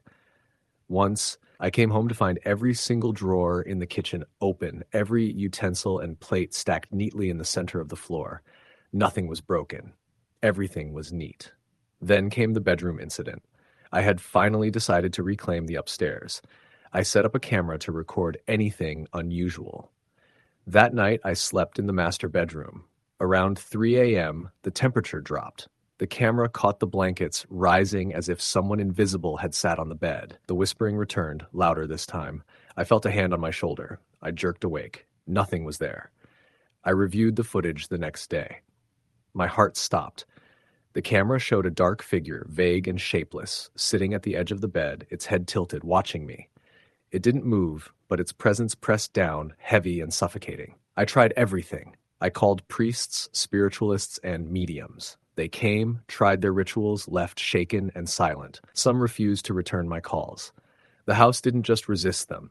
It toyed with them, showing them visions of shadows behind doors, whispering in their ears until they fled. It was my dog that saved me from complete despair. One evening, I heard the soft whine of my Labrador coming from the living room. I ran down and found her staring at a corner of the wall, hackles raised, barking softly. Then she bolted past me into the hallway. I followed. At the end of the hall, the air shimmered, the shadows stretching unnaturally. And then I saw it, a shape darker than dark, almost humanoid, with long, distorted limbs, standing perfectly still. It tilted its head and then dissolved into the darkness. The dogs stopped barking. After that, I decided I had to leave. Selling the house was difficult. It lingered on the market for months. I didn't tell potential buyers what happened. I couldn't. Some months later, a family moved in. I heard through a neighbor that they didn't last long. The youngest child refused to sleep upstairs. Objects moved, doors slammed, and one morning, the mother woke to find all the mirrors in the house covered in fingerprints, smeared as if someone had pressed their hands against the glass from the other side. I never went back. Even now, years later, I drive past the street and feel the same chill in my spine. That house is alive in ways no one can understand. It watches, it waits, and sometimes when the wind is just right, you can hear laughter echoing from within. I don't believe in ghosts, not really, but I know that house remembers. It remembers the people who lived there, the ones who left, and the ones who never did, and it waits for the next soul foolish enough to move in, eager to show them that stillness is survival and company, well, sometimes company comes whether you want it or not. Story the end. I had always been drawn to old houses, the kind that creak and groan under their own weight, full of stories you couldn't read in books. When I found the house in rural Ohio, I thought I'd hit a dream. It was a 2-story Victorian with peeling white paint, a wraparound porch, and gnarled oak trees leaning over the yard like guardians or predators. The price was shockingly low, even for a fixer-upper. I chalked it up to the remote location and years of neglect. I didn't know about the house's history, and I certainly didn't know what waited inside. I moved in during late October. The air smelled of wet leaves and decay. The neighbors were sparse, friendly in a reserved way, and I noticed none of them ever came close to the house. The first week was ordinary enough. I unpacked, cleaned, and explored. The attic was filled with old furniture and trunks that hadn't been touched in decades, and the basement had a dank smell that made me gag if I stayed too long. I told myself I was imagining things when I first noticed the scratching sounds behind the walls at night. Old houses make noise.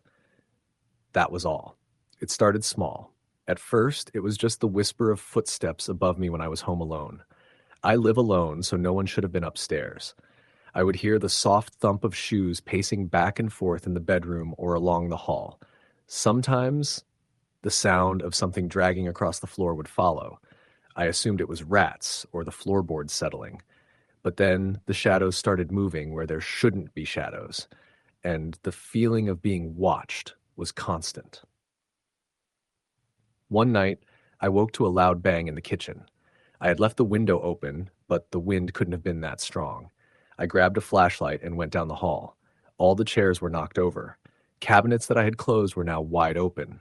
I froze when I noticed a set of muddy footprints that hadn't been there before, leading from the back door to the sink.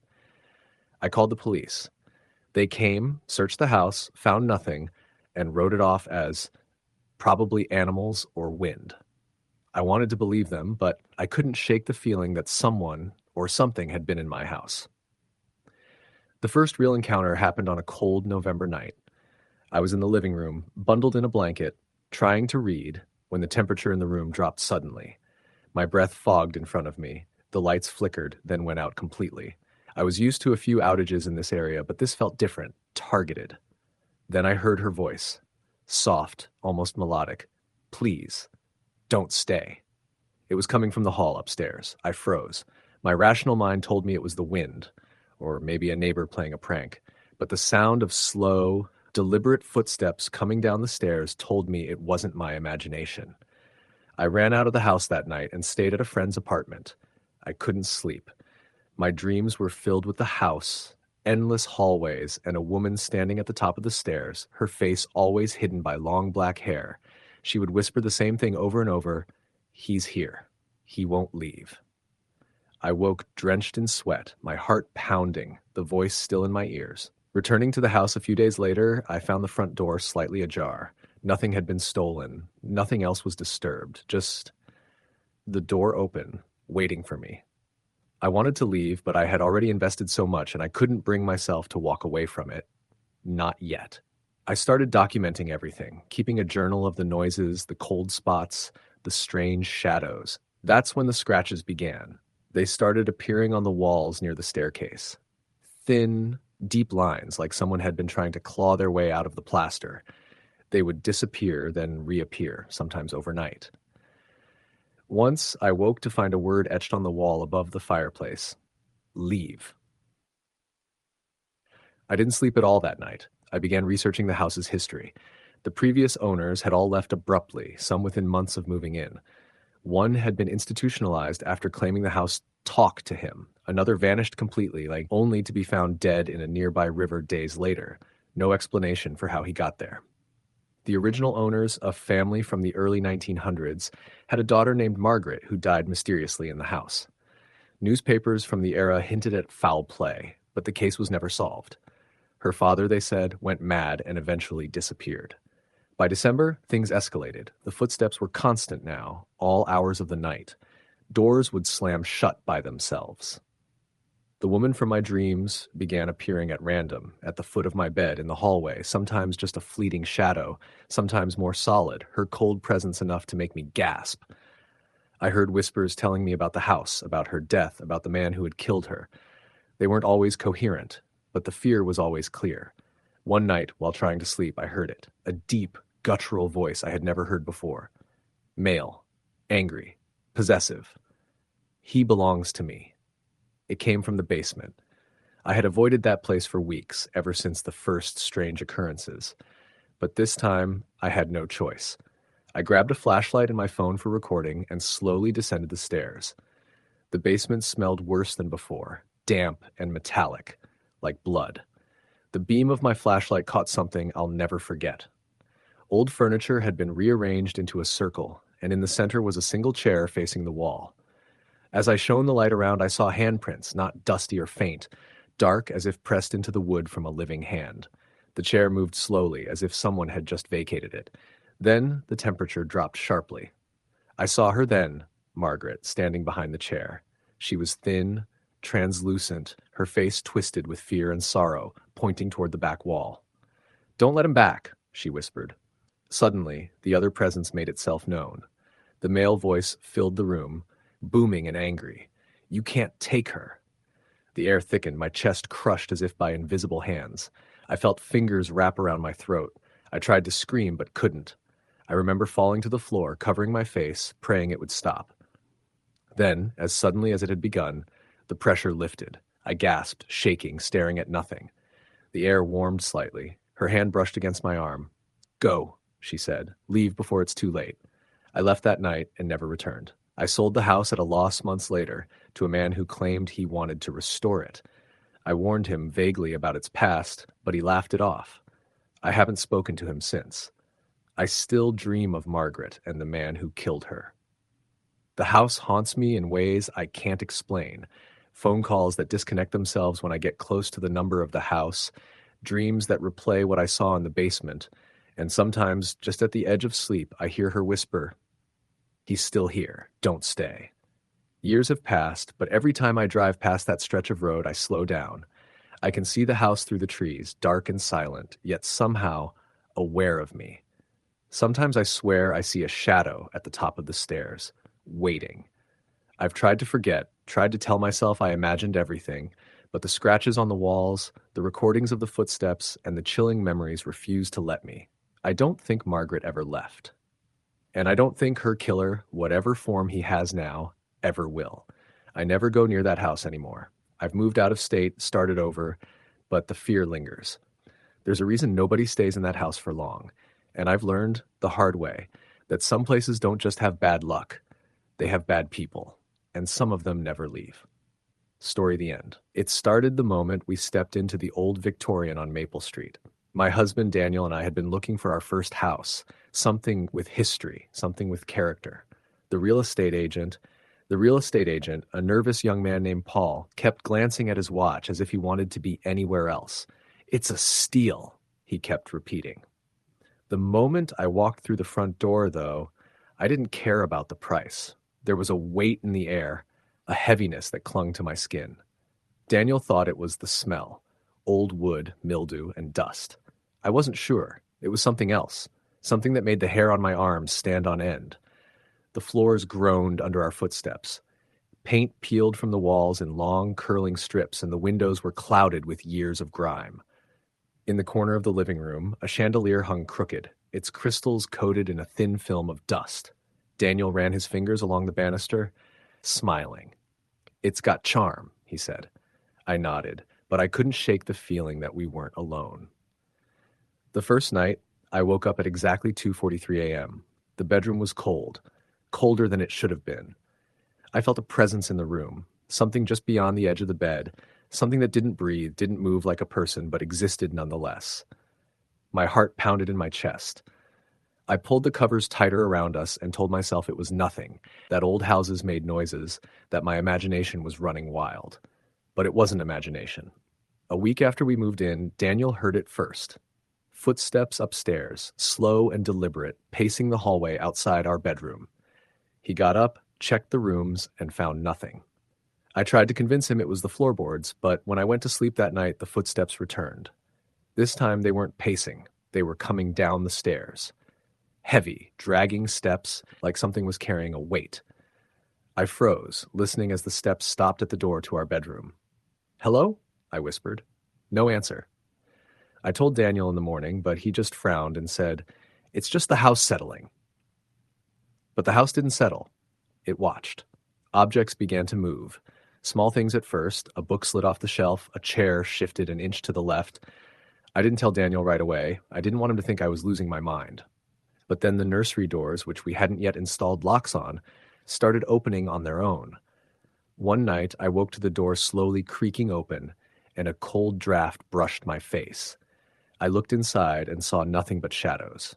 Then came the voices. At first it was whispers, so faint I could barely hear them, words I couldn't make out, murmured from somewhere in the walls. Daniel said I was imagining things, but one night I distinctly heard my name called. Soft, urgent, almost pleading. "Mara." It hissed. I ran through the house, flashlight in hand, but the air was empty. The basement became the center of it all. From the moment we moved in, it was locked. The key was missing, and I couldn't find it anywhere. One night, driven by a mix of fear and frustration, I tried the door. To my shock, it opened without resistance. The air inside was thick, putrid, smelling of rot and decay. I shined my flashlight around, revealing walls lined with old, cracked jars. Each jar contained something I didn't want to identify. Grayish liquid, strange objects floating in it. Old photographs of children, their eyes scratched out. I stumbled back, gagging, and slammed the door shut. I told Daniel what I had seen, and he insisted we call someone, maybe a historian or an exterminator, anything rational. But when we brought someone in the next day, the basement appeared normal. No jars, no smell, no evidence of anything abnormal. Things escalated quickly. One evening, Daniel was in the kitchen, cooking dinner, when he screamed. I ran in to find him staring at the corner of the room, frozen. "She's here," he whispered. Before I could ask who, the lights flickered, plunging us into darkness for a moment before returning. On the counter, I saw the words scrawled in what looked like blood. "Get out." We didn't. We thought maybe we could endure it, maybe we could wait it out. But the presence in the house was growing stronger. Footsteps at night became stomps. Whispers turned into screams. Cold fingers brushed against us when we weren't touching anything. Shadows moved with intent, lingering at the edges of our vision. One night, Daniel tried to record it. He set up a camera in the living room to catch whatever was happening. When we played it back, our blood ran cold. The footage showed the chandelier swinging violently, objects flying across the room, and in the corner a figure, a woman, pale and hollow-eyed, her mouth stretched into a silent scream. She was watching us. By then, Claire, our neighbor who had been helping with the housewarming, started seeing her too. She came over one afternoon terrified and whispered, "She's behind you." When I turned, there was nothing, but Claire refused to stay another minute. Sleep became impossible. One night I woke to see her standing at the foot of our bed. The woman, her eyes black as tar, her skin translucent. She didn't move, didn't breathe, just stared. I couldn't scream. Daniel reached for me, but I couldn't move. Hours passed, or maybe minutes. When the sun rose, she was gone, leaving only a shadow that lingered in the corner. We decided to leave, packed a car and drove off, leaving everything behind, furniture, personal belongings, the house itself. We thought we were safe. Months later, I received a letter in the mail. No return address. Inside, a single Polaroid photograph. Our bed, empty, except for the shadow of the woman standing at the foot of it. I called the police. They said it was probably a hoax, someone trying to scare me, but they never followed up. The house on Maple Street sits empty now. The realtor still lists it, though the price has gone up. I warn anyone who asks, don't go there, don't buy it, because if you do, she will find you, and she doesn't leave. Daniel and I have moved multiple times since then, but I can't sleep. Every night at exactly 2:43 a.m., I feel her presence, the weight of her eyes on me. I hear the footsteps pacing, the whispers calling my name, and I know, deep down, that one day she will come back. Story the end. I moved into the house in rural Ohio during the fall of 2019. I was alone, my family lived across the state, and I had recently separated from my girlfriend, needing space, a fresh start. The house was an old Victorian, built in 1902, and it had been on the market for years. The realtor said it had character, which I later learned was a polite way of saying it was falling apart and expensive to fix. Still, I bought it. Something about the way it stood at the end of a long, narrow lane, surrounded by bare trees and a sagging white picket fence, spoke to me. Maybe it was the isolation, maybe I just liked old houses. The first night was uneventful, aside from the usual creaks and groans of an old wooden house settling. I was tired, and I went to bed early. Around 2 a.m., I woke to the sound of someone walking across the hallway. I froze. The floorboards above me groaned with each step, slow and deliberate, but the upstairs was empty, or so I thought. I grabbed my phone and shone the flashlight down the hall. Nothing. I tried to convince myself it was my imagination. The house was old. Noises were normal. But then the footsteps came again. This time they were downstairs. The living room. I could hear the floorboards protest with each step, and then the sound of something scraping against the wooden floor. It was faint at first, like the dragging of a chair or a large box. I got out of bed, careful not to make a sound, and tiptoed toward the living room. The air was cold, unnatural, biting at my arms and face. When I reached the doorway, the lights flickered and went out. I froze. That's when I saw it, a shadow moving against the wall, tall, thin, impossible to see clearly, but it moved with purpose, like it was searching. I called out, "Hello." My voice sounded weak, and the shadow froze, then darted into the kitchen. I chased after it, but when I reached the kitchen, there was nothing there. The refrigerator was humming, but that was normal. No one was in the house. I tried to sleep after that, though I barely closed my eyes. Over the next week, strange things kept happening. Doors would slam shut on their own. The basement door, which was supposed to be locked, was often wide open in the morning. I would hear soft whispers coming from empty rooms. Sometimes, when I walked past the mirror in the hallway, I would see the reflection of someone standing behind me. always just out of focus. Every time I turned, no one was there. The first real scare came a week after I moved in. I was in the attic, clearing out old boxes that had been left by the previous owners. The attic was dusty and filled with cobwebs, but at the far end, I found a small chest. Inside were old photographs, all black and white, of a family I didn't recognize. There was a woman with hollow eyes staring directly at the camera, and two children, their faces blurred as if the photos themselves had tried to erase them. I put the chest down and heard a soft creaking behind me. I turned, and the attic door slammed shut. The latch clicked. I tried to open it, but it wouldn't budge. Then I heard a whisper, so close I felt the air move against my ear. Leave. I swear I felt a hand brush my shoulder, cold, skeletal, and I ran. I banged on the door, shouted for help, but I was alone. Eventually, I managed to pry it open and collapsed in the hallway, shaking. That night, I slept in my car. Things got worse after that. Objects moved, small things at first. My keys would be in the fridge, a mug would be on the floor of the bathroom, but then bigger things. One night, I woke up to the sound of a chair scraping across the dining room. I looked through the darkness and saw the table shifting as if someone invisible were moving it. The air grew heavy, almost suffocating.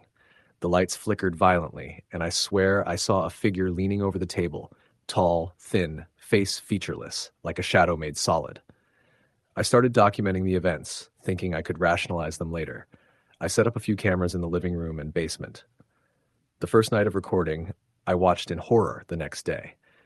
At 3:12 a.m., the cameras showed the lights flickering, the furniture moving slightly, and then a figure blacker than the darkness around it emerging from the corner. It didn't walk, it glided. And then it turned its head toward the camera. I couldn't see a face, but I felt the gaze, the awareness, like it knew it was being watched.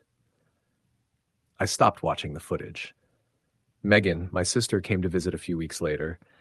I wanted to show her the house, get a second opinion. She was polite at first, commenting on the charm of the architecture. But by the time we reached the basement, her expression had changed.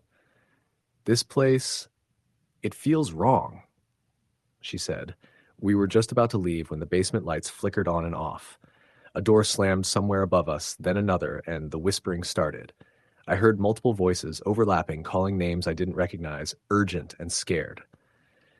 Megan screamed when she saw the corner of the basement. A figure, this time more defined, a woman in a long dress, pale skin, hair hanging in her face, emerged from the shadows. She was looking directly at Megan, and her mouth moved silently.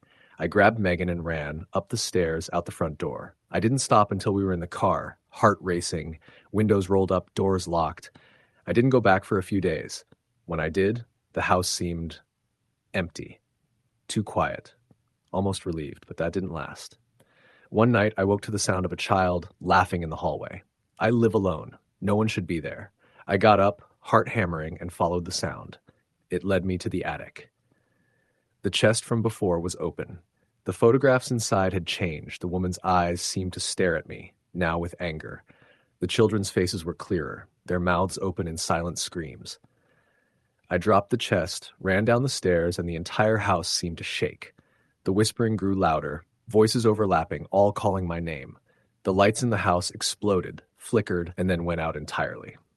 I don't know how long I ran, but when I finally stopped, I was outside. The house stood still, silent, as if nothing had happened. I packed what I could and left that night.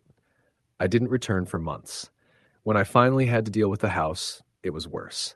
The realtor had sold it again, and the new owners hadn't noticed the signs. I tried to warn them, but they didn't believe me. Weeks later, I read a news report that the family had fled the house suddenly, leaving all their belongings behind. They cited strange occurrences and unexplainable noises. I realized then that whatever had attached itself to that house was not leaving. The energy, the presence, the shadows, they were permanent. The house had a history. Newspapers from the 1940s mentioned a family disappearing from that address. A father who was institutionalized, a mother who went missing, children lost, names scratched into walls, hidden in corners. It all lined up. I never went back. I sold the house from a distance at a huge loss, but I still have dreams about it. I hear whispers at night, faint and urgent. Shadows move just beyond my sight. Sometimes I swear I feel something brushing past me in the dark, cold, and insistent. Years later, I drive past the road where the house still stands. I see the silhouette of the Victorian through the trees. The windows seem darker than the night, and sometimes I swear I see figures moving inside.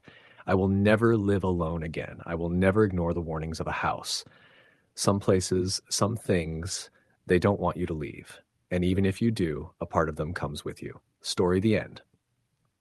I never believed in haunted houses. I grew up in Indiana in a ranch home built in the 70s with sensible parents who explained every creak as old wood and every shadow as bad lighting. Ghosts were stories for campfires and late-night radio shows. That belief followed me well into adulthood until my wife Sarah and I bought the house on Briarwood Lane. We were newly married, both 30, both tired of renting apartments that smelled like other people's cooking. The house was cheap for the neighborhood, which our realtor explained away with the phrase motivated sellers. It sat at the end of a quiet street in rural Ohio, a white two-story farmhouse with black shutters and a wraparound porch. Built in 1911, solid bones, recently renovated, hardwood floors, tall ceilings, a basement that didn't smell like mold. I remember standing in the living room during the showing, sunlight pouring through the windows, and thinking this felt like a place you raised kids. The first night we slept there, nothing happened. The second night, nothing happened. For the first 2 weeks, the house behaved like a house. We unpacked boxes, argued about where to put the couch, and learned the quirks of old plumbing. If the story ended there, I'd still be a skeptic. The first strange thing was the footsteps. They came from the second floor, late at night after Sarah and I had gone to bed. Heavy, deliberate footsteps, like someone wearing boots, pacing from the back bedroom to the top of the stairs and back again. The first time I heard them, I sat straight up in bed, heart hammering. "You hear that?" I whispered. Sarah groaned. "Hear what?" The footsteps stopped. Silence flooded the house, thick and uncomfortable. "Probably the house settling," she said, already drifting back to sleep. I wanted to believe her. Old houses made noise. But this didn't sound like a creak or a pop. It sounded like someone walking. The next morning, I checked every door and window. Everything was locked. No signs of a break-in. We didn't own pets. We didn't have neighbors close enough for sound to carry. That night, the footsteps returned. Same time, same path. When I went upstairs with a baseball bat, turning on every light, I found nothing out of place. The air felt colder up there, but I chalked that up to paranoia. Then the whispers started. Sarah heard them first. She was home alone one afternoon, unpacking boxes in the dining room, when she heard her name spoken softly from the kitchen. She thought it was me. She answered, got no response, and walked into the kitchen to find it empty. The back door was locked. The windows were shut. When she told me later, she laughed it off, but her eyes didn't. A few days later, I heard it too. I was in the basement organizing tools when I heard a low murmur behind me, too indistinct to understand, but close enough that I felt breath on my neck. I spun around, heart in my throat, and found nothing but concrete walls and the humming furnace. I left the basement lights on after that. We might have continued explaining everything away if not for the smells. One evening, the house filled with the unmistakable scent of cigarette smoke. It was thick and stale, like it had been trapped in the walls for decades. Neither of us smoked. We opened windows, checked vents, walked room to room trying to find the source. The smell was strongest in the upstairs back bedroom, a room we planned to turn into a nursery someday. As suddenly as it came, it vanished. That night, Sarah woke up screaming. I bolted upright to find her sitting straight up, eyes wide, pointing at the corner of our bedroom. "There's a man," she kept saying. "There's a man standing there." I turned on the lamp. The corner was empty. Sarah was shaking so badly I could feel it through the mattress. She said she'd woken up and seen a tall man in a dark coat, standing perfectly still, watching us sleep. She described his face in unsettling detail. Sunken eyes, a slack mouth, skin that looked gray, like ash. I didn't sleep at all that night. The next day, I went to the county records office on my lunch break. I don't know what I expected to find, but I needed something concrete. The house had a history, but not an unusual one at first glance. Built by a farmer named Harold Whitcomb, passed down to his son, sold in the 50s, a few families after that. Then, in 1989, the house was sold again after what the clerk casually referred to as the incident. When I pressed, she hesitated, then leaned closer. A man died there, she said. Natural causes, they said. Heart attack, but it wasn't. Clean. I found the old newspaper article in the local library. It was buried on microfilm, yellowed and grainy. The headline read, "Local man found dead in home after days undiscovered." The article described a man named Raymond Kessler, a widower in his late 60s, who lived alone in the house on Briarwood Lane. Neighbors reported a smell, and police found him deceased in the upstairs back bedroom. He'd been dead for at least a week. The article mentioned heavy smoking, poor health, and no immediate family. I didn't tell Sarah everything. I told her someone had died in the house, which she already suspected. I left out the part about the back bedroom. Things escalated quickly after that. Doors began opening on their own. Not slamming, not drifting. Opening, slowly, deliberately. Cabinets in the kitchen would be wide open in the morning, even though we were meticulous about closing them. Objects went missing and reappeared in places that made no sense. My keys turned up in the upstairs hallway. Sarah found her wedding ring on the basement stairs after she'd sworn she left it on the bathroom sink. The temperature in the house became unpredictable. Some rooms were freezing while others were stifling hot. The thermostat didn't reflect it. The upstairs back bedroom was always cold, no matter the season. One night, I woke up unable to move. I was lying on my back, staring at the ceiling, aware of every inch of my body and yet completely paralyzed. The air felt heavy, pressing down on my chest. I tried to scream, but my mouth wouldn't open. Then I saw him.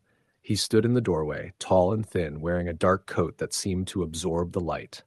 His face was exactly as Sarah described. He didn't walk. He glided toward the bed, stopping inches from my face. I could smell cigarette smoke, thick and choking. I remember thinking with terrifying clarity that this was not a dream. He leaned closer, his mouth opening slightly, and I heard a voice inside my head that was not my own. Low, angry, desperate. Get out. I woke up gasping, drenched in sweat. The bedroom smelled like smoke. After that, Sarah refused to sleep upstairs. We set up a mattress in the living room, then eventually moved to staying with friends on weekends. The house felt wrong now, like it resented us for being there. The footsteps grew louder. The whispers turned into arguments, disembodied voices raised in anger, echoing through empty rooms.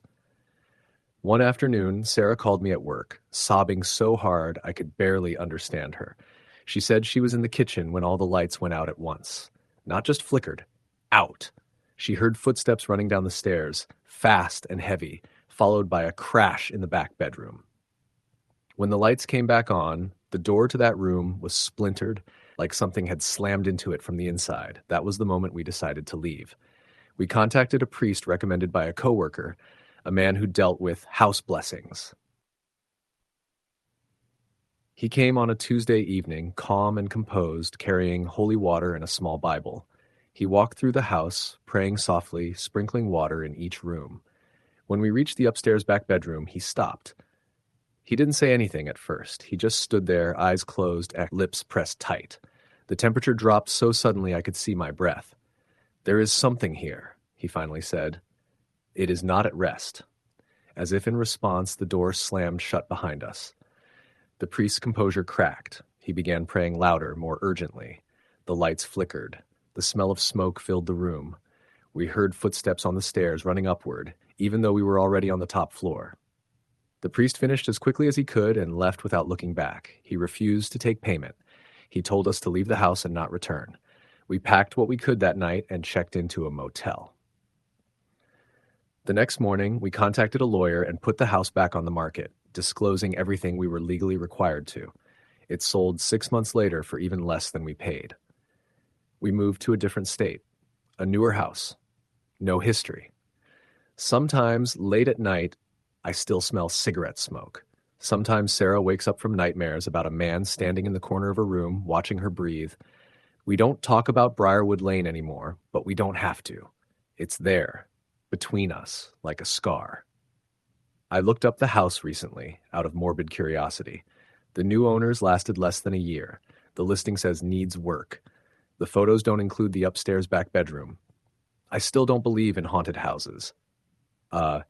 But I believe that some places remember the people who died there, and sometimes they don't want to forget. Story the end? The first time I realized something was wrong with the house, I was 10 years old. My parents had just bought it, a two-story Victorian on the outskirts of a small town in Ohio. It was perfect in every way on paper: creaky wooden floors, tall windows, an attic with a view of the overgrown backyard. The kind of house you expect in a horror movie, but we didn't think of that. We thought of it as home. At first, it was small things. Doors that I swore I had closed were open when I came back. Footsteps in the hallway at night, though everyone was asleep. Sometimes I would hear a whisper that didn't make any sense. My parents blamed it on the wind, the house settling, or my imagination. My older brother, David, just laughed and told me I was making it up. I wish I had been. One night, I woke up to a scratching sound coming from my bedroom wall. It was slow, deliberate, like someone or something was clawing at the plaster. I froze, afraid to move. The scratching continued for minutes before stopping as suddenly as it had begun. When I ran to my parents' room, the hallway lights were off. I shook them awake, but when my father turned on the light, nothing was there. The wall looked perfectly normal, and they laughed it off. But I knew what I heard. Things escalated when I was 12. My brother and I were in the basement, exploring the storage boxes my parents hadn't gotten around to unpacking. The basement smelled damp, like wet concrete and old mold. I was organizing boxes when I heard my brother screaming from the corner of the room. I ran to him, and he was pointing at the wall. "There's someone there," he yelled. I looked and saw nothing. But then the wall moved. Not like it was shaking from the old pipes, but like it was breathing. Slowly expanding and contracting in a rhythm that matched my racing heartbeat. I touched it. The plaster was cold and hard, nothing unusual, but the feeling of being watched didn't leave me. By the time I was 14, I had stopped sleeping in my own room. The noises were relentless. Footsteps pacing at night, doors opening and closing by themselves, whispers that called my name when no one else was home. My parents were always too tired to care or didn't want to believe me. David had started sleeping over at friends' houses to avoid the nightly terrors. The worst happened the summer before I turned 16. My family had gone on vacation for a week, leaving me alone to house sit. I thought it would be fun at first, freedom, no rules. But that night, I realized I had made a mistake. It started with the smell. Faint at first, like wet soil mixed with iron. I thought maybe the basement had flooded again. But as I walked through the house, it grew stronger, concentrated in the hallway that led to the attic stairs. I hesitated. The attic had always been off limits, a dusty trap of old furniture and forgotten memories. Something in me told me to ignore it, but curiosity won. The attic door was cold to the touch. I turned the knob slowly, hearing a faint click as if someone inside had unlocked it just for me. The air smelled stronger now, almost choking, and I realized it was mixed with decay, like something had died up there. I stepped inside. The attic was dark, only a single bulb hanging from the ceiling. The furniture was covered in white sheets like ghosts frozen in place. That's when I saw it, scratches on the floorboards, deep and fresh, leading to a corner I had never dared approach before. I moved closer. The scratches were circular, deliberate, like something had been pacing. Then I saw the figure. It was a man, thin, hunched, wearing tattered clothes that looked decades old. His face was pale, drawn, and his eyes were hollow. But when he looked at me, I felt like he was staring into my soul. I froze. "You shouldn't be here," he said, voice raspy, almost a whisper. I tried to run, but my feet felt like they were stuck in quicksand. The figure started moving toward me, slow, deliberate. The closer he came, the colder the air became, until it felt like my lungs were freezing. "Help us," he said. "We need someone to remember." Then he was gone. The attic was empty. My legs worked again, and I ran down the stairs without looking back. I locked the attic door and tried to convince myself it was a nightmare, but the smell lingered in my clothes and hair. After that night, the house became intolerable. I refused to sleep there alone. I spent nights in David's room or in the living room, lights on, TV blaring, but the house didn't stop. It became smarter, more deliberate. The whispers turned into voices, calling my name, asking questions I didn't want to answer. The scratching came not just from the attic, but from behind walls, under floors. When I turned 17, my parents decided to sell the house. The inspection revealed nothing unusual, just the normal creaks and drafts of an old building. But as the buyers toured, I could see them noticing things I didn't want them to see. Shadows moving out of the corner of their eyes, doors slightly ajar when they had been closed. The final night in that house, I stayed up packing my things. Around midnight, the temperature dropped sharply. I heard the voice again, louder this time, not a whisper, but a demand. Remember us. I ran through the hallways, trying to escape, but the house seemed endless. Hallways stretched, rooms changed places, walls pulsated. I finally made it to the front door and stepped outside. The air was warm again. The house was quiet. We sold the house a month later. The new owners moved in with high hopes. I heard about them later from friends in the neighborhood. They left after a week, pale and shaking, saying the house had voices and shadows that moved when no one was looking. I never went back. Years later, I returned to the town. The house was boarded up, neglected, weeds crawling through the cracks. The air around it felt heavy, like it had been holding its breath for decades. I stayed on the sidewalk, staring up at the windows. For a moment, I thought I saw a figure in the attic, watching, waiting. I've since learned that some houses don't forget. They hold on to the people who lived there, the tragedies, the secrets, the pain. Sometimes they just want someone to remember them. I've had nightmares since that summer, always the same. The attic door opens slowly, and the man waits, whispering. I don't go near old houses anymore. I avoid places where the wood creaks too loudly or the air feels thick. But sometimes when I'm alone in my apartment, I swear I smell that same iron-heavy scent. Sometimes I hear scratching behind the walls, soft, patient, like someone is pacing. I never look, I just wait for it to pass, because I've learned the hard way. Some things in this world are not meant to be seen, not meant to be understood. Some things only want to be remembered. Story the end. I first saw the house on Maplewood Lane on a rainy Tuesday afternoon in October. It was the kind of house that looked forgotten, even though the lawn had been recently mowed. The siding was peeling, the porch sagging, and the windows were so dirty that the faint glow of sunlight barely made it through. I was looking for a fresh start. My life had fallen apart after the divorce, and I wanted somewhere quiet where I could work on my writing without distraction. The price was suspiciously low, but I convinced myself it was just an old house in need of TLC. I moved in on a crisp autumn evening. The air was cool and smelled of wet leaves. Something about it made the place feel alive. The first night was quiet, too quiet. I kept expecting the usual noises of an old house, creaking floorboards, the hum of the heater, but there was nothing. Only the occasional drip of water somewhere far away, like the house itself was breathing in slow, deliberate sips. A week later, I noticed the first odd thing. The attic door was open. I was sure I'd closed it when I moved in. I didn't think much of it at the time. Old houses shift, doors open themselves, I told myself. But when I went upstairs, nothing was there. The attic smelled of dust and something faintly metallic, like rust or iron. I chalked it up to old nails and pipes. A few nights after that, I woke up to a sound I couldn't explain. Footsteps, slow, deliberate, pacing outside my bedroom door. I froze, listening. It wasn't a creak or a settling noise. Someone was walking, heel toe, heel toe. I told myself it was my imagination. I checked the hallway, empty.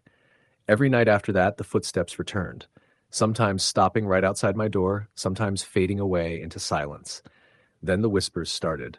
Soft, almost indistinguishable at first, murmuring from the corners of the living room. I couldn't make out the words, just a low, urgent tone that made my skin crawl. Sometimes it sounded like someone calling my name, other times like multiple voices speaking over each other. I tried recording them on my phone. The recordings captured nothing but static. I began noticing objects moving on their own. A cup left on the counter would be on the floor the next morning. Books shifted on shelves. Once I woke to find the front door wide open, even though I'd locked it before bed.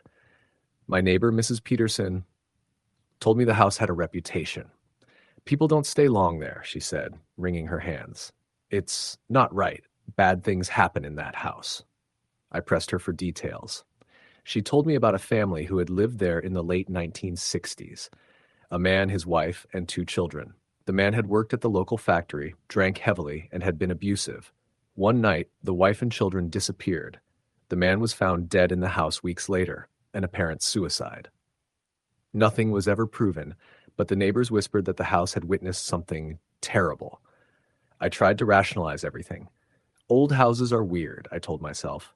Stress makes you paranoid. But rationalization only went so far. One night, around midnight, I woke to the sound of crying coming from the basement. The sound was thin and hoarse, a child calling for a mother who wasn't there. I couldn't ignore it. My heart pounded as I crept down the stairs. The air was colder than anywhere else in the house, and the smell of decay hit me before I reached the bottom. No one was there, just the faint smell of iron lingering in the corners. Weeks passed, and the activity escalated. Doors slammed shut on their own. Mirrors fogged from within, showing shapes that weren't in the room. Sometimes I'd wake to see shadows moving along the walls, figures so dark and real I could swear they were human. Once, I saw a woman standing in the hallway at the top of the stairs, pale and expressionless, staring at me until I blinked, and she was gone. The most terrifying night came in late November. The wind was howling outside, rattling the old windows. I had been working late, and when I finally went to bed, the house was silent.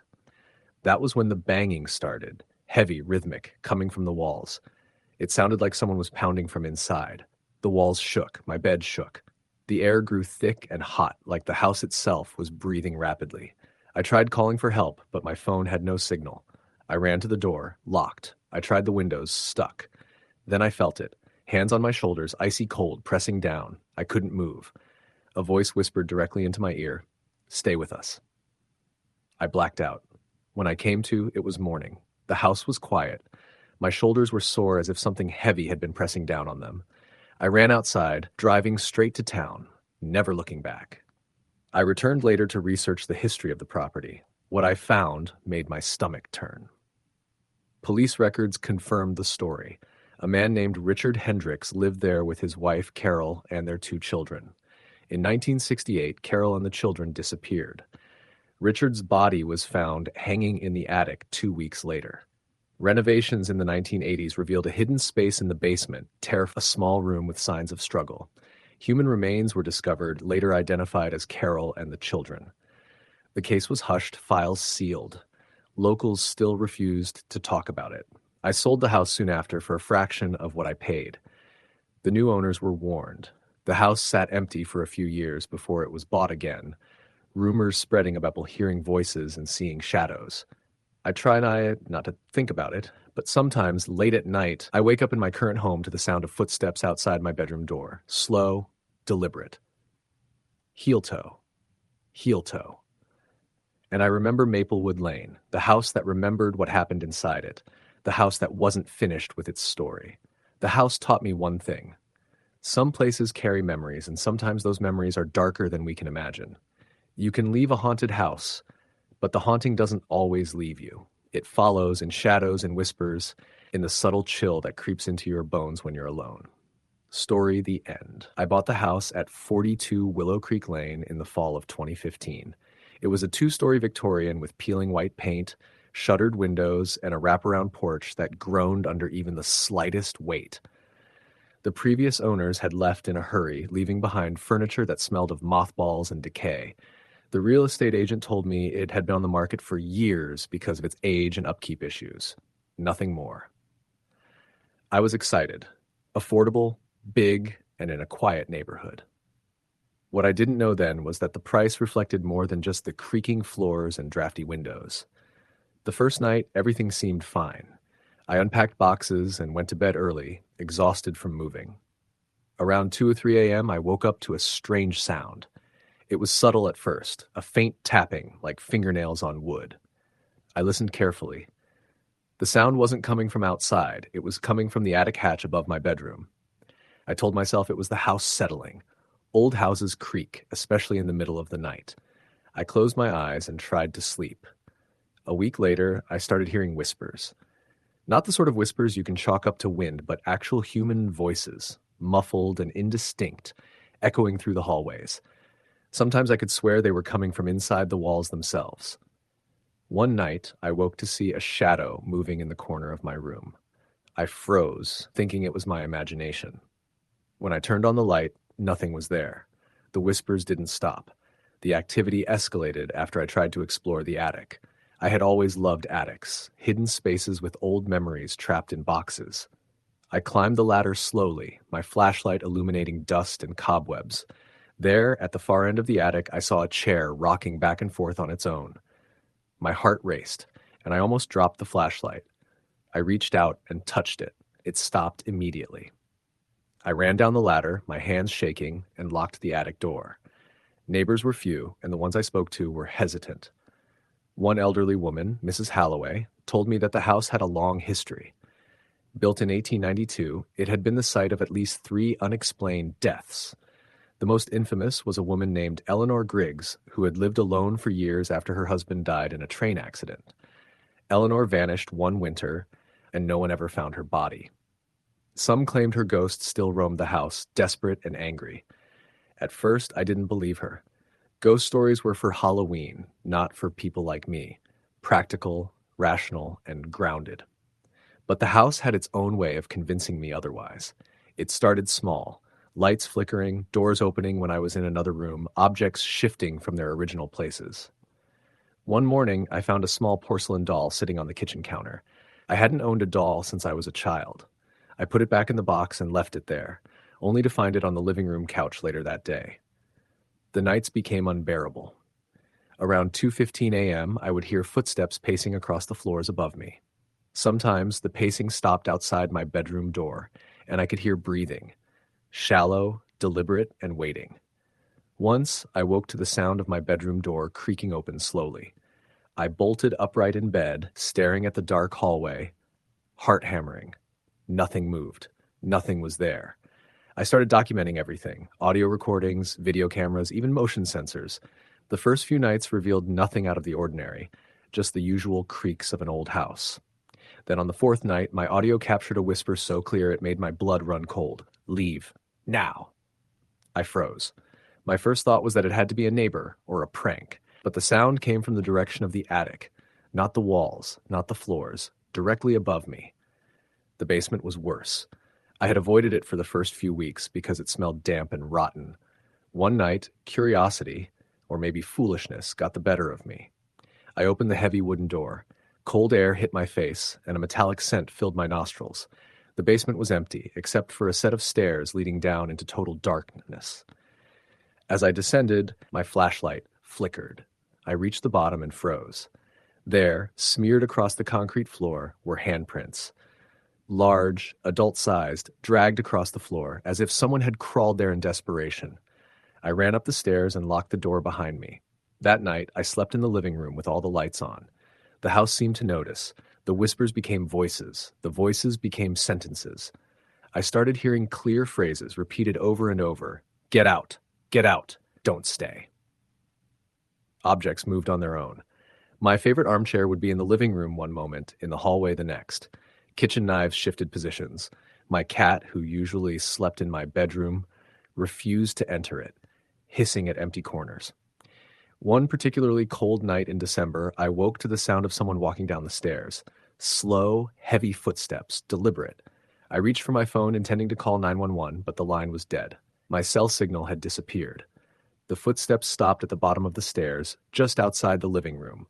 I strained my ears, and then I heard it. A whisper. Right in front of me. Eleanor. I bolted. I don't remember exactly how I got out, but I spent the night in my car, huddled under a blanket, staring at the house from across the street. The next day, I met with Mrs. Halloway again. She looked at me with a mixture of pity and fear. She told me that anyone who stayed in the house too long would feel its presence, the anger, the sorrow, the desperation of Eleanor Griggs. People moved in, tried to ignore it, and eventually left. Some left because they couldn't stand the fear. Others, well, some never came out. I decided I had to leave. I couldn't live like this, sleeping in terror, feeling watched, listening to voices. I packed my things in a hurry. Before I left, I went into the basement one last time to grab some boxes. The handprints were gone. The floor was clean. I thought maybe it had been my imagination.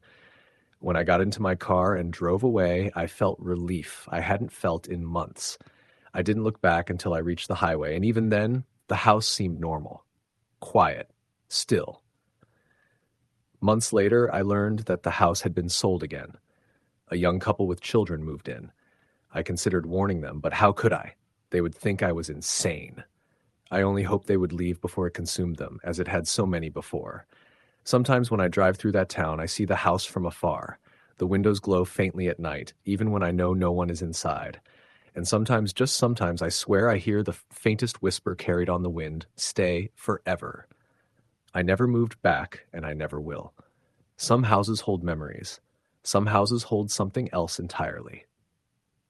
Willow Creek Lane is one of the latter, and Eleanor Griggs, she is still waiting. Story the end. I moved to upstate New York in the spring of 2017. I had just gotten out of a long-term relationship, burned out from a corporate job in Manhattan, and wanted a fresh start. I found a small 2-story Victorian house on the outskirts of a town called Millfield. It was old, built in the late 1800s, with peeling paint on the porch and a sagging roofline that looked like it might cave in any day. The price was absurdly low, and I couldn't resist. The previous owner, an elderly man named Mr. Halloway, had passed away in the house alone, according to the neighbors. They said it had been months before anyone noticed. I brushed off the stories. Ghosts weren't real. The first night I slept there, everything seemed normal. The old floorboards creaked when I walked, but that was expected. The wind rattled the windows. Nothing unusual. But the second night I heard the first whisper. I woke around 2:30 a.m. to a soft, murmuring sound coming from the hallway just outside my bedroom. I thought maybe it was the wind or a branch scraping against the window. I sat up and listened, and the murmuring became words, though I couldn't make them out. My phone's clock lit up, 2:34. I shrugged it off and went back to sleep, convincing myself it was stress. The next morning, I found the guest bedroom door wide open. I was certain I had locked it before bed. Nothing was moved, no sign of entry, but the door had been closed when I went to bed. That unsettled me, but I tried to ignore it. Old houses behave strangely, I told myself. Over the next few weeks, the occurrences increased. I would come home to find the lights on, even though I always turned them off. The kitchen drawers would be open, the pantry door ajar, nothing stolen, nothing broken. One night, while watching TV in the living room, I smelled it, a thick, acrid odor of smoke. My house had no fireplace. I opened the windows, but it lingered for hours. One evening, I was in the basement, unpacking boxes, when I saw movement out of the corner of my eye. I froze. A shadow darted across the laundry room. I called out, but no one responded. The air felt icy. I went upstairs quickly, locking the basement door behind me. My rational mind screamed that it was probably just a trick of the light or my imagination running wild. Then I started hearing footsteps at night. Heavy, deliberate steps pacing back and forth on the second floor. They weren't random. They moved in a pattern, up the stairs, across the hallway, back down. I never heard a door open or close, just the thudding of feet. I tried to confront it one night. I grabbed a flashlight and walked upstairs. Nothing. The hall was empty, the floorboards cold under my feet. The real terror started one week in May. I woke to find my bedroom door open again. I live alone. My windows were locked. The air was cold, unnaturally so, and there was that smell of smoke, stronger than before. I was shivering, wrapped in a blanket, and then I heard it. A voice, clear this time, right at my ear. Leave. I jumped out of bed, heart racing, and turned on every light. No one. I considered calling the police, but I knew they wouldn't believe me. I wasn't crazy. I was sane. The house was haunted. I researched the house's history obsessively. Millfield's town records showed the house had several deaths. The most recent was Mr. Halloway, the old man who had lived there alone. Before him, a young woman named Eleanor Whitmore had died in the upstairs bedroom back in 1923. She was reported to have hanged herself. Then in 1947, a man named Thomas Baker died of unknown causes in the same room. All of them alone, all of them in the upstairs back bedroom. I tried to convince myself it was coincidence. I even started sleeping on the couch in the living room, avoiding the upstairs altogether. But the disturbances followed me. I woke to objects flying off shelves, lights flickering violently, and the occasional whisper in my ear, "Go." One night, I woke paralyzed. I could see my bedroom ceiling, could feel my sheets, my heart hammering, but I couldn't move a muscle. A cold pressure settled on my chest. And then I saw him, or it, a man, tall, gaunt, wearing a long, dark coat. His face was pale, almost translucent, his eyes sunken. He hovered at the edge of my bed. He didn't speak aloud, but I felt it, a mental shove, a demand. Leave. I finally bolted upright, gasping. Sweat drenched my clothes. The air smelled of cigarette smoke. I didn't sleep the rest of the night. After that, I didn't stay in the house alone. Friends stayed over whenever possible. One evening, while Sarah, my friend from college, was visiting, she refused to go upstairs. She said she felt watched, followed. Later, she told me she had seen a shadow move across the wall, tall and thin, in the upstairs hallway.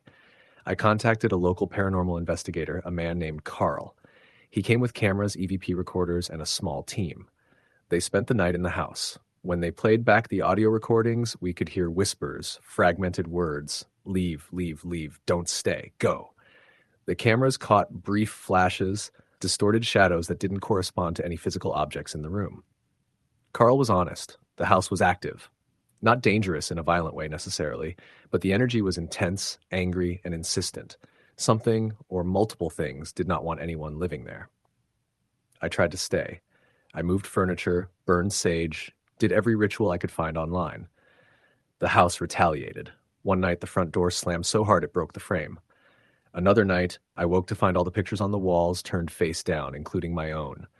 The final straw came in August. I woke to screaming. Not my own, not a TV, not a neighbor. It was coming from the upstairs back bedroom. I grabbed a flashlight and went upstairs, heart in my throat. The room was empty, but the air was thick, hot, almost suffocating. Then the shadow appeared.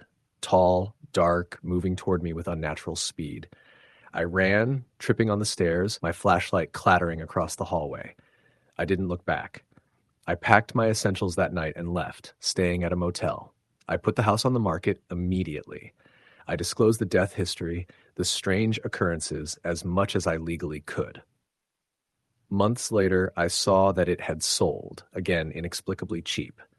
The new owners didn't last long. According to a neighbor, they moved out after about a year, refusing to speak about why. I never returned to Millfield. I live in a modern condo now, safe, quiet, but every once in a while, late at night, I smell smoke. I hear faint footsteps on creaking floors. I tell myself it's imagination. I try to sleep, but I know the house remembers. I know it waits, and I know that if you ever move into a place like that, it will not let you forget. Story. The end. The house on Maplewood Drive was perfect, or so I thought when I bought it. Built in 1928, a tall brick structure with bay windows and a wraparound porch, it had that classic American charm that made you overlook the little things. The creaking floors, the drafty windows, the faint smell of mildew in the basement. I was 32, single, working as a freelance writer, and eager for a fresh start. The price was right, the neighborhood quiet, and no one had lived there for nearly 10 years. The realtor smiled and assured me it had good bones. I didn't ask why it had been empty for so long. The first night, I unpacked a few boxes, brewed some coffee, and settled into the living room. The sun had set, and the house hummed with the sound of old plumbing and the occasional creak of settling wood. I thought I heard someone upstairs, but shrugged it off as the house settling. That night, I slept poorly. Every time I closed my eyes, I imagined shadows moving just beyond my vision, whispering my name. The second night, I awoke to the sound of a door clicking shut. My bedroom door was closed. I convinced myself it was the wind and went back to sleep, though the unease lingered. Over the next few days, little things began happening. Items moved slightly. A coffee mug shifted on the counter. A book I had placed on the nightstand ended up on the chair across the room. I assumed I was misplacing things. It was a new house, new routines, my mind adjusting. Then came the footsteps. Always at night, light, deliberate steps pacing the hallway outside my bedroom. I would lie in bed, heart racing, straining to hear over the hum of the heater. Once I got bold enough to call out, "Hello?" My voice sounded hollow in the dark. The footsteps stopped. Silence. Then slowly, ever so slowly, they retreated down the hall. I didn't tell anyone. People would think I was losing it. I tried to rationalize it. The house was old. Old houses make noises. My imagination was running wild. But deep down, I knew something was wrong. A week after moving in, I decided to explore the basement. I had avoided it. Dark, damp, cluttered with remnants of the previous owner's life. Old furniture, stacks of newspapers, a trunk covered in dust. As I descended the creaking stairs, the air grew colder, damper. I reached the bottom and felt it, a sudden drop in temperature, a prickling on my skin like static electricity. I shined my flashlight across the room, and for a brief second I thought I saw a figure at the far end of the basement. When I blinked, it was gone. My pulse raced. I left immediately, shutting the basement door behind me and vowing never to return. Things escalated.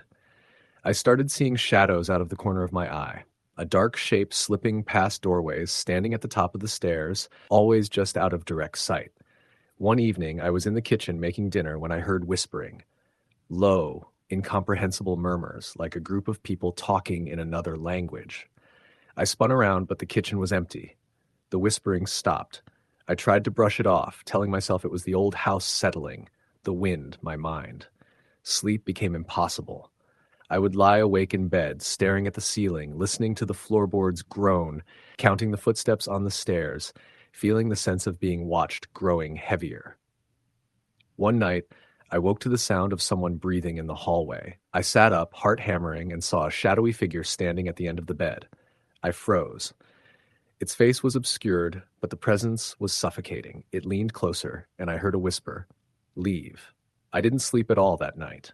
Morning brought no relief. I tried to convince myself I had dreamt it, but the cold spot where it had leaned against the bed lingered. The first physical attack happened 2 weeks after moving in. I was in the living room, typing on my laptop, when I felt a sharp pain on my arm. I looked down to see 3 parallel scratches, fresh and bleeding. My heart raced. I didn't know how to explain it. There was no one else in the house. I wrapped my arm and tried to focus on work, but the scratches seemed to multiply, appearing in different places each day. One evening, while taking a shower, I noticed the water running cold, even though the knob was on hot. Then I heard the footsteps again, heavier this time, pacing outside the bathroom. I wrapped myself in a towel and opened the door. Nothing. But then I saw it. The bathroom mirror, fogged from the shower, had words scratched into it. "Get out." I considered leaving the house. I thought about calling a priest or a paranormal investigator, but pride and stubbornness kept me there. I told myself I could handle it. I could ignore it. I could survive. One night, I heard screaming. Not faint, not distant, but loud, desperate screams coming from the second floor. I ran up, heart pounding, but the rooms were empty. No one had ever lived there. I know that rationally, yet the screams echoed in my head for days. The strangest event happened in the dining room. I had a new table, heavy oak, polished and gleaming. One morning, I found it covered in scratches, deep gouges running along the surface, as if someone or something had tried to claw through it. I took pictures, hoping to have evidence, but when I showed them to a friend, they insisted I must have done it myself in a half-sleep or stressed state. The activity reached a peak one night in late October. I was home alone, trying to write, when the lights started flickering. The room went dark, then back on, then off again. I lit candles, but the shadows grew longer, darker. I heard the familiar footsteps now running, thudding across the hallway. I hid under a blanket on the couch, trembling. Then I felt it. Hands, cold, pressing against my shoulders, my back, holding me down. I screamed. The pressure lifted. I bolted for the front door, but it wouldn't budge. I pounded on it, screaming for help, but no one was there. The air grew thick with the metallic smell of blood. I thought I might pass out. In desperation, I ran to the phone. The line was dead. My laptop wouldn't turn on. The house seemed alive, breathing around me, laughing. Then a whisper, right in my ear, "You should have left." I waited until dawn in the corner of the living room, huddled in a blanket. The house was quiet then, deceptively so, as if it had spent the night toying with me. The next day I contacted a psychic. She came to the house, walked slowly through each room, her face growing pale. "This house has anger," she said finally. "A man died here. He isn't at peace. He is trapped, and he does not want anyone else here." She advised me to leave immediately. I tried to sell the house, but no one wanted it.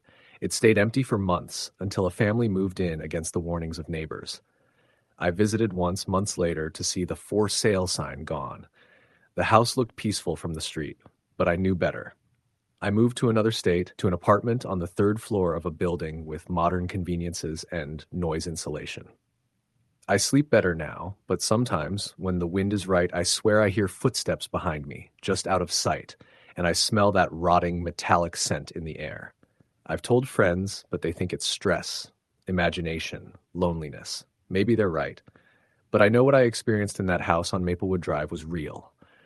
I know the feeling of being watched, of something lurking in the shadows, waiting for me to falter. I know the scratches, the whispers, the hands. Sometimes I dream of that house. I see the shadows in the hall, feel the cold press of unseen hands on my shoulders. I wake up sweating, heart racing, and I remember that the house is still there, waiting, patient, hungry for the next person who dares to call it home. Story, the end. I grew up in the suburbs of Pennsylvania, in a town that prided itself on being quiet and uneventful. So when I inherited my aunt's house in the outskirts of Gettysburg, I thought it was a stroke of luck. She had passed away suddenly, leaving the house to me in her will. I had never spent much time there, but I remembered it as a tall, creaky Victorian with an overgrown yard and paint peeling from the shutters. I moved in during the fall of 2011, hoping the change would help me focus on writing my novel. I had no idea what I was really walking into. The first few days were uneventful, aside from the usual settling noises of an old house. Floorboards groaned underfoot, and the heating system rattled like it was straining to keep up. I chalked it up to age. But on the fourth night, something shifted. I had just finished dinner and was heading upstairs when I heard it. Faint scratching coming from the hallway closet. I froze, thinking maybe a raccoon or squirrel had gotten in. I grabbed a flashlight and opened the closet. Nothing. Just coats hanging stiffly, their shadows twisting in the beam of light. I shrugged and went to bed, but I couldn't shake the feeling of being watched. The strange occurrences started subtly at first. Lights would flicker in rooms I wasn't in. Doors I was sure I'd locked were left ajar. The house would creak and moan at night, but it was no longer the ordinary settling sounds. It was more like footsteps pacing in a slow, irregular pattern. Sometimes I thought I could hear whispering, but it was impossible to tell whether it was my imagination. I tried to stay rational, telling myself old houses played tricks on the mind, especially when you're alone. Then the dreams started. At first, they were just fragments, a shadow moving at the top of the stairs, a woman in a white dress staring silently at me, a cold hand brushing my arm as I walked down a hall. But they grew more vivid and more frightening. In the dreams, I wasn't myself. I was a stranger in the house, trapped. And every time I tried to leave, the doors and windows vanished. I would wake up gasping, my heart pounding, sweat soaking my shirt even in the cool autumn air. One evening, about 3 weeks after I moved in, I decided to investigate the history of the house. The town library had old newspaper archives, and I spent hours scrolling through microfilm. That's when I found it. In 1923, the previous owners, a man named Edward Callahan and his family, had been found dead inside the house. According to the reports, Edward had killed his wife and 2 children before taking his own life. Neighbors reported hearing screams and crying from the house for days after. But by the time authorities arrived, the bodies had already been discovered by a delivery man checking on the family. The article ended with a note that neighbors avoided the house for months, calling it cursed. I didn't tell anyone about the article. I didn't want to scare myself further. But that night, the house made sure I couldn't ignore it. Around 2 a.m., I was woken by the sound of crying, high-pitched, ragged, desperate. It wasn't coming from the street or a neighbor. It was inside the house. I grabbed a flashlight and walked down the hallway, my legs trembling. The crying led me to the second-floor bedroom at the end of the hall. The door was closed, but as I approached, it swung open slowly. I saw a figure, a woman, pale, with dark, hollow eyes, standing at the corner. She didn't move toward me, didn't speak, just stared. Then, as I blinked, she vanished. I moved out of the bedroom as quickly as possible and locked the door. For the next few nights, the cries returned. Sometimes in the middle of the day, sometimes when I was alone in the kitchen. My dog, a golden retriever named Max, refused to go upstairs. He would growl at empty corners, hackles raised, refusing even to step past the staircase. Things escalated in December. A snowstorm knocked out power for 2 days. I lit candles and tried to ignore the constant creaking, the feeling of eyes on me. On the second night, I woke to a loud bang. Something heavy had hit the floor above me. I ran upstairs to find nothing, but the air was frigid, far colder than the winter storm outside. My breath hung in front of me like smoke. Then I heard it. Footsteps. Fast, heavy, running across the attic floor. Max barked and ran under the bed, shaking. I decided to leave the house the next morning, but the storm had trapped me. I called Emily, my girlfriend, for comfort. She arrived a few hours later, and together we tried to make sense of what was happening. That night, we stayed together in the living room. Around midnight, a shadow passed behind the window curtains. I froze. Emily whispered my name. Then we heard the distinct sound of someone walking down the staircase, slow and deliberate, each step echoing. The sounds stopped at the bottom, right by the fireplace, though no one was there. It wasn't just the sounds. Objects moved on their own. My notebooks were rearranged in perfect stacks, furniture shifted slightly, paintings tilted at odd angles. One night, I woke to see writing on the wall above the staircase, etched as if by fingernails, "Leave now." I ran to check, but in the morning the writing was gone, as if it had never been there. By January I was desperate. Sleep was impossible, and the house had become unbearable. I tried calling a priest, a paranormal investigator, anyone who could explain what was happening. The investigators came and left, saying they felt strong negative energy, but couldn't identify its source. They suggested a cleansing, but nothing seemed permanent. The presence didn't leave. It only grew stronger when I tried to fight it. The final night I spent there was terrifying. Emily and I were in the living room, trying to watch a movie to distract ourselves. Around 1 a.m., the crying started again, followed by whispering voices. The temperature dropped drastically. We huddled together, and suddenly, the chandelier in the center of the room swung violently, knocking over a small table. I ran to the stairs to turn on the lights, but every switch I flipped did nothing. Then, in the darkness, I saw them, figures standing at the top of the staircase, a man, a woman, and 2 children, all staring directly at us. Their eyes were dark voids, their faces distorted. Emily screamed as the man pointed at me. I felt a pressure in my chest, like someone was pressing against me, trying to push me back. The chandelier swung again, narrowly missing us, and I grabbed Emily's hand. We ran, stumbling down the hall, out the front door, and didn't stop until we reached her car. We left with nothing but the clothes on our backs. We sold the house months later, quietly, without telling the new owners anything. I still have nightmares. Sometimes in the middle of the night, I hear faint footsteps or a woman crying. I avoid abandoned houses now. I avoid places where the walls feel too thick and the shadows too alive. And yet a part of me knows that house is still there, waiting, patient, watching for the next person foolish enough to enter. Story the end. I moved into the house on the edge of town during a rainy October. It was an old Victorian, 3 stories of peeling paint and creaking wood, sitting alone at the end of a gravel road that twisted through the trees. The real estate agent had smiled nervously when I asked why it was so cheap. "Old houses have quirks," she said. I was looking for a fresh start after a messy breakup and a dead-end job, so I didn't press. I told myself quirks meant drafty windows, not ghosts. The first night, I noticed the sound right away. Not a door rattling, not the wind, something like footsteps pacing above me. I lived alone, and the attic wasn't finished, so there was no reason for anyone to be up there. I sat on the couch listening, convincing myself it was the house settling. The next day, I found muddy footprints on the wooden floorboards leading from the attic door to the stairs. They didn't match my shoes.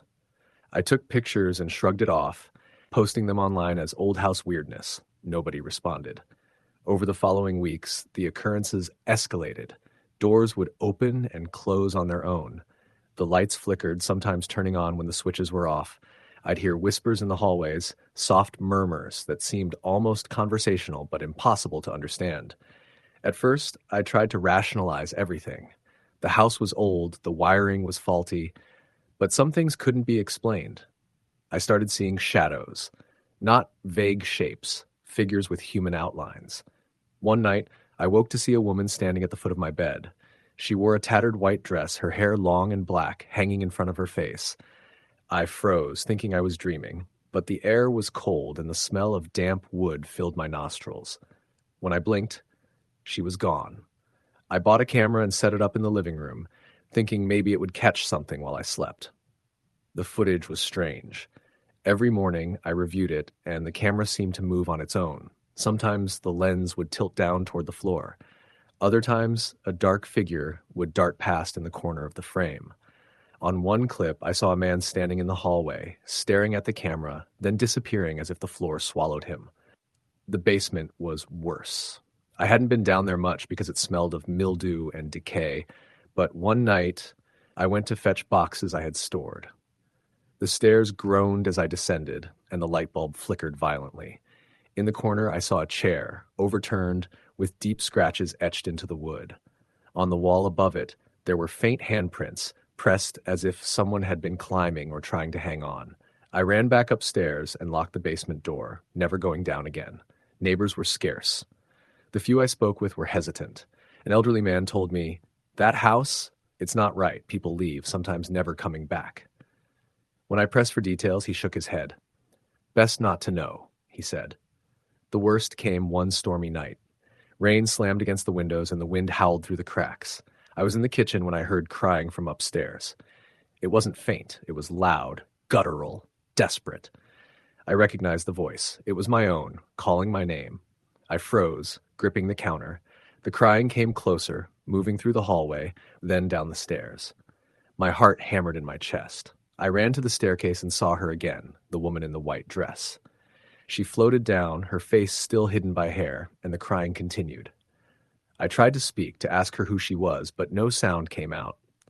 She raised a hand, pointing toward the living room, and I felt compelled to obey. In the living room, the temperature dropped sharply. My breath fogged the air. The furniture shifted slightly, as if invisible hands were moving it. Then I saw writing appear on the wall, scratched deep into the plaster. I couldn't read it at first, but slowly the words became clear. Leave or stay forever. I ran. I don't remember grabbing anything. I only remember the door slamming behind me as if the house had locked me out. I got into my car, shaking, and drove straight to the nearest motel.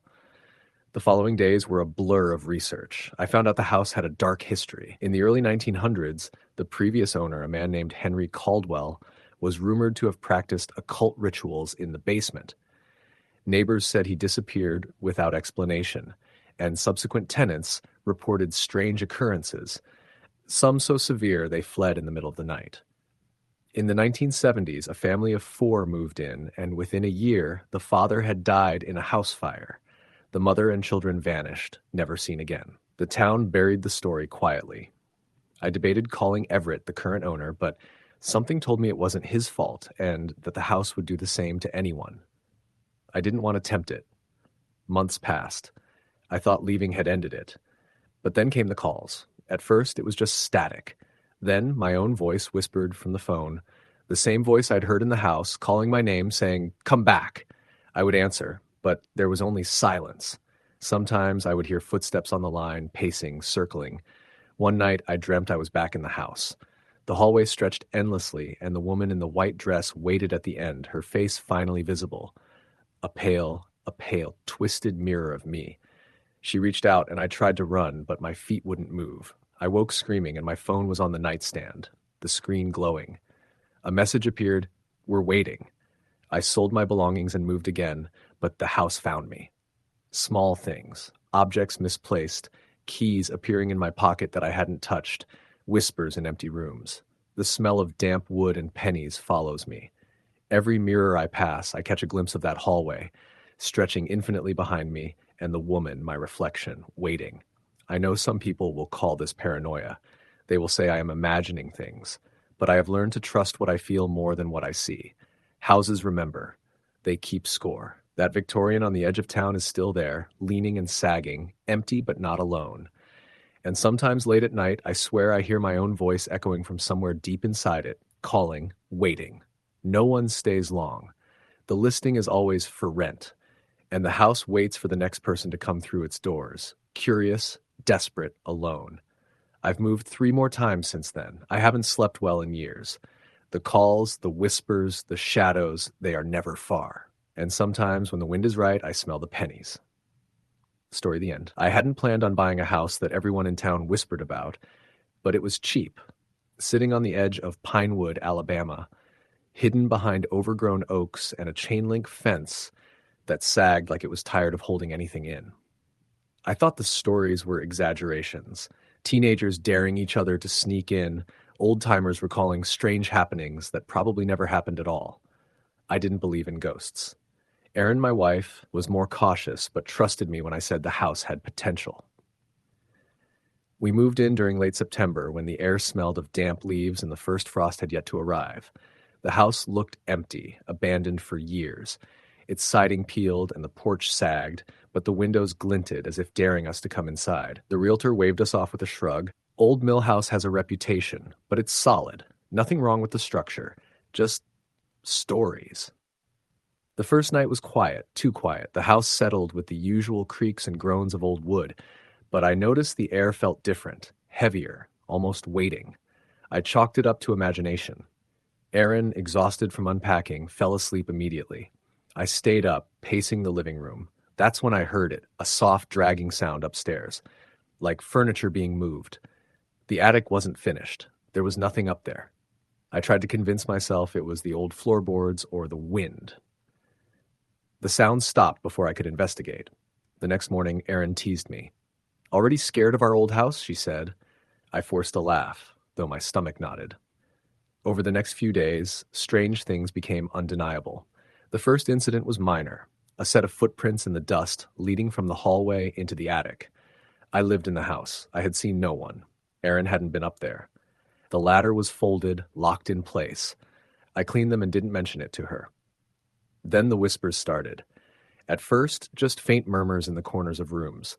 I would pause mid-task, straining to hear, and it would stop. Erin claimed she didn't hear anything. I began recording the rooms at night, leaving a tape recorder on the kitchen counter.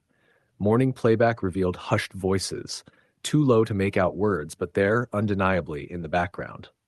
It escalated after the first week. The lights in the hallway flickered without cause. Appliances turned on and off, and the thermostat changed temperatures on its own. The worst was the doors. Every night, the doors would open, slowly, on their own, the hinges creaking like bones. I set up cameras, motion sensors, everything. Nothing explained it. One night, around 2 a.m, I woke to a scream. Erin's voice. I bolted out of bed, heart pounding, and found her standing at the top of the stairs. She was shaking, pointing to the living room. I followed her gaze. The sofa had shifted. Not slightly, entirely.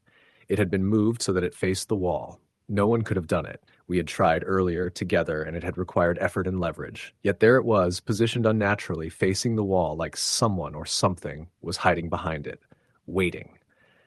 We called the neighbors the next day. Nobody had seen anything. Nobody had heard anything. Their faces tightened when we mentioned the house. One older man, leaning on his cane, muttered, "You shouldn't have bought that place." When pressed, he only said, "They don't rest." The attic became the epicenter. Every night the ladder would extend on its own, knocking echoing down the hall. We refused to go up there, but the sound persisted, a rhythmic tapping like someone counting. 3 taps, a pause, 3 taps again. The pattern was deliberate, almost taunting. I had to see what was causing it. One Saturday morning, I climbed the ladder with a flashlight. Dust swirled in the beam. The attic looked untouched except for an old trunk pushed against the far wall. I had never seen it before, but it looked old, warped, as if it had been there for decades. The lock was rusted but broken, as though forced open long ago. Inside there were newspapers from the 1960s, brittle and yellowed. Under them, a small child's doll, its face cracked, one eye missing. I swallowed hard and closed the trunk. I didn't tell Erin what I found. I didn't want her to see. That night, we woke to laughter. A child's laughter, echoing through the house. It wasn't happy. It was shrill, urgent, desperate. The lights flickered. The temperature dropped. Erin screamed when she saw it. A small figure standing at the edge of the bed, pale, eyes hollow. We called the police. They came, checked every inch of the house, found nothing. Old houses make noises. The officer said, "You probably imagined it." But the laughter continued, unrecorded, happening only when we were home alone. I began researching the history of the house. The town records revealed it had once belonged to a family who had lived there for decades. The father was abusive, the mother strict, and their only child, a boy named Samuel, disappeared in 1972. His body was never found. After that, the mother reportedly went insane and left the house. Neighbors whispered of crying heard at night, shadows in the windows, and objects moving. Then the full horror came. It started with Erin. One night she disappeared for an hour. I found her in the attic, standing over the trunk, staring at the contents. She hadn't entered on her own. She had no memory of climbing the ladder or opening the trunk. She cried, screaming that he was here. The knocking grew louder, more insistent. Doors slammed. Shadows moved in the corners of every room. The cameras caught glimpses of a small boy running through the hallways, always disappearing when anyone tried to approach. Furniture was overturned. The smell of decay seeped into every corner. We decided to leave immediately. As we packed, the house fought back. The attic ladder fell, nearly hitting Erin. The lights exploded, sending shards of glass across the floor. The laughter rose, frantic, echoing off the walls, mingled with the sound of knocking. 3 taps, pause, 3 taps. Faster, relentless. The moving truck arrived at dawn. We didn't look back. The neighbors later told us the house had been vacant for decades, untouched since the last family vanished. They warned us, no one stays long, it doesn't like that. We relocated to another state, but the memories follow. Sometimes at night, I wake to the sound of faint laughter or tapping on the bedroom door. Erin refuses to speak about it, but I see her flinch when a shadow crosses the wall. I don't know what resides in that house, Samuel, or something else. All I know is that some places keep the past alive, and some of them follow you, no matter how far you run. Even now, I dream of the attic, the trunk, and the hollow eyes of a boy who never left. Story the end. I moved into the old Spencer house in rural Ohio in the fall of 2014. The property had been abandoned for nearly a decade, perched on the edge of a small cornfield just outside a town so tiny it didn't appear on most maps. I was 25, working as a freelance photographer and desperate for space and solitude. The realtor had warned me that the previous owners had left in a hurry and that locals didn't like the place, but I laughed it off. I was looking for character in a home, not perfection. What I didn't know then was that the character came alive at night. The first few days were quiet. I spent my mornings photographing the fields, my afternoons unpacking boxes and fixing minor repairs. The house was large for its age, 2 stories with a rickety porch and peeling paint, but structurally sound. At night, however, it seemed to breathe. Floorboards creaked under no one's weight. Doors would rattle softly, as if disturbed by a draft, yet every window was closed. I chalked it up to old wood and wind. The first strange event occurred on my 3rd night.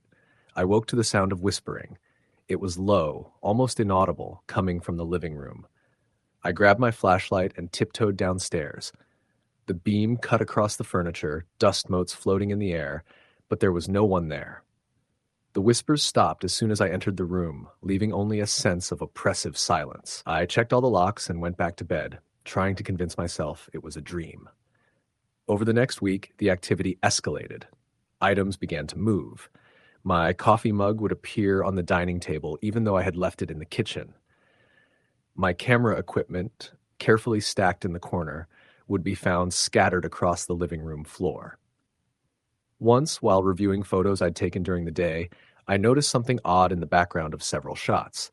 A shadowy figure, always at the edge of the frame, never fully visible. I tried to ignore it, but I couldn't.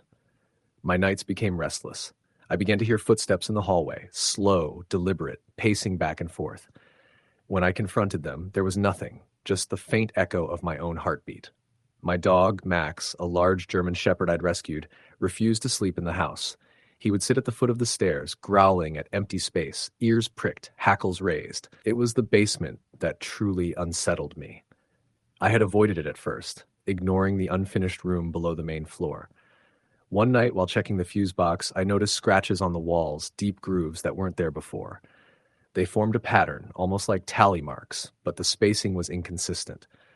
I felt a cold draft brush my neck, and when I turned, Max was growling at the darkness, teeth bared. I flipped on the light, but the scratches remained, and Max's hair stayed on end. The next incident was worse. I woke to a scream, my own it seemed, though I had never made a sound. I was standing at the top of the stairs, staring down into the pitch-black basement, and I saw a shape. It was vague at first, a shadow among shadows, but it coalesced into a figure, tall, thin, featureless, and standing in the corner. I blinked, and it was gone. My heart was hammering, my limbs shaking. Max leapt into the darkness, barking furiously, and the lights flickered before going out completely. I called a friend, a fellow photographer named Rachel, and asked her to come stay with me. She arrived the next day, skeptical, as all sane people are when faced with the supernatural. That night, she insisted on sleeping in the living room while I stayed upstairs. Around midnight, she screamed. I bolted downstairs to find her pointing at the wall, where words had appeared in the condensation of the old windows, "Leave before they wake." We didn't sleep after that. The house seemed alive.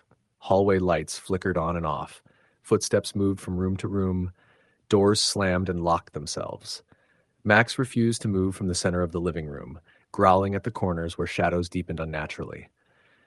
Rachel and I tried to rationalize it, wind drafts, old plumbing, stress, but the unease was undeniable. The attic was the worst. I had avoided it for weeks back, but Rachel convinced me to explore it. The door was locked with a simple latch, but it opened easily. Inside, dust and cobwebs coated old furniture and boxes. The air was thick, heavy, and cold, far colder than the rest of the house.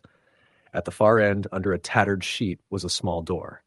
Unlike the attic door, it wasn't locked. I felt a strange pull toward it, a compulsion I couldn't explain.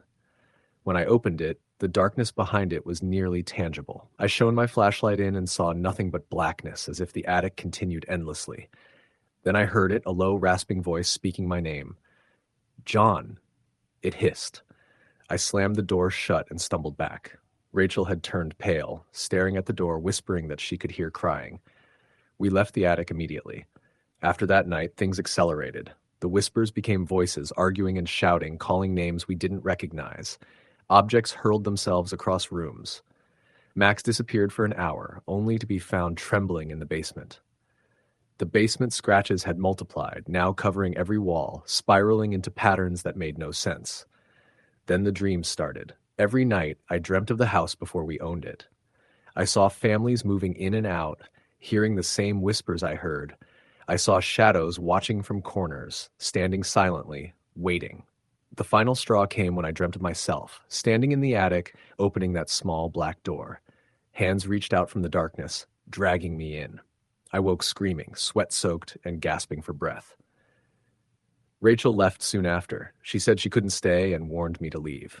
I tried to rationalize it, convincing myself that it was all stress and isolation. But the house had changed. It wasn't a building anymore. It was a presence, watching, reacting, waiting. One night, I decided to confront it.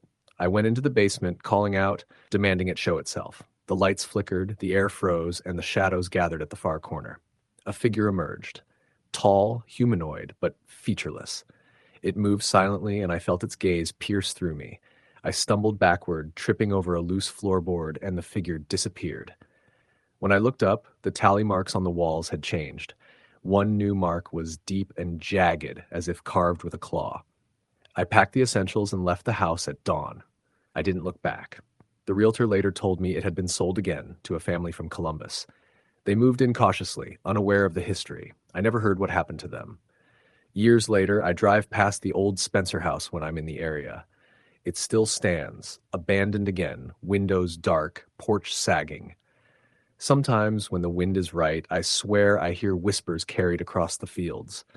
And sometimes, when I'm alone at night, I can still hear a voice, low and rasping, calling my name. I've never returned, and I never will. Some houses aren't just haunted by memory. They are alive, and they remember. Story the end. I moved into the house on Hawthorne Lane in the summer of 2014, drawn by the bargain price and the charm of a mid-century home with a sprawling yard. It was tucked into a quiet neighborhood on the outskirts of Dayton, Ohio. Neighbors were polite but distant, always quick to offer a smile but never to linger for conversation. The house had been empty for nearly a decade. The previous owners gone without explanation, and the realtor spoke about it with a peculiar kind of hesitation, as if saying too much might wake something. The first week went smoothly. The place needed work, and I was busy painting walls, fixing broken cabinet doors, and cleaning out the overgrown garden. But it was the second week that things started to feel off. It was subtle at first. The sound of footsteps in the attic when I was home alone, the creaking of floorboards that weren't there, doors I was sure I'd closed left slightly ajar. I chalked it up to an old house settling. But the feeling persisted, like the air was watching me, waiting. One evening, I stayed late in the living room, organizing old boxes I'd found in the basement. That's when I noticed the smell. Damp earth, tinged with something metallic, almost like blood. It was faint, barely noticeable, but it made the hair on my arms stand up. I followed it to the hallway leading to the spare bedroom at the back of the house. The air grew colder as I approached, my breath misting even though the windows were closed. I opened the door expecting maybe a dead animal or mold, but the room was empty. Everything was in place, except the closet door, which creaked slowly open on its own. I froze, staring at the dark, cavernous space inside. There was nothing visible, just a deep, unnatural black that seemed to pull at my vision. That night I couldn't sleep. Every shadow in the room seemed to twitch, every sound amplified. Around 2:13 a.m. I woke to a whisper, soft but clear. Leave. Now. The voice wasn't loud, but it carried an urgency that froze me to the bed. I sat up, listening. Silence. I convinced myself it was a dream, though I remembered it vividly in the morning. The next day, I tried to get back to normal. I told a friend about the house, laughing off the incidents as old house paranoia. But I didn't mention the voice. People don't understand. They never do. Over the next few weeks, the occurrences became more aggressive. I would come home to find the furniture slightly moved, doors locked that I was sure I hadn't locked, and scratches on the walls. Thin, jagged, like fingernails had dragged across them. One night I was watching TV when a lamp across the room exploded suddenly. The glass shattered everywhere, but no one was in the room. I began documenting everything, keeping a journal of times, dates, and incidents. The strange part was how methodical it all felt, like the house was testing me, learning my habits, waiting for the right moment. I started hearing noises even when I left the house, strange static on my phone calls, whispers that seemed to follow me down the street. One night I woke to find the spare bedroom door wide open. I never left it closed before bed, but there was a different feel to the room this time. The temperature dropped sharply, my breath visible in the darkness. I saw something moving inside, just at the edge of my vision. A figure, thin and pale, standing silently in the corner. Its face was obscured by shadows, but I could feel its gaze pressing down on me. I froze, unable to move or scream. Then it spoke, a voice like dry leaves scraping against concrete. "You shouldn't be here." The next morning, I called the local historical society, desperate to find out anything about the house. Records showed it had been built in the 1950s, originally owned by a couple named the Harrisons. They had 2 children, a boy and a girl. The boy, according to old newspaper clippings, disappeared mysteriously one evening while playing in the backyard. No trace was ever found. The family sold the house shortly after, and the property remained vacant until I bought it. I didn't tell anyone about the voice or the figure. People would think I was crazy. I started taking precautions, leaving lights on at night, carrying a small knife, sprinkling salt in corners. But the house didn't care about my precautions. It was a Thursday evening when it escalated. I had been working late and returned home around 11 p.m. The moment I walked in, I felt it. A heavy presence, pressing down on me from every direction. The air was thick, cloying with that metallic smell I'd first noticed. I called out, expecting nothing, but the whisper came back, closer this time, more urgent. "Go." I made my way to the living room and froze. Every piece of furniture had been rearranged, forming a crude path from the front door to the stairs, and there, at the top of the stairs, a silhouette stood. Pale, thin, unblinking. I wanted to run, but my legs refused. The figure lifted a hand and pointed directly at me, its fingers impossibly long and brittle. Then it spoke, a guttural, layered voice that seemed to come from everywhere at once. "You stay, or she dies." I realized it meant Karen. My fiancée, who had moved in with me weeks earlier, had gone upstairs to unpack. I sprinted up the stairs, heart hammering. The spare bedroom door was closed, locked. I tried to open it, shaking the knob. Something slammed against the door from the other side, a force so powerful it left me on my knees. I kicked the door, screaming her name. Silence. Then I heard it, a soft, broken sob, unmistakably Karen's. I broke the door down. The room was empty, except for the closet. Trembling, I approached it, the air freezing around me. The closet door creaked open slowly, revealing a crawl space, one I hadn't noticed before. And there, curled on the damp floor, was Karen, eyes wide with terror. She didn't move as I grabbed her, only whispered, "It's here. It won't let me go." We ran, out the front door, down the street, until we were sure we had left the house behind. Police searched the property later, but they found nothing unusual. No signs of forced entry, no hidden crawl space, no trace of anything supernatural. The local historian insisted there were no records of hidden rooms. I wanted to believe them, but I knew what I'd seen. Karen never returned. She couldn't. The trauma had left her broken, consumed by fear, unable to sleep or trust anyone. I tried selling the house, but buyers wouldn't stay after the first night. I moved far away, left my belongings behind, and avoided thinking about it, but the memories never faded. I still see the figure in my dreams, still hear the whisper in the darkness when I'm alone. Sometimes, late at night, I drive past Hawthorne Lane. The windows are always dark, the yard overgrown, the air around it still thick and heavy, like it's breathing. And in one of the upstairs windows, just for a second, I swear I see a pale, thin figure watching, waiting for the next person brave or foolish enough to enter.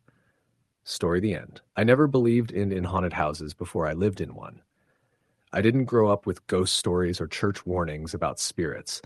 I grew up in Ohio, the kind of place where people worry more about flooded basements and busted furnaces than the dead walking the halls. That changed in the fall of 2009, when my wife Emily and I bought a 2-story farmhouse outside a small town near the Indiana border.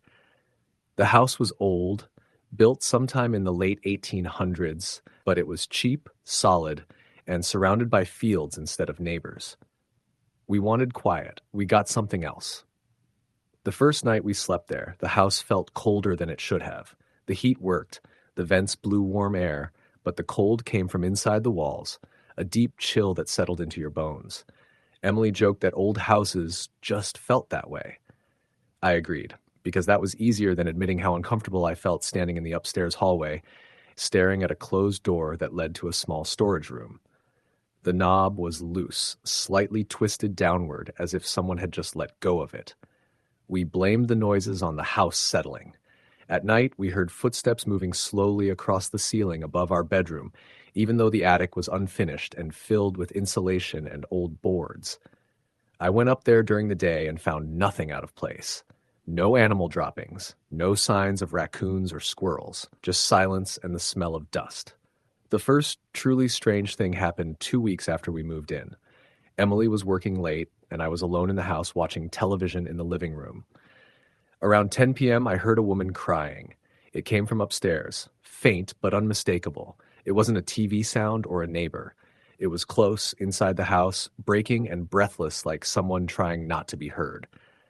I froze on the couch, listening.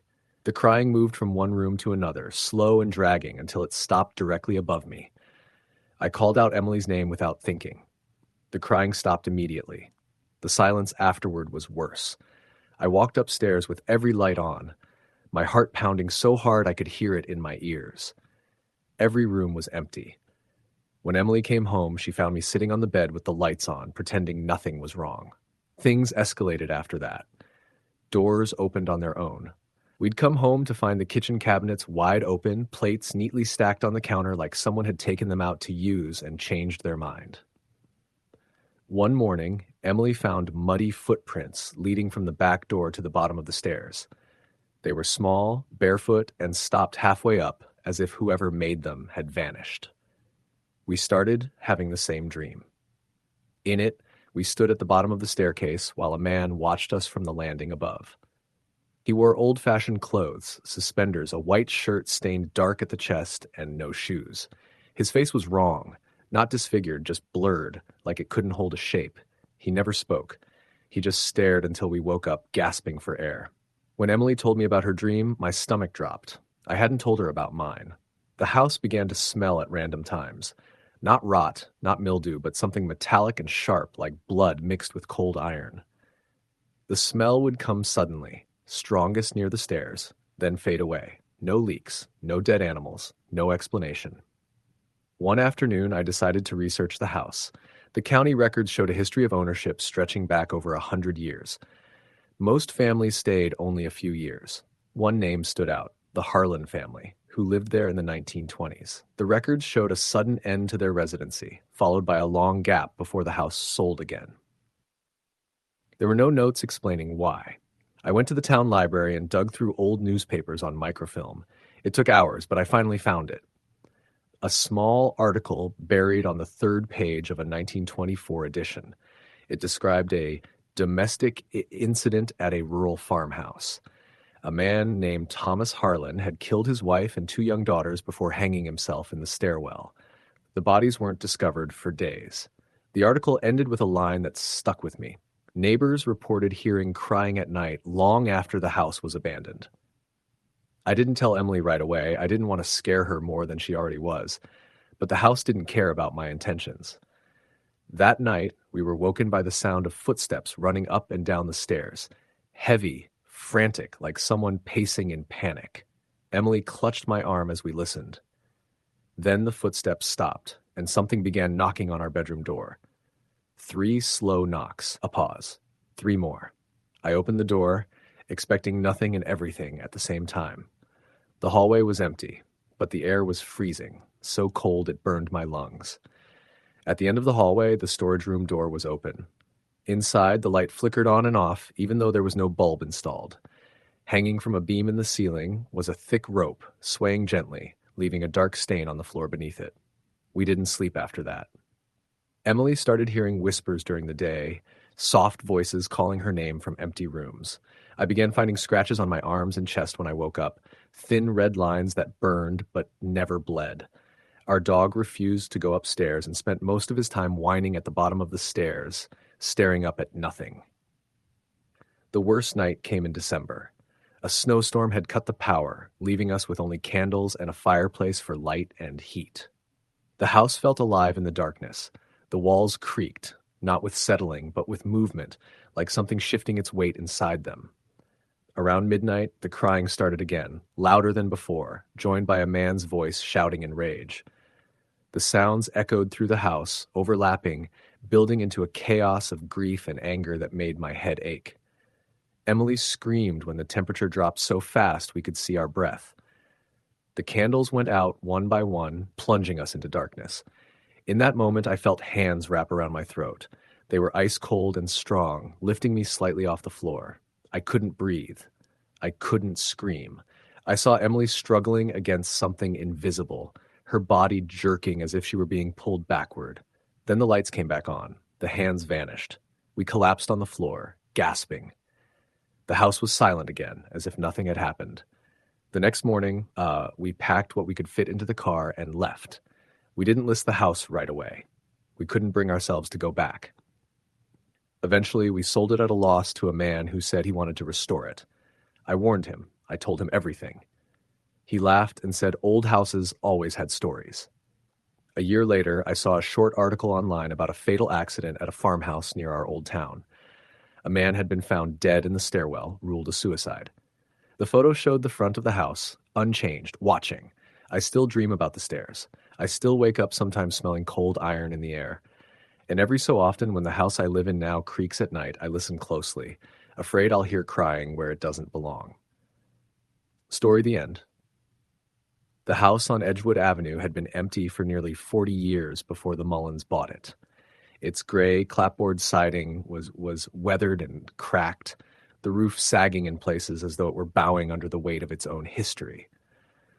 The locals whispered about it in hushed tones at the diner or gas station, but the Mullins, Jack, his wife Carla, and their 2 kids, Anna and Ben, were looking for a fixer-upper at a bargain. They didn't believe in ghosts or curses. They believed in paint, nails, and elbow grease. The first night they moved in, the air was unnaturally still. Jack unpacked tools in the garage while Carla tried to set up the kitchen. Anna, 12, wandered the creaking house with her flashlight, taking photos for her social media. Ben, 8, refused to explore alone and stuck close to his mother. That night, the family heard the first noises. Faint, slow footsteps in the hallway outside their bedroom, even though the rest of the house seemed empty. Jack chalked it up to old floorboards, old pipes, the typical settling sounds of a house built in 1892. Carla tried to ignore it, though she felt a chill each time the floorboards groaned beneath invisible weight. But when Ben started insisting that someone is in my room, her stomach twisted with unease. He described a dark figure that watched him from the corner each night, always silent, always still. Over the next week, strange things escalated. Doors would slam shut on their own, sometimes trapping them inside a room for minutes. Lights flickered even when the bulbs were new. Cold drafts swept through rooms even in the middle of summer. Anna started taking photos at night with her phone and caught glimpses of shadowy figures in the background, dark shapes that weren't there when she looked up. One night, around midnight, Carla woke to the sound of music. Soft, a piano playing in the distance. The house had no piano. She shook Jack awake, but he heard nothing. By the time he fully roused, the music had stopped. The next morning, they discovered muddy footprints in the living room, small and childlike, that led from the front door to the kitchen and then vanished. Nobody had been outside. The doors were locked. Anna, ever the skeptic, became obsessed with documenting everything. She set up a camera in her room, and what she captured on the third night terrified her. A figure appeared at the foot of her bed, tall but thin, entirely black, featureless, and it lingered for nearly a minute before dissipating into the shadows. Anna showed the footage to her parents, who were forced to reconsider their disbelief. Things worsened after that. Ben refused to sleep alone, claiming the figure followed him into the bathroom or lurked in the hallway. Doors in his room locked themselves, sometimes while he was inside. The family began hearing whispers at all hours, unintelligible at first, but increasingly clear. They sounded like someone speaking in a language none of them understood, sometimes urgent, sometimes pleading. Jack tried to rationalize everything. He checked the house's wiring, installed new locks, even brought in a pest control expert. Nothing explained the cold spots, the whispers, or the shadows caught on Anna's camera. Carla, meanwhile, started keeping a journal, noting every anomaly, lights flickering at 3:13 a.m., furniture slightly moved, drawers open or closed differently than she remembered. One evening, they discovered something in the attic. They had avoided it because the staircase creaked ominously, but Anna insisted on exploring with her flashlight. Among dusty boxes and old furniture, they found a small, rotting trunk.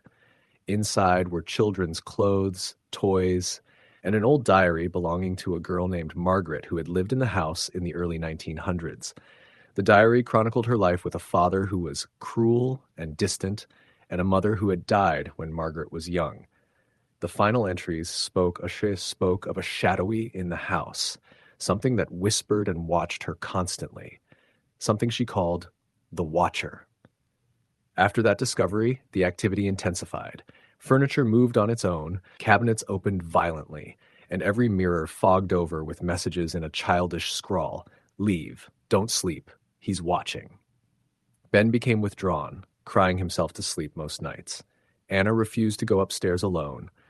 Carla started waking up to see dark shapes standing at the foot of her bed, and Jack, though determined to stay rational, began having nightmares of the figure reaching for him with impossibly long arms.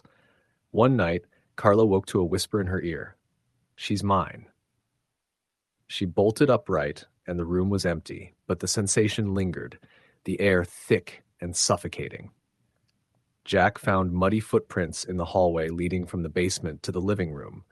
That morning, Anna discovered scratch marks on her bedroom door, deep enough to draw blood if someone had pressed their fingers against it.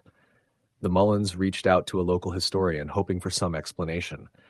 The historian revealed that the house had a dark past. In the early 1900s, a fire had killed a young girl named Margaret, the same girl from the diary, and her father had disappeared soon after under mysterious circumstances. Locals believed the house had absorbed the tragedy, that Margaret's spirit lingered, confused, angry, and trapped. Others whispered that her father's own dark presence had never left, a shadow hovering in the corners, feeding off fear. The family tried to leave the house, but strange things would prevent it. Their car battery died every time they tried to drive away. Objects would block the doors. Ben sometimes cried that it doesn't want us to go. One night, Jack stayed awake in the living room, determined to confront whatever haunted them. Around 2 a.m., he saw a shadow glide along the hallway walls, hear whispers grow louder, more insistent. The figure stopped at the top of the stairs and beckoned him with a hand he couldn't see clearly, urging him upward. The next morning, Jack was pale, exhausted, and silent. Carla asked if he was okay, and he only shook his head. The children refused to leave their rooms. It became clear to Carla that the house had taken a psychological toll, and perhaps even more. That evening, she suggested they bring in a paranormal investigator, hoping for guidance. The investigator arrived with cameras, audio recorders, and EMF detectors. Within hours, the readings were off the charts. The investigator captured disembodied voices, objects moving on their own, and the chilling apparition of a small girl in the corner of the living room. During the session, the investigators' equipment failed, lights flickering violently, and they were forced to end the investigation prematurely. On the video footage, however, one clip was undeniable. A dark, malevolent figure, taller and more distorted than anything human, standing behind the children, watching silently. After that, the Mullins had enough. They left the house permanently, moving in the middle of the night with only essentials. When they returned weeks later to retrieve the last of their belongings, they found the house exactly as they left it. Unlocked doors, windows open, and the faint impression of footprints leading from room to room, as though someone or something had been expecting them. The house remains abandoned to this day. Locals avoid it. Children dare each other to peer in the windows, and on quiet nights, you can hear faint whispers, footsteps, and the soft sound of a child crying. The house on Edgewood Avenue has claimed its reputation as haunted, a place where past tragedies linger and something watches, always watching, waiting for the next family foolish enough to move in. Story the end.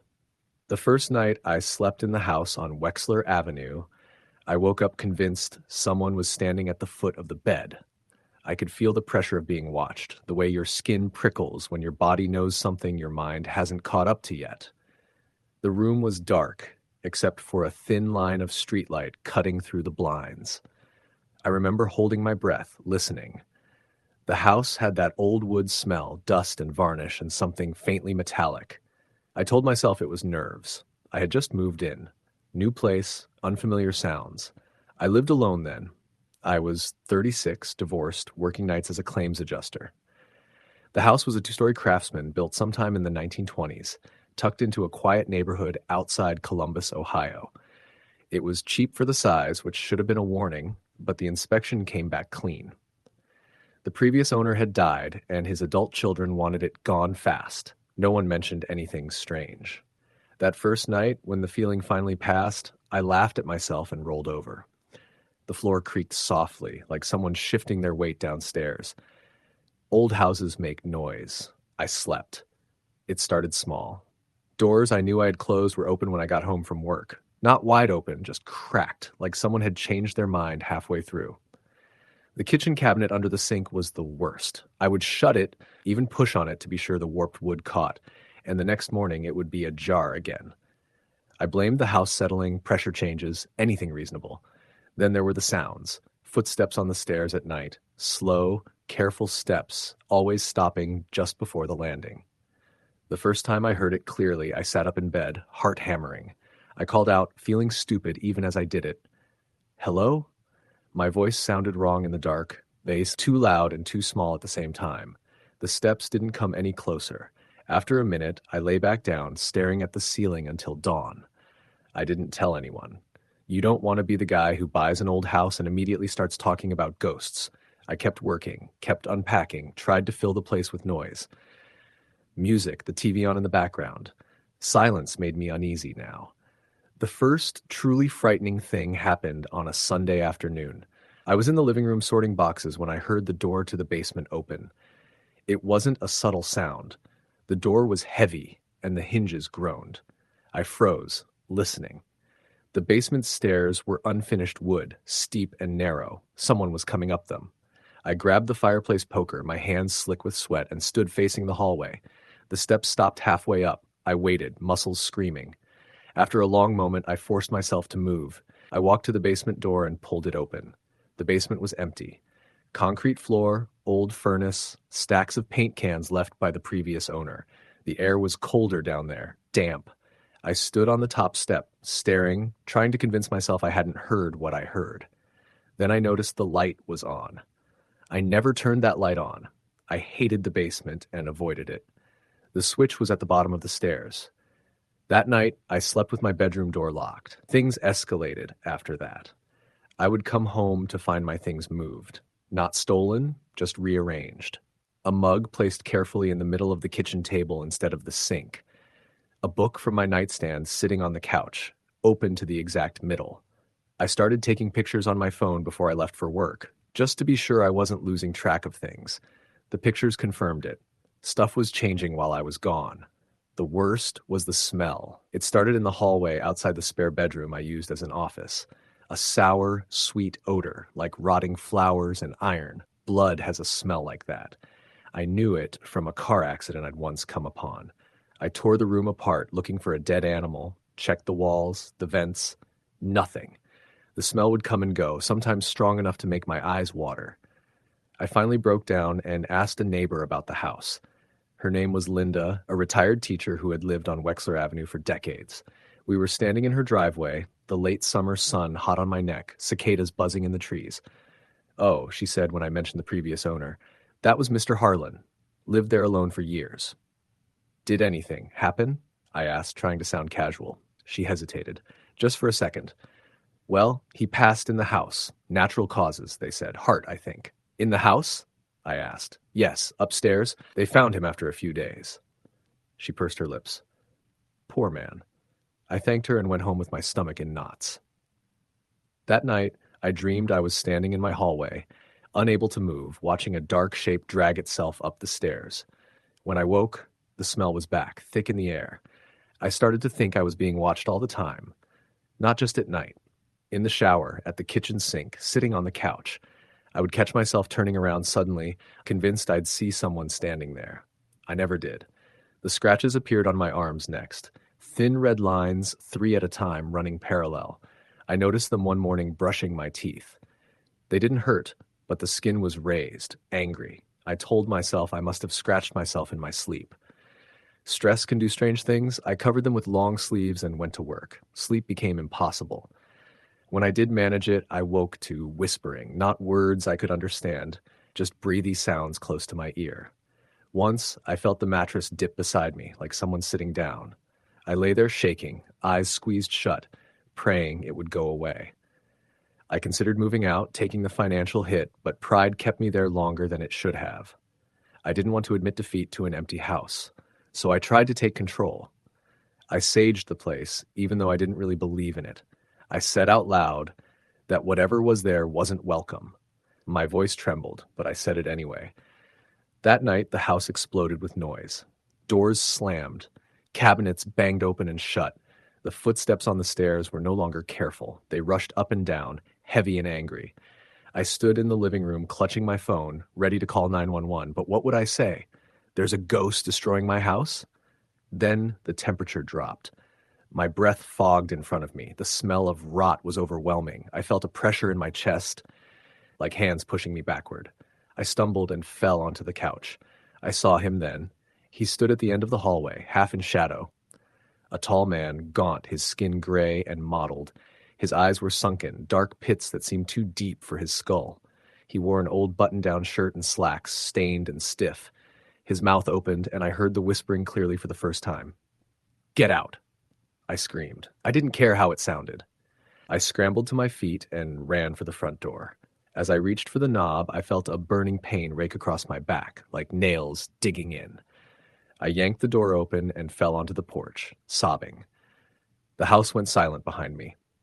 I spent that night in my car, parked under a streetlight, shaking until dawn. In the morning, I went back inside long enough to grab clothes and essentials. I noticed deep gouges in the wood of the hallway wall, right where the thing had stood. Fresh. Splintered. I moved into a motel and put the house up for sale the same week. I didn't mention anything unusual to the realtor. I just wanted it gone. A month later, after the sale closed, I got a call from Linda. Her voice was tight. "I thought you should know," she said. "The new owners, they moved out already." "Why?" I asked, though I already knew. She lowered her voice. They said the house was haunted, that they heard a man walking the stairs at night. I hung up and sat there for a long time, staring at nothing. The scratches on my back took weeks to fade. Sometimes, even now, I wake up convinced I smell that rot again, and I have to remind myself I don't live on Wexler Avenue anymore. But I still dream of that hallway, of a man standing in the shadows, waiting for someone else to come home. Story the end. It started the day the Wilson family moved into the old Victorian house on the outskirts of Salem, Massachusetts. To anyone else, it looked like a dream home. Large bay windows, an ornate front porch, and enough land to feel isolated yet safe. But the locals knew better.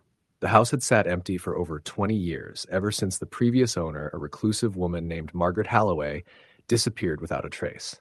Some whispered that her spirit still lingered in the shadows of the home, but the Wilsons, city dwellers with no taste for superstition, dismissed those stories as small-town folklore. From the first night, there was an unsettling energy. The house groaned under its own age, settling in ways that made the air feel heavy. At 2:17 a.m., the youngest Wilson, Lucy, woke screaming.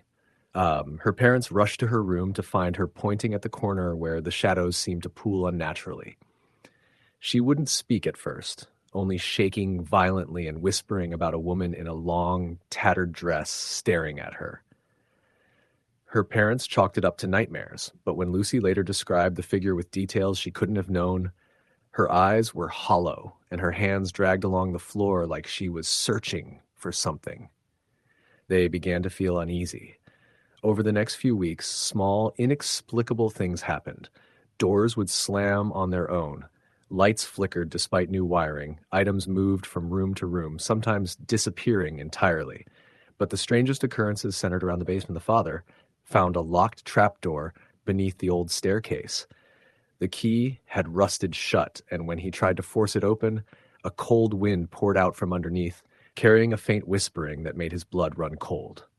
At first, the family avoided it, hoping the sensation would pass, but the presence grew bolder. One night, the mother, Claire, awoke to the sound of her daughter crying. She rushed to Lucy's room only to find the girl staring at the ceiling, frozen, as a shadow twisted unnaturally above her. Claire felt a hand brush her shoulder, but when she spun around, no one was there. That's when she noticed the faint outline of a woman in the corner, her features indistinct but undeniably human. She blinked, and the figure vanished, leaving behind a lingering scent of decay and something metallic, like blood. Mark tried to rationalize it. He told himself it was stress, moving into an old house and the power of suggestion. But rational thought didn't explain what happened during dinner one evening. As the family sat around the table, all lights in the house suddenly went out. Candles weren't enough to illuminate the room. From somewhere beneath them came the sound of shuffling, slow, deliberate, and wet, like something dragging across the floor. Then, a whisper, so close it seemed to crawl up Claire's neck. "Get out." After that night, the family's fear escalated into terror. Lucy began sleepwalking, wandering through the house at night, mumbling about someone calling her down. The dog refused to enter the basement. Even their cat would hiss at empty corners, its fur standing on end. Mark and Claire sought help, inviting a local priest to bless the house. During the blessing, the temperature dropped drastically, candles went out, and the priest left halfway through, muttering about forces he had never encountered before. It was during one particularly stormy night that the house revealed its darkest secret. Lightning flashed, illuminating the grand staircase, and the family heard the trapdoor in the basement creak open. Something had forced it. They gathered in the living room, huddled together as the shuffling sounds grew louder, climbing the stairs in a deliberate, menacing rhythm. At the top, Lucy's voice called out, not in fear, but in a monotone unfamiliar, "She wants us."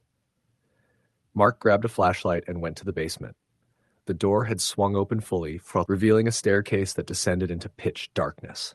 Hesitant but determined, he climbed down. The air was thick and fetid, smelling of mold and iron.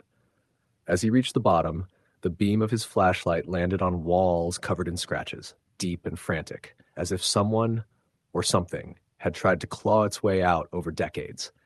In the center of the room was a figure, impossibly thin, wearing a tattered dress and staring at him with hollow, empty eyes.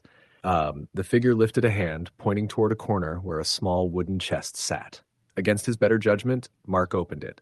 Inside were belongings, old photographs of the Holloway family, letters, and a diary. The diary, written by Margaret, detailed a slow descent into madness. She spoke of voices, of shadows creeping from the corners, of a presence that demanded attention, feeding on fear until it became part of her. The last entry ended abruptly. It watches from beneath. I can no longer. And the rest was smeared with dark stains like blood. Mark felt the air tighten, and the presence behind him pressed closer. He tried to flee, but his legs refused to obey.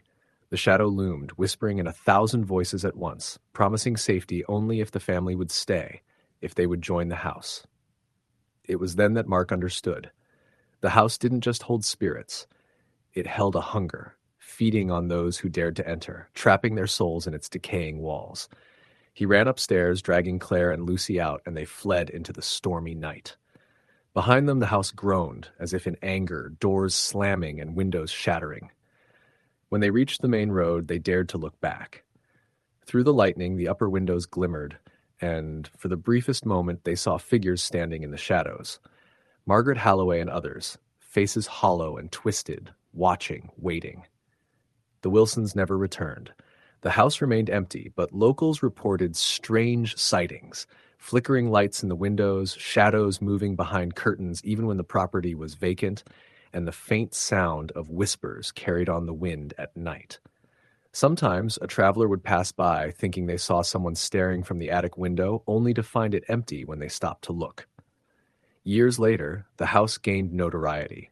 Paranormal investigators, drawn by the stories, entered it recording unexplained phenomena, temperature drops, spectral apparitions, and the sound of a child crying. Some never returned. Those who did spoke of the oppressive sense of being watched, of an invisible force seemed to anticipate their every move. The Wilsons moved on, haunted themselves, living with the knowledge that their encounter wasn't just a story. It was proof that some places in America are far older, far darker than anyone should tread. They warn anyone who will listen. Some houses carry more than history. They carry hunger. And in Salem, on the outskirts where the trees grow dense and shadows linger longer than they should, the Holloway house still stands, waiting for the next family brave or foolish enough to cross its threshold. And those who enter rarely leave the same, if they leave at all. Story the end. The house stood at the edge of Maple Hollow Road like it had been left there by mistake.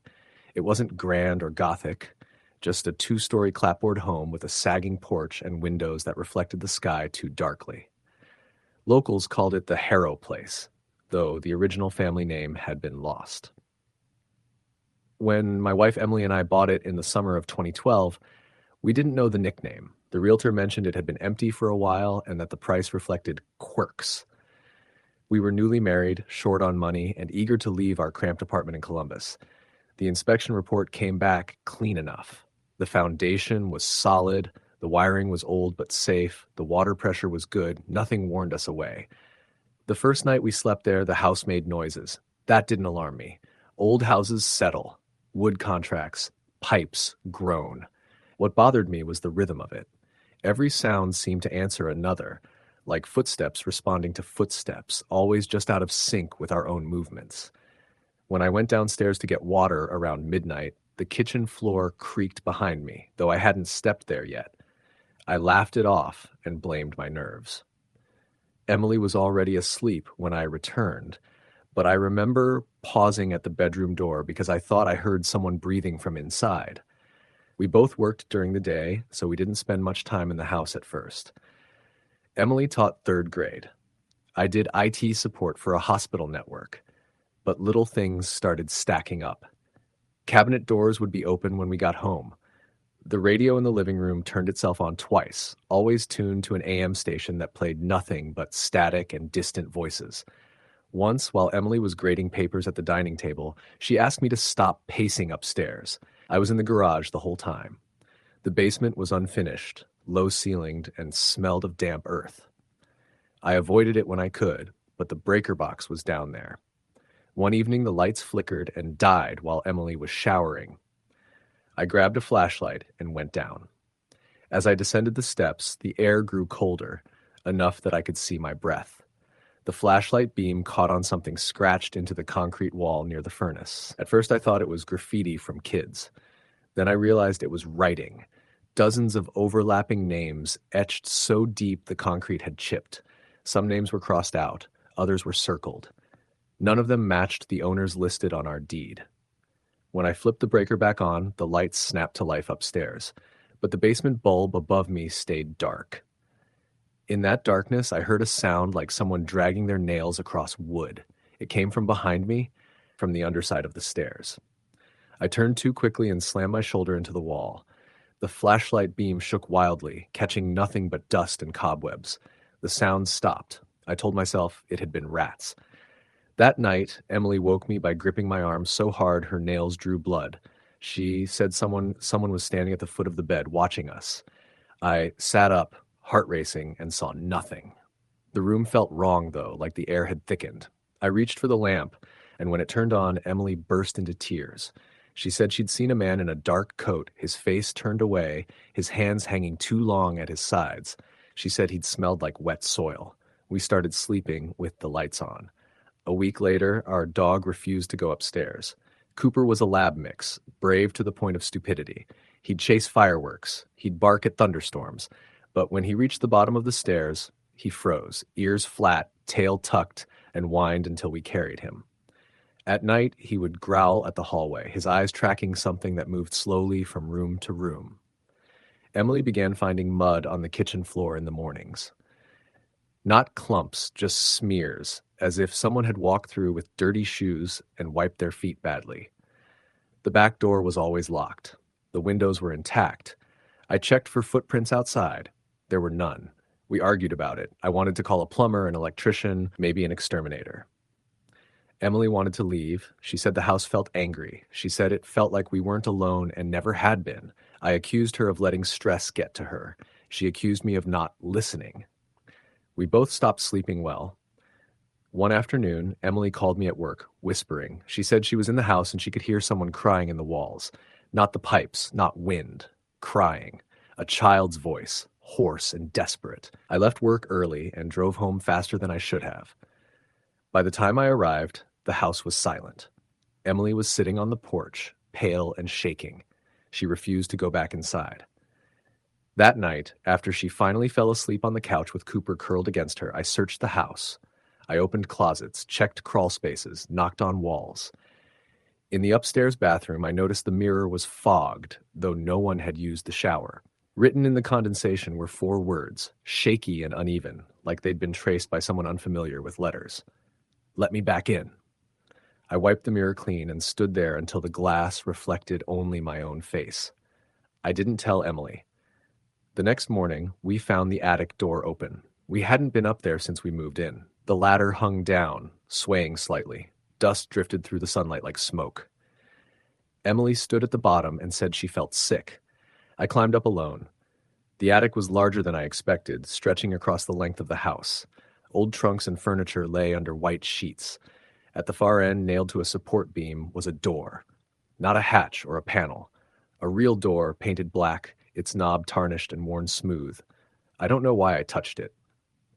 The moment my fingers brushed the knob, a pressure filled my ears like a sudden change in altitude. I heard whispers, overlapping, urgent, all speaking at once. I stumbled back and nearly fell through the ladder opening. When I scrambled down, the ladder snapped shut behind me with enough force to crack the ceiling. We packed a bag that afternoon. Emily said she wasn't staying another night. I agreed. But when we tried to leave, Cooper refused to get into the car. He braced his paws against the driveway and howled.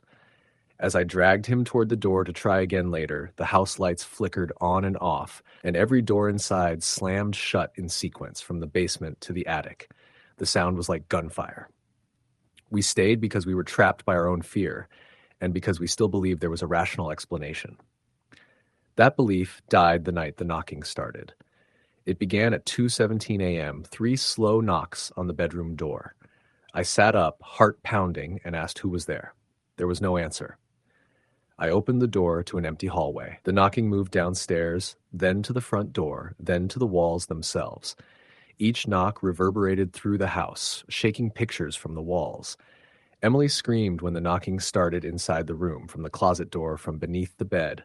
Then the voice spoke, clear and close, right behind us. "Why did you lock it?" The room went ice cold. Our breath fogged.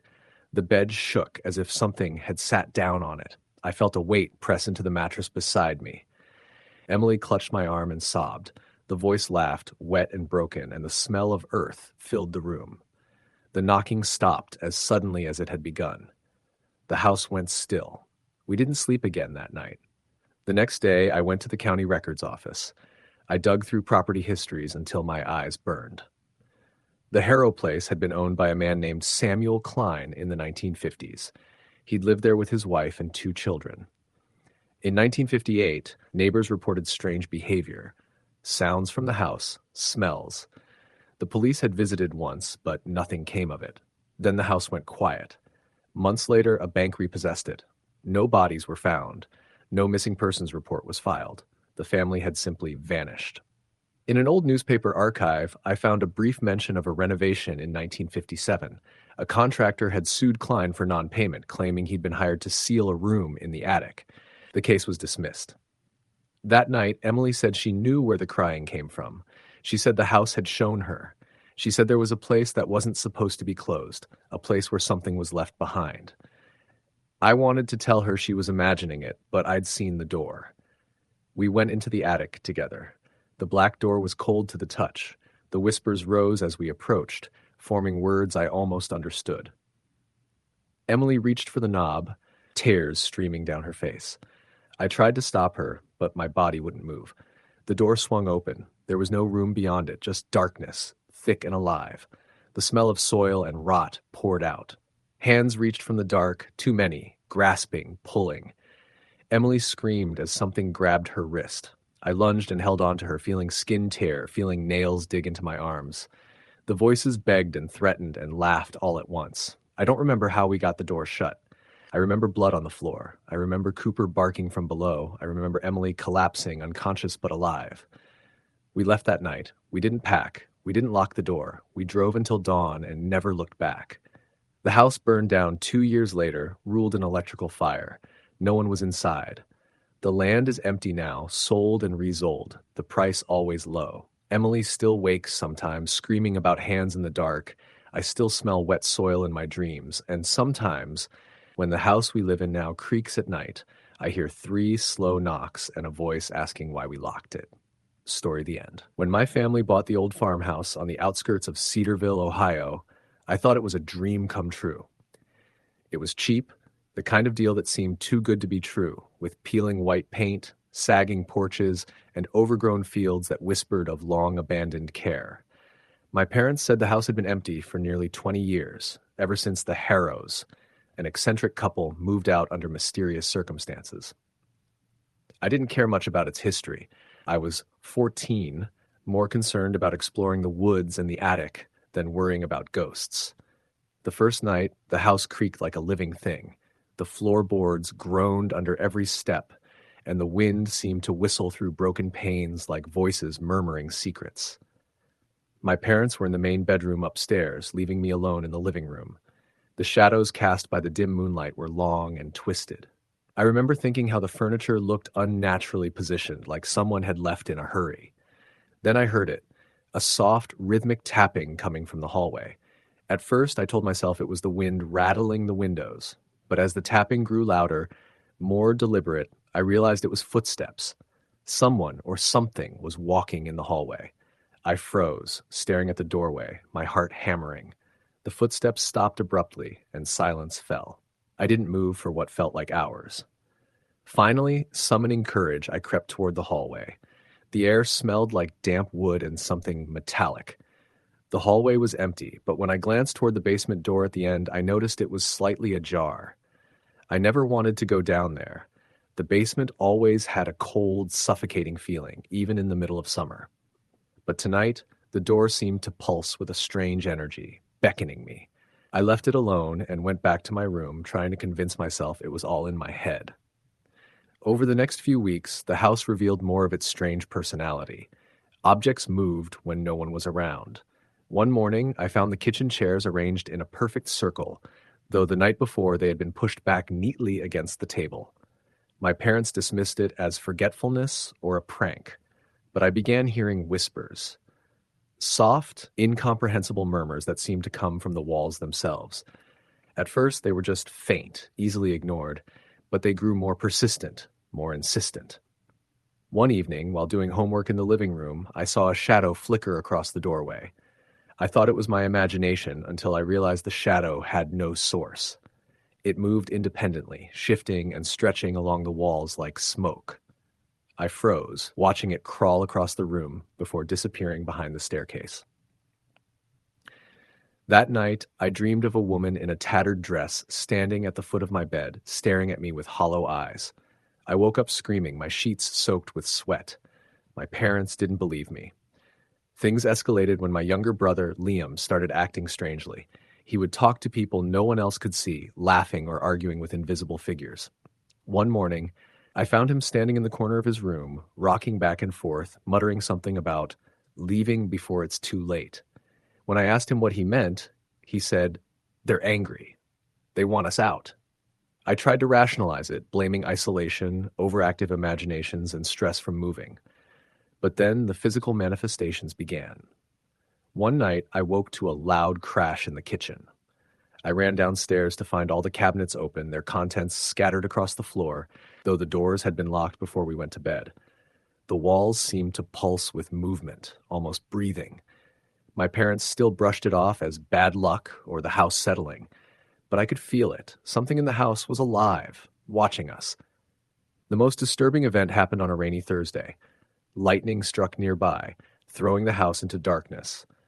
I lit a candle and was making my way to the kitchen when I saw a figure at the top of the stairs. A man, pale as the moonlight, his eyes hollow and fixed on me. I froze, unable to move. Then he tilted his head unnaturally, slowly, and whispered my name. The voice was cold, sharp, and filled with malice. I screamed, and when my parents rushed in, the figure was gone, leaving nothing but an icy draft and the lingering scent of decay. After that night, my parents finally admitted something was wrong. We contacted a local historian who had records of the Harrows. He told us they had been involved in occult practices, rumored to summon spirits for protection, wealth, or power. Neighbors whispered about strange sounds and lights coming from the house long before it was abandoned. Some said the Harrows disappeared without a trace, leaving behind a house that seemed to feed on fear. We tried everything to reclaim the house: blessings, religious rituals, even a paranormal investigator. The investigator, a woman named Marlene, spent a weekend with us and documented everything: cold spots, shadow figures, objects moving on their own. She told us the house was anchored to the spirits of its past, particularly the Harrows. "They're trapped here," she said, "and they don't like intruders." She advised leaving, but my parents, stubborn and hopeful, refused. One night, things turned deadly serious. I was alone in my room when I heard whispering outside my door. I opened it cautiously, and the hallway was empty, good, except for a single black stain on the floor that wasn't there before. It pulsated, spreading slowly like ink in water. Suddenly, I felt a pressure on my chest, like invisible hands pushing me down. The whispering escalated into screaming, unintelligible and horrific. I clawed at the floor and walls, trying to escape until the weight lifted, leaving me gasping and trembling. The next morning, Liam was missing. My parents were frantic. We searched the entire house and the surrounding property. Hours later, we found him in the basement, standing in the corner, eyes wide and unblinking, muttering, "They said I had to stay, or they'd take you too." His skin was pale, and his hands were scratched and bleeding as if he had clawed at invisible walls. That night, we decided we couldn't stay. As we packed our belongings, the house seemed to resist us. Doors slammed shut, windows rattled violently, and the shadows grew thick, almost tangible. The whispers turned into shrieks, and I could swear I saw figures moving in the corners of my eyes, blocking our path. We fled through the back door, carrying Liam, leaving nearly everything else behind. The moment we stepped onto the driveway, the house seemed to sigh, and a low, guttural laugh echoed from inside. We never returned. The house sat abandoned again, silent, except for those who dared to come close at night, reporting strange lights, whispers, and shadowy figures in the windows. I still have nightmares about it, The eyes, the whispers, the feeling of being watched. My parents refuse to talk about it, and Liam sometimes stares at walls as if he can still see them, the harrows or whatever is left in that house. Years later, I learned that several families who tried to move into that same farmhouse after us either left abruptly or were forced out by terrifying experiences. The house, it seems, never lets go of its visitors. Even now, when I drive past Cedarville and glance at the fields where the farmhouse sits, I feel it watching, waiting for the next family foolish enough to cross its threshold. Story the end.